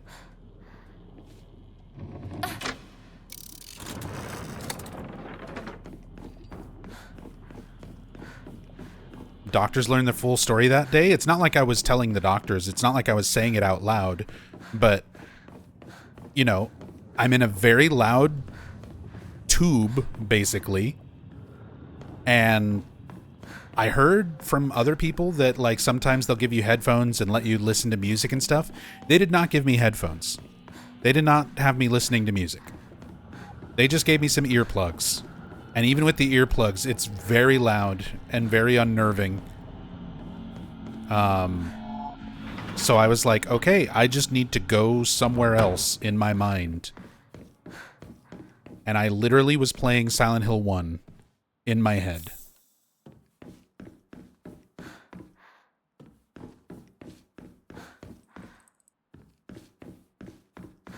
Every intro, like the scenes, every frame of that game, every bit of text, the route through the game itself is so ingrained in my mind that I was just like, okay, I can just play it in my head.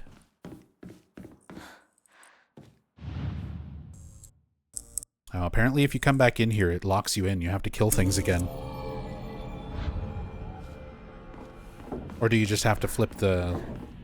Oh, you don't have to kill things. You just have to flip the light.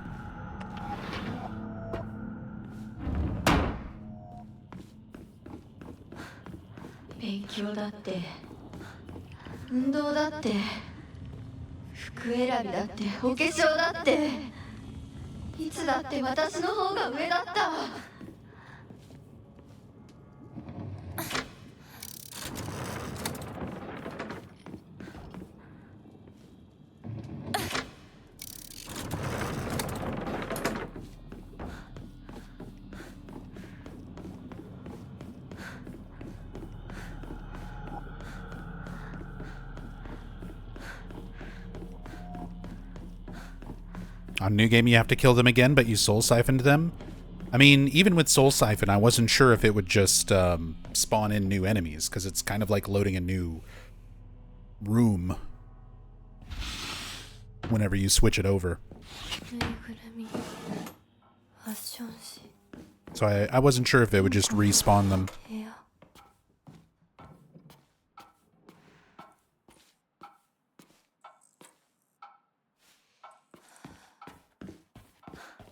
Have any new notes from Rinko? No Rinko notes.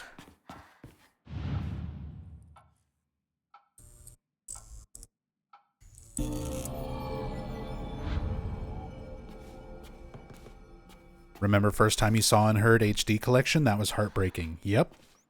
I remember the big announcement from Tom Hewlett when he was like showing off some of the early clips and screenshots. I can remember like all pre-release HD Collection stuff too, where they were showing it off and fans were already like, oh, this doesn't look right, this looks bad, this sounds bad. And I can remember Masahiro Ito. People were showing him, they were like, hey Ito, HD Collection, here's Silent Hill 2. And Ito was like, left side is HD, isn't it? It's poor. It's very poor. And like even Ito was extremely negative towards all the stuff they were showing for HD Collection.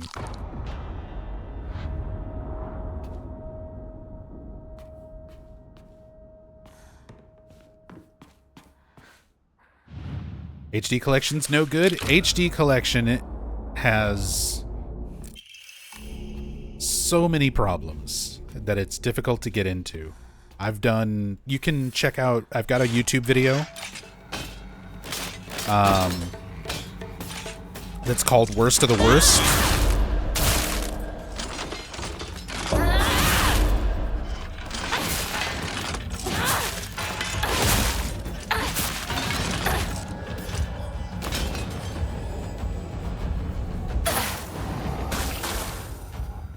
But yeah, I've got a YouTube video called Worst of the Worst where I do a full playthrough of Silent Hill 2 and Silent Hill 3 HD. And I basically talk about everything in real time. Like, I point out every detail, every sound effect, every visual, like everything that is wrong with the HD Collection. It's more than just glitches and performance issues. They completely swap around sound effects. They completely swap around music. The music that they swap around is ripped from the actual soundtrack instead of the original game, which means that it doesn't loop and layer correctly. So you have these really awkward stop and start audio loops. The new dubs, the new dubs are good actors, but the performances and the recording quality are terrible. The direction for the new actors was awful.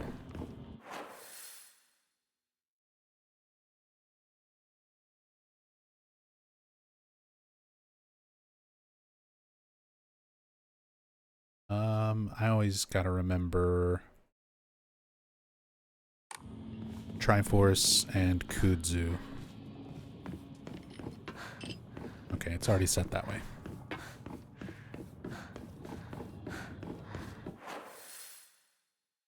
But yeah, there's a lot of problems.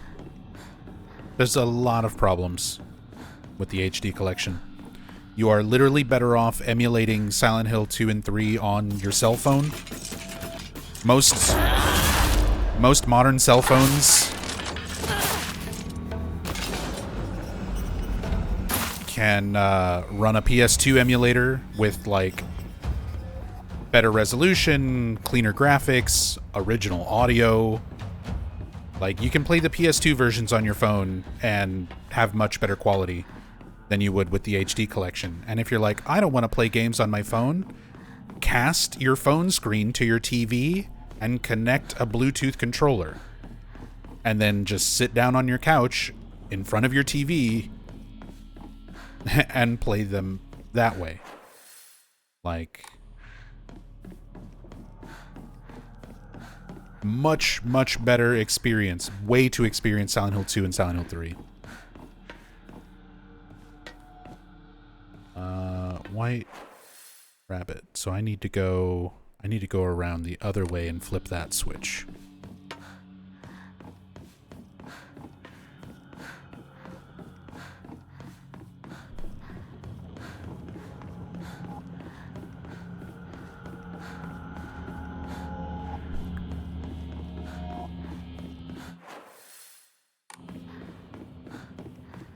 Nubs, have you ever tried the over-the-shoulder first-person mod with Silent Hill 2, 3, and 4 on PC? It's neat playing that way, seeing things you couldn't before. I've done first-person playthrough of Silent Hill 2 OG, and I've done cam hack, like a free cam playthrough of Silent Hill 3, where I can take the camera and put it wherever I want, not just locked into first-person or over-the-shoulder. So that you can look at things in the environment, you can look at character models up close, you can look at out-of-bounds stuff. And I've done a similar cam hack playthrough for Silent Hill 2 Remake as well. Eventually, I plan on doing that for Silent Hill 4. But I've kind of been preoccupied with Silent Hill F and just other games in general.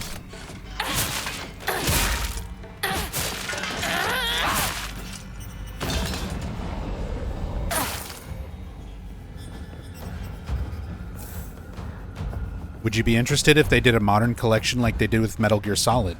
If they got a studio that actually knows what the fuck they're doing to do it, then sure. One of the big issues with the HD collection turning out the way that it did was they hired a studio called Hijinks, who had never done anything like that before. They were completely inexperienced, and just not qualified to make that type of HD collection, that type of thing that they were going for. So if you actually got a studio that knew what the hell they were doing, they also didn't have complete game code. So that is one of the things that comes up for a lot of people who try to defend the HD collection. Like, oh, it turned out so bad because they didn't have the original code. You know what? Lots of HD collections and remakes and re-releases that come out don't have the original code. And you get around that by reverse engineering retail copies of the game. You don't have to rely on source code. If you reverse engineer a retail copy of the game, that way you ensure that everything that goes into your HD version is all exactly the same as it was when it was sold. Not early alpha or beta code, like actual final retail builds. Now, reverse engineering a game to get those assets and upgrade them and put them all back together is very hard, and it takes a lot of work, and it takes an experienced studio who knows what they're doing to do that. Like Bluepoint. Bluepoint did the original Metal Gear Solid HD collection, and they were very good at it because that's exactly what they did. They reverse engineered retail copies of the game so that all the assets and everything would be just like in the originals. They didn't have to rely on source code.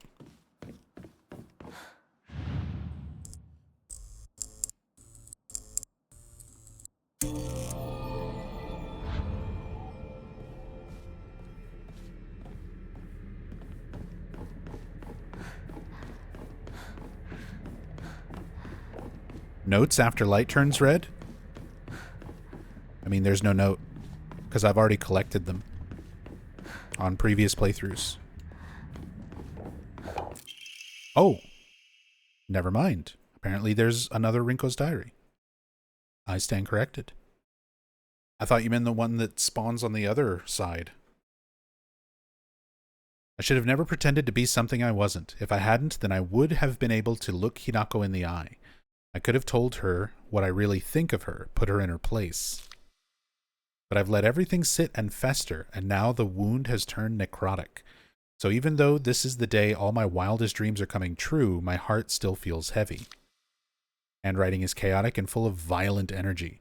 This is the bed I made, so I'll lie in it. But I won't ever, ever forgive you for what you did to Shu. How dare you hurt him? Shu may not cry or scream at you like I know he wants to, but I'll make you feel his pain all the same. Okay, so more context of Rinko being upset at Hinako not breaking things off more respectfully with Shu after her wedding.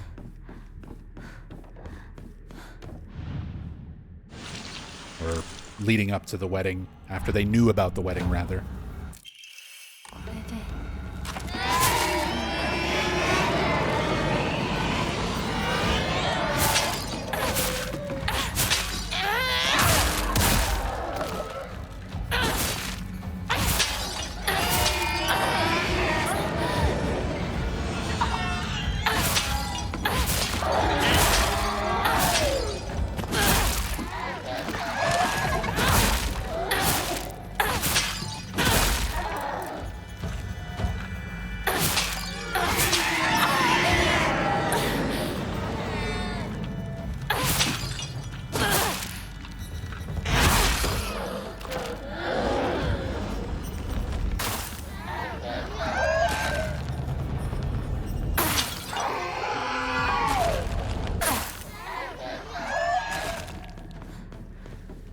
Silent Hill 4 wasn't updated as it already ran well enough and had add-on apps to make it work better.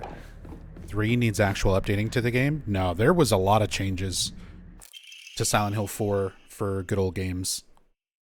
Oh, Fires of Jealousy. We got all the Rinko's Diary notes. I just got the achievement pop.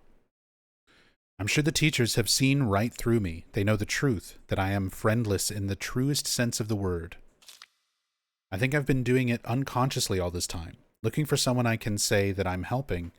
Wait. I think I've been doing it unconsciously all this time. Looking for someone I can say that I'm helping, but am really just looking down on. Hinako and Sakuko and Shu have never stopped calling me their friend, but I don't think I ever earned that.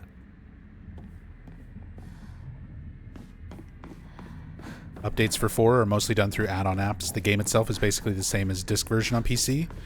I mean, depends on what you're saying by add-on apps, because having the widescreen support, having the cutscenes fixed, cutscenes in original Silent Hill 4 used to be 15 FPS on PC.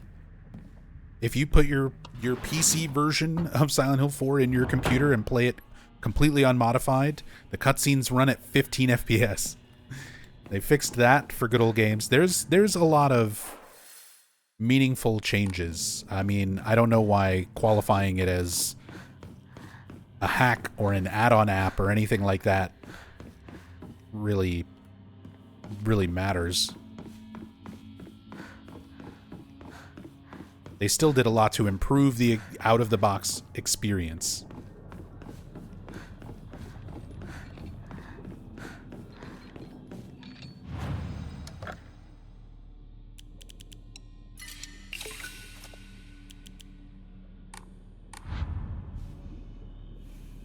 Didn't Good Old Games release a massive patch for 4 last year? So they did, and they like fixed some of the missing hauntings that were due to a bug in the PC port of the game. For a long time, people thought they just removed some hauntings that were in the PS2 and Xbox versions. But turns out it was a bug that was in the PC port's code. So they fixed that. So that missing files. See, it's not missing files, Terry Red. There is no missing files. The files are all there. There was a bug in the code that prevented certain hauntings from coming up in the rotation. So that bug in the code was fixed so that those hauntings would actually appear. But they were never removed. There was no files that needed to be added. So there was a lot of fixes and things like that done for Silent Hill 4. And some recent stuff as well, but the recent patches, as well as the recent updates to Windows, if you're running on the most current version of Windows, and you have the most current updates for Silent Hill 4 on Good Old Games, it's very, very broken right now. It is unfortunately very, very broken. It messes up a lot of the video, it messes up a lot of the audio, so I'm hoping Good Old Games will figure out a fix for that, or something. People will figure out a way around it. People probably already have. But yeah, that's one of the things I was realizing last time I did a playthrough of Silent Hill 4. I actually swapped over from Good Old Games to PS2 emulation, just so that I could have a smoother stream experience. Because the PC version, the Good Old Games version, was so messed up.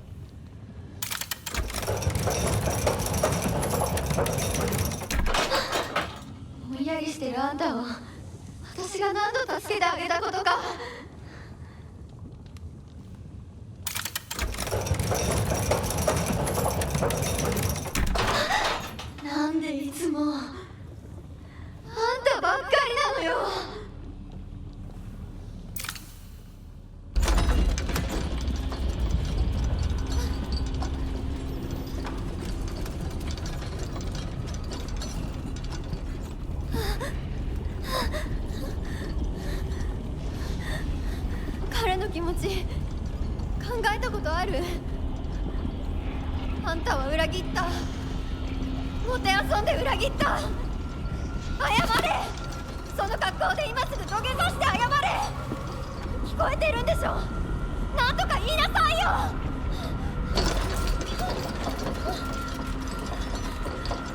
きなこ。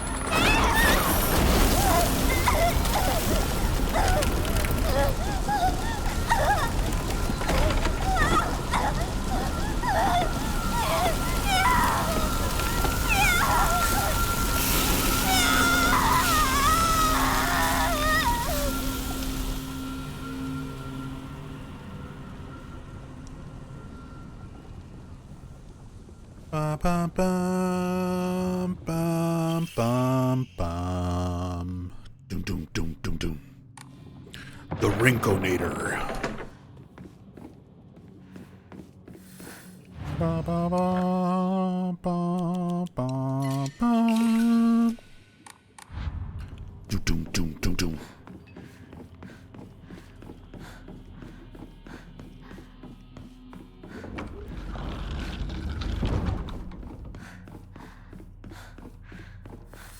All right, have a good night, Jaro Kingu.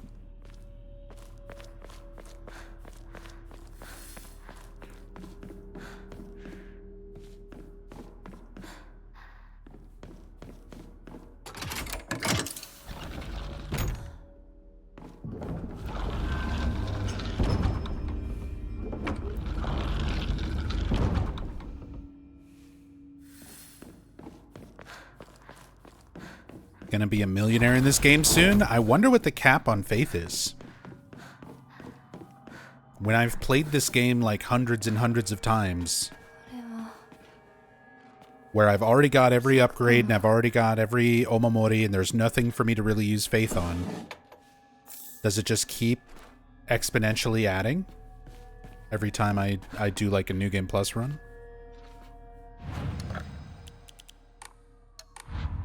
And I wonder what number it caps at. We're at 15,106 already.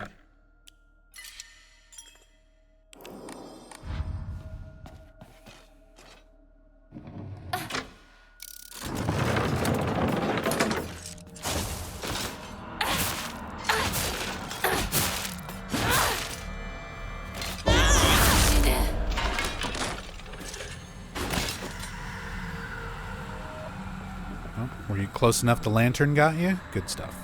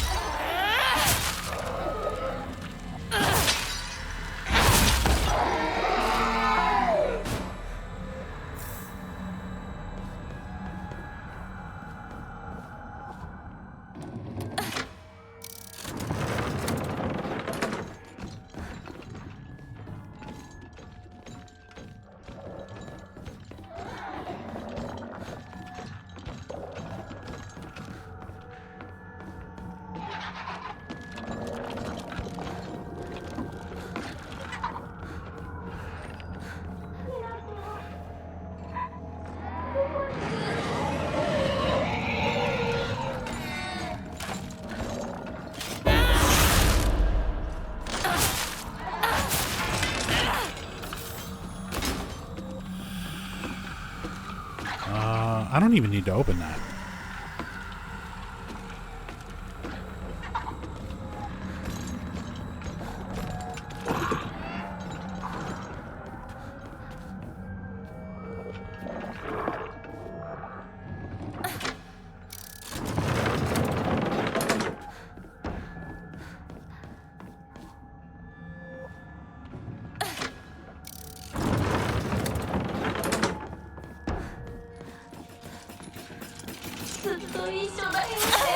Ow.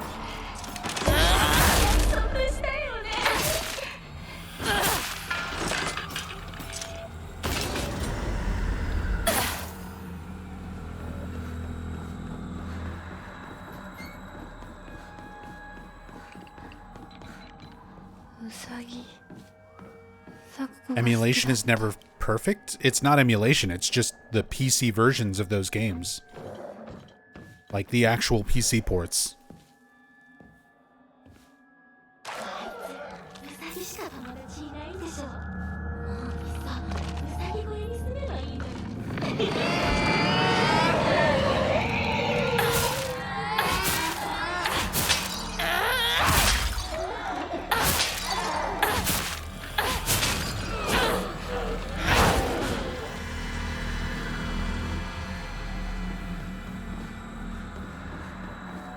Yeah, the issue with like Silent Hill 3 and 4 after the Windows update stuff, it doesn't affect emulators. It affects the official like PC ports.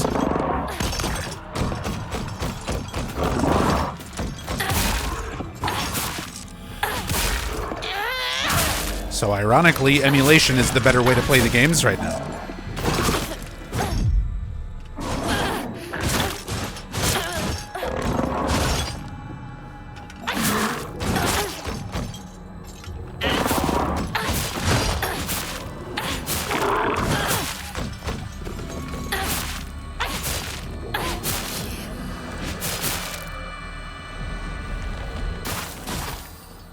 Yeah, Terry Red. It's strictly a Windows 11 update. So if you're on Windows 10, that's why you're not having issues.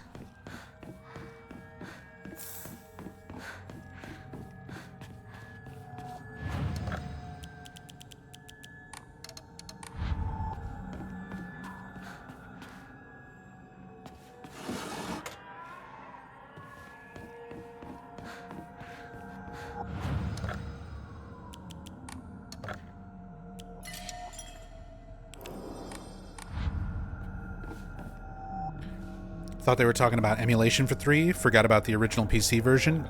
It's easy to forget about Silent Hill 2, 3, and 4 having PC versions, official PC ports, because they were never released digitally. Like, 4, technically, you can get it digitally through Good Old Games now.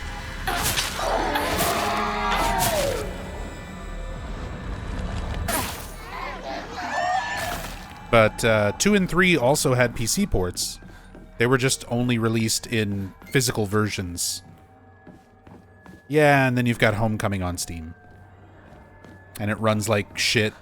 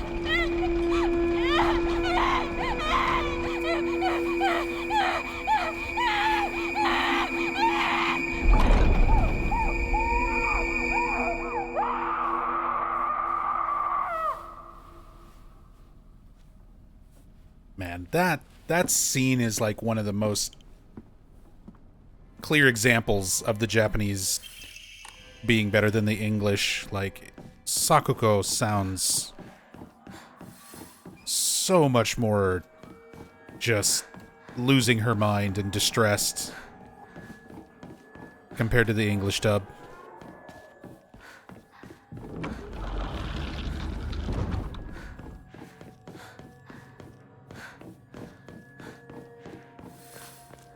Like, genuinely makes me feel very bad for Sakuko there.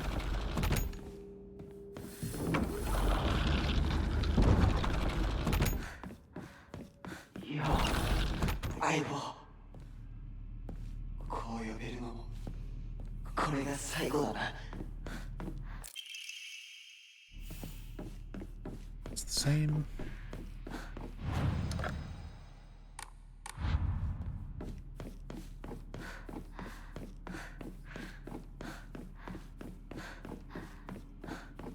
Aibo,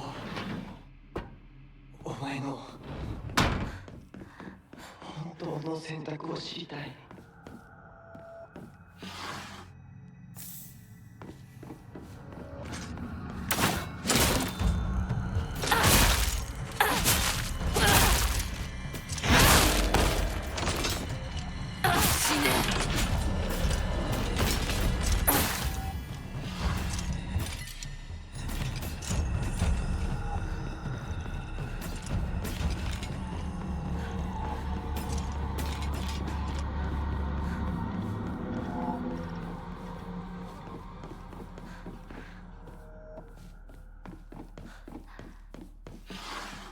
And she's gone.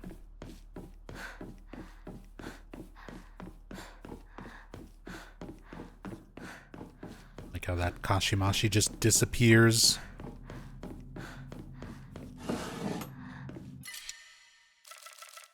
No.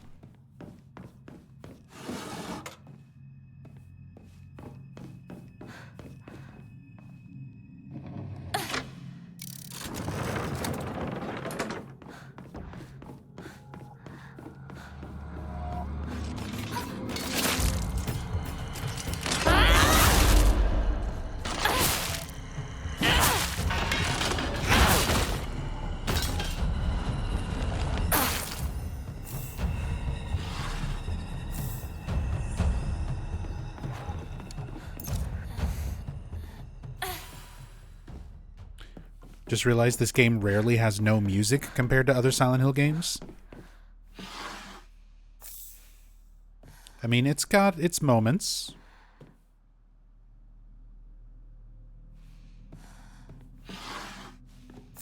A lot of times it is just very mild atmospheric sound, as opposed to just full-on silence, like just sound effects.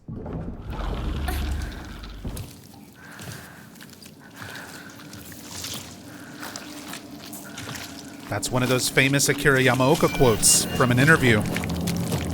Silence is also a sound.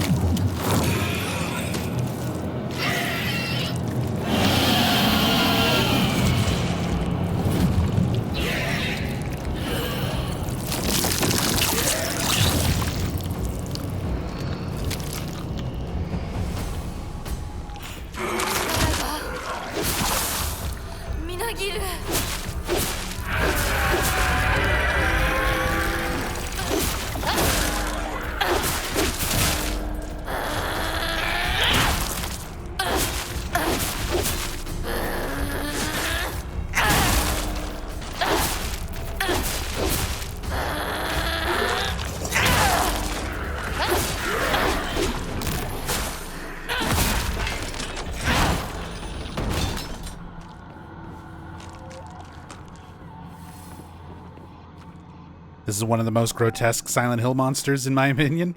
Yes, it is. It's a shame it's such a pain in the ass to deal with in terms of the combat. Because the enemy design is, like, actually disgusting. Makes you uncomfortable. Makes you not want to have to deal with it. Which is exactly the feeling you want a Silent Hill creature design to give you. You're like, what is this thing? What the fuck? Why is it like this? I don't want to be anywhere near it, but I have to be near it.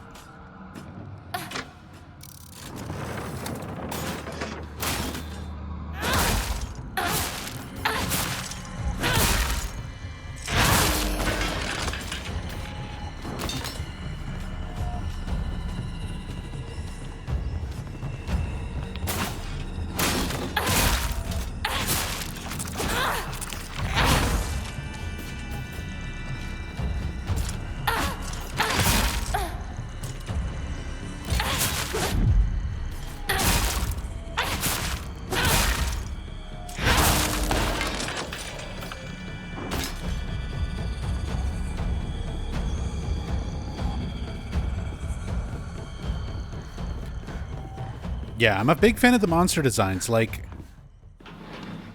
all the artistic elements of this game are really, really good, really on point.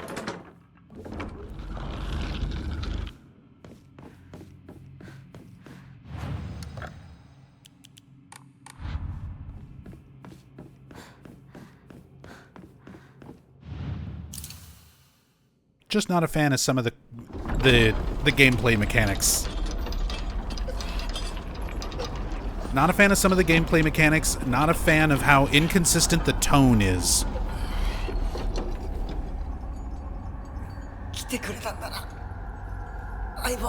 Where there's times where it feels a lot like a Silent Hill game, and then it suddenly turns into an anime. Like the Fox Arm. A lot of the more over-the-top scenes and dialogue, especially from, like, kind of this point to the game going forward.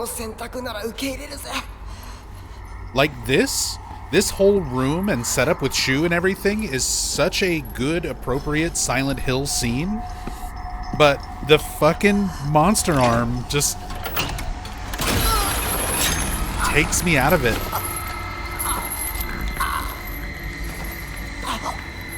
Like, I know they needed a way to visually distinguish... They needed a way to visually distinguish Hinako.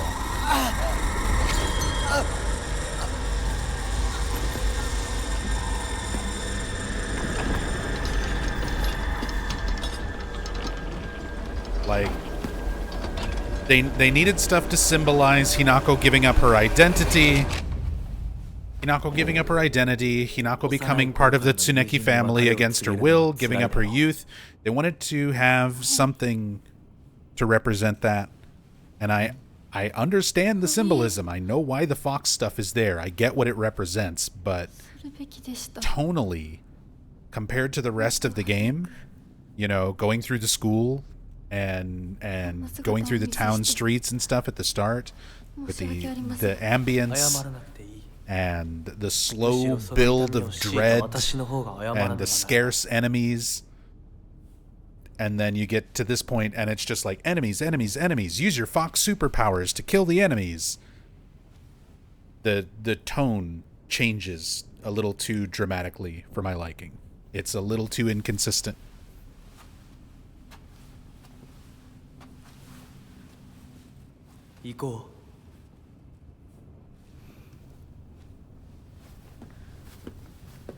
And again, that's just a personal taste thing.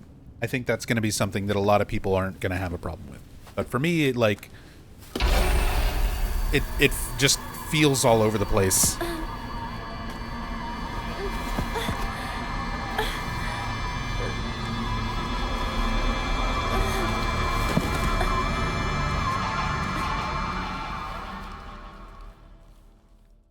What's up, Sin Pistones? Sin Pistones. Town section after this was what ended the game for you? Kill all the enemies to continue. Yeah.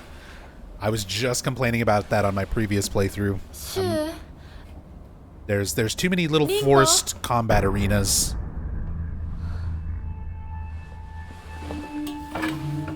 And it's such a shame because I feel like they do it well with the first one. When you first fight Big Chungus, Big Knife Man, and you have to, like, get the key out of the well, all of the forced combat sections should have been structured like that. Where you can fight, but you have another way to get out of that little arena. You have another way to get away from the enemies if there was something else, some alternate objective that you can do, other than just fighting. Ran around in circles to get the key out of the well? Exactly. Like, that's the thing. It is a forced combat arena where you don't actually have to combat. Like, you don't have to.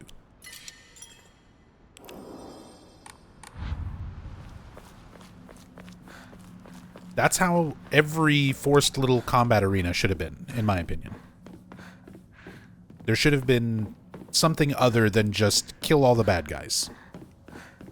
That gets really old, really fast. Especially when they do it to you so many times in a row at the end. With very little else in between.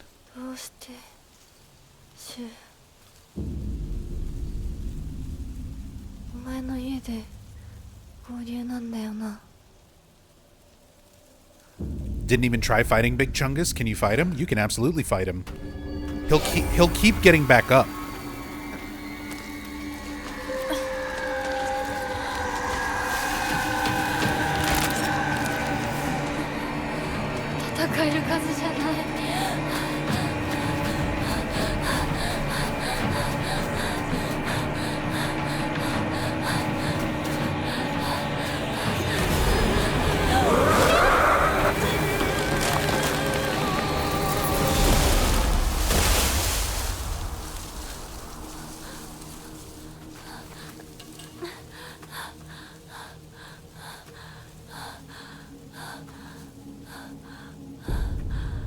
First played using the Latam translation and it's got huge errors. There's 2 puzzles you can't complete because the translation's so poor the hints make no sense. Oh no. That's rough. Sorry to hear that. That reminds me of the Russian bootleg of Silent Hill 1. The original Silent Hill 1 didn't have an official Russian language like option. So Russian modders released bootleg versions of Silent Hill 1 back in the day. I mean, we're talking 99, 2000, like same year or year after that Silent Hill 1 came out. And I heard from friends who were like from Ukraine and grew up, you know, originally playing that Russian bootleg version of Silent Hill 1 and getting to the piano puzzle. And for the piano puzzle in that first Russian bootleg, it just said, like, I don't know how to translate this, good luck. Like, the modders didn't even translate it because they're like, I don't know how to translate this, so I give up. Good luck.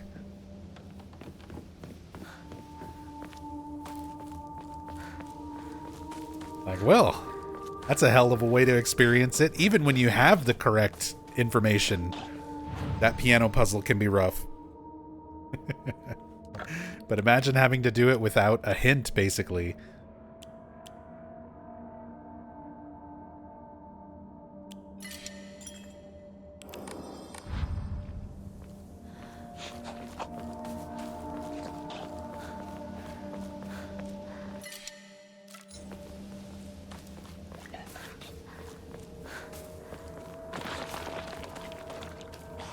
I see you up there.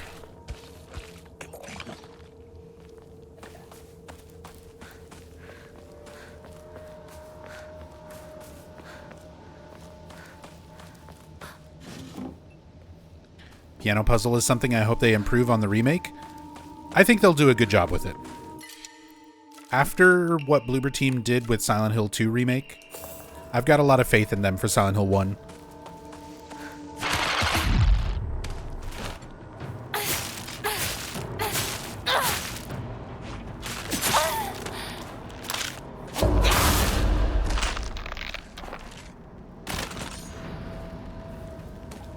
Because I feel like the new puzzles that were added for Silent Hill 2 Remake were all, like, really good.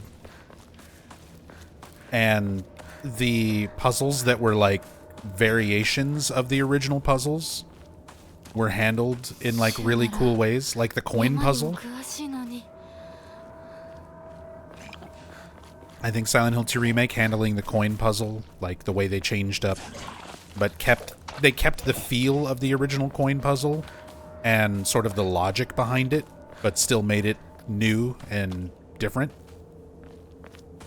So if they kind of keep that design philosophy in mind with Silent Hill 1, then I think it'll turn out really well.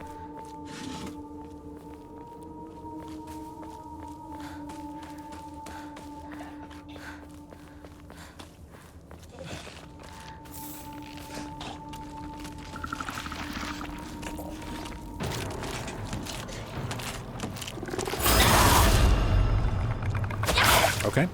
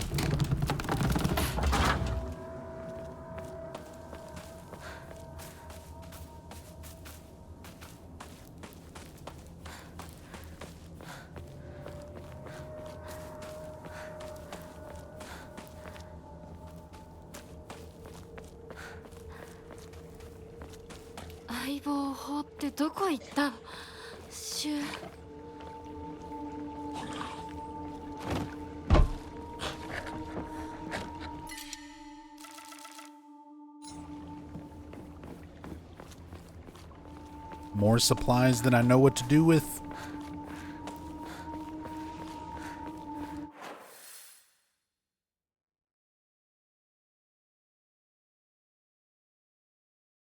Just gotta stop picking shit up. Did I miss?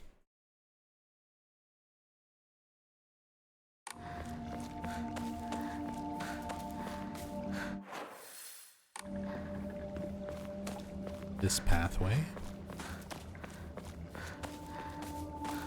I need to make sure that I purify the sword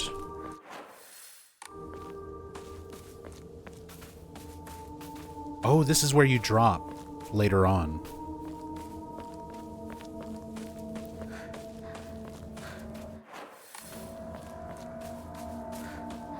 Before the next running segment.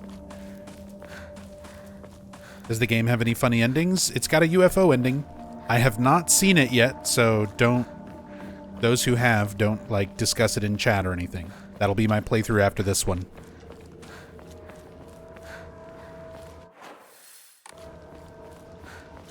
But yes, it's got a UFO ending.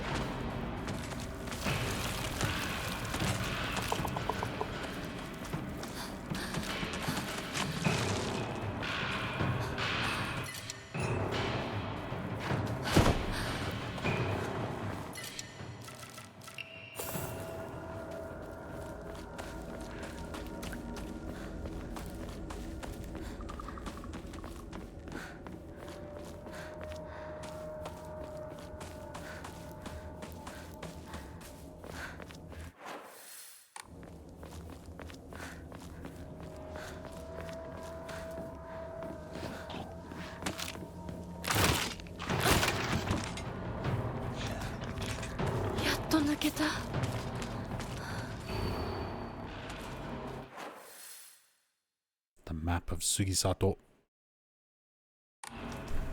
I like that actually updates your map.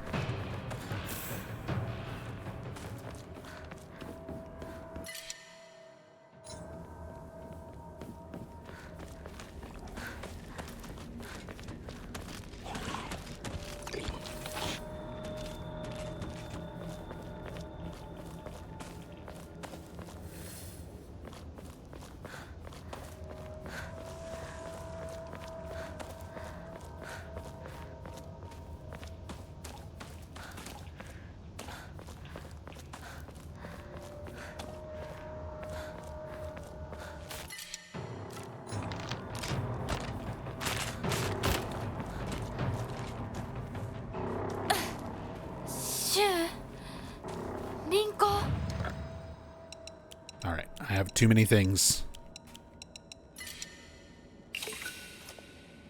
Just get rid of it all.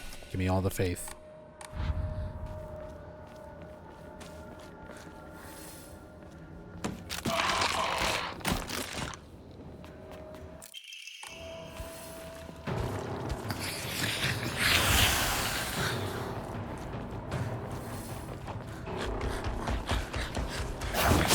Ow.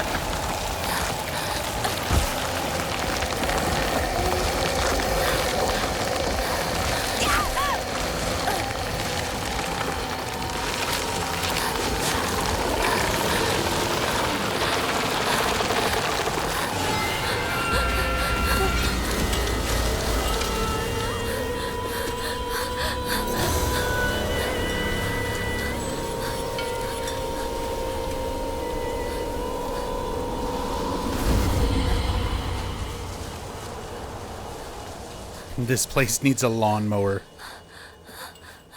Instead of the chainsaw, like from other Silent Hill games, as a New Game Plus weapon, give us a weed whacker. A hedge trimmer.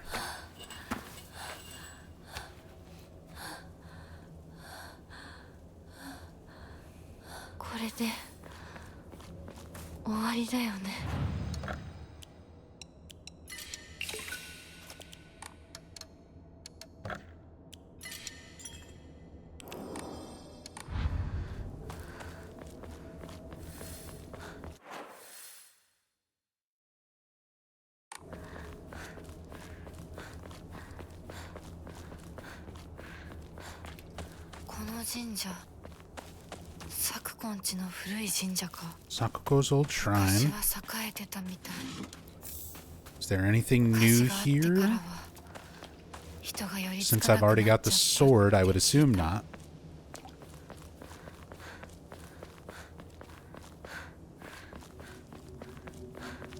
Also, I need to make sure I don't miss the Purification Shrine, which I think is after Shu's house.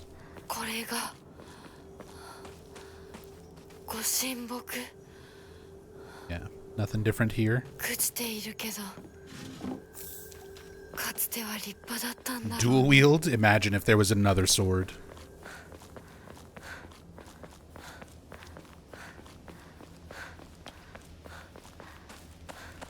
All that faith and no Emmas, yeah.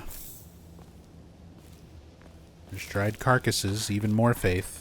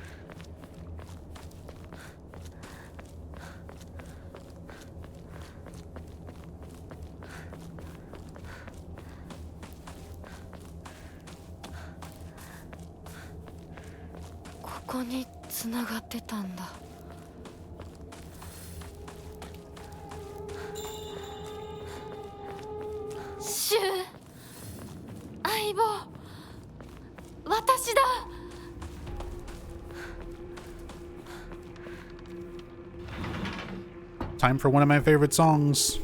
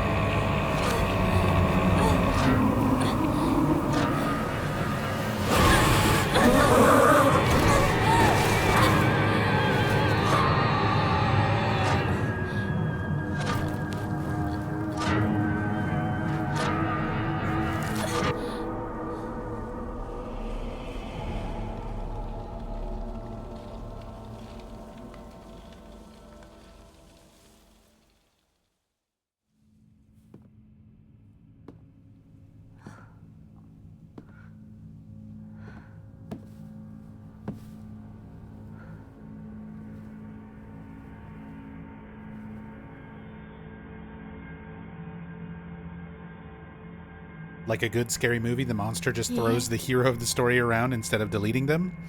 I mean, to be fair, this game gives a good reason for that.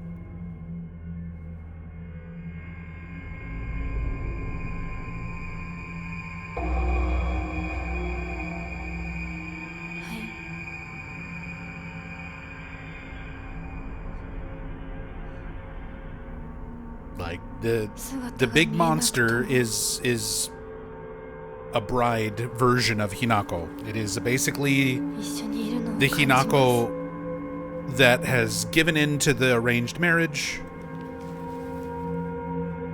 She's cutting all the ties with her childhood friends, which is metaphorical, like through her killing them through the dark shrine.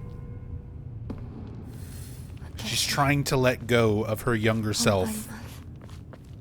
And in this game, letting go of your past self, or letting go of your identity, or letting go of your friends or family is represented in the Dark Shrine as like killing them. Killing off those connections. But you sort of see it as killing them literally.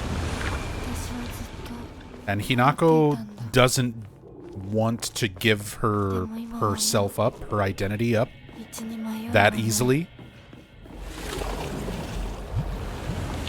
Which is why we see many instances of the bride Hinako, the big fog monster, hesitating whenever she has an opportunity to kill younger Hinako.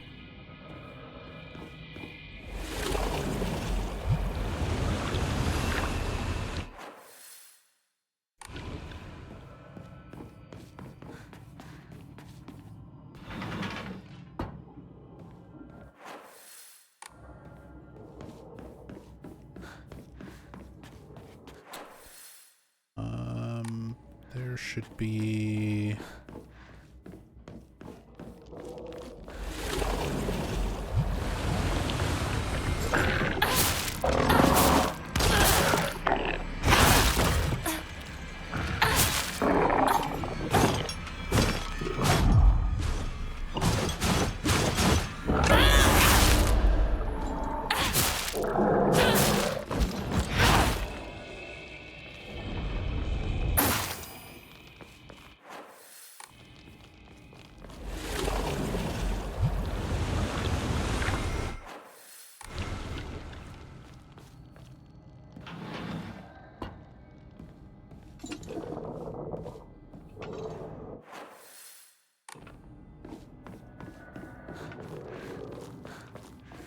Those are the torches.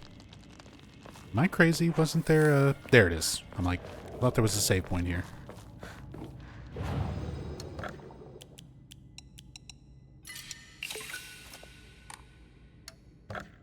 Alright. This is going to be where I've got to call it for tonight. But we're speeding right through this playthrough. So... well, not tomorrow. I'll be off this weekend, but Monday, coming back to this, we should be able to finish up the 4th ending, maybe start 5th and final playthrough, start working towards UFO ending.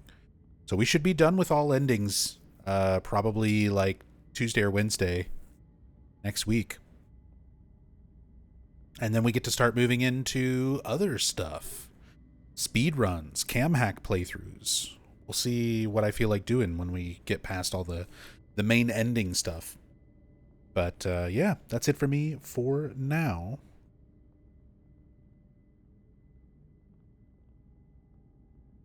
But thank you guys so much. I appreciate all the love and support. Appreciate everybody just coming by, hanging out, all the good discussion.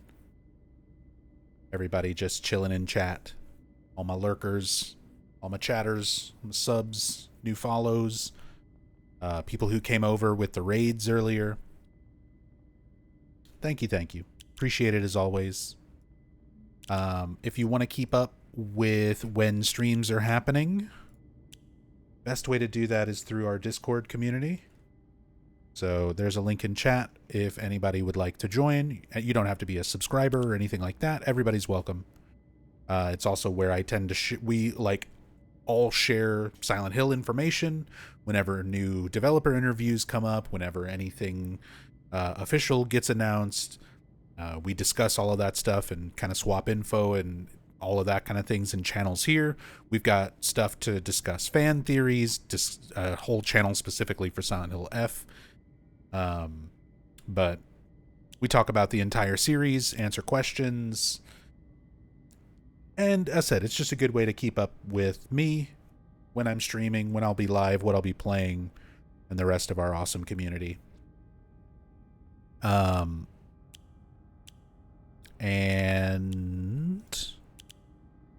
let me also put another link for you. This is my Fanatical link. I'm partnered with Fanatical.com. They offer discounted PC Steam keys for a lot of games, new releases, old releases. They do mystery game bundles and stuff like that. They're super good at what they do.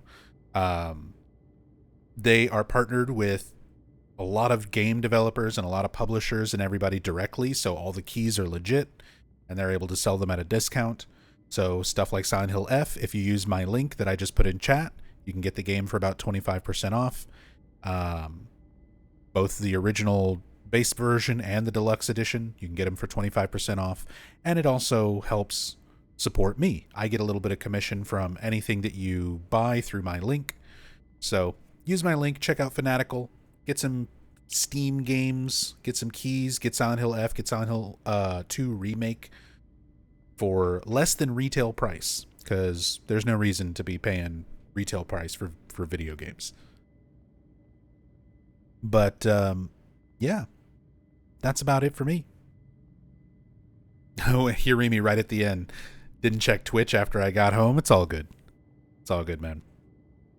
Oh, and like I said, I'll be gone this weekend. It is my beautiful, wonderful wife Rachel's birthday. So let Rachel know happy birthday, especially if you're in the Discord and stuff. But we're going to be going out to dinner, shooting some pool, doing stuff like that tomorrow for her birthday, or today, later today. So love you. Happy birthday. But yeah, have a great weekend, everybody. I'll be back on Monday. We'll be finishing up Silent Hill F next week. Probably, like I said, by Tuesday or Wednesday. We'll be done with all the endings and moving on to speed runs or cam hacks or whatever else we feel like. So, till then, take it easy. Be good to yourselves. Be good to each other. And I'll see you next time. Much love. Peace.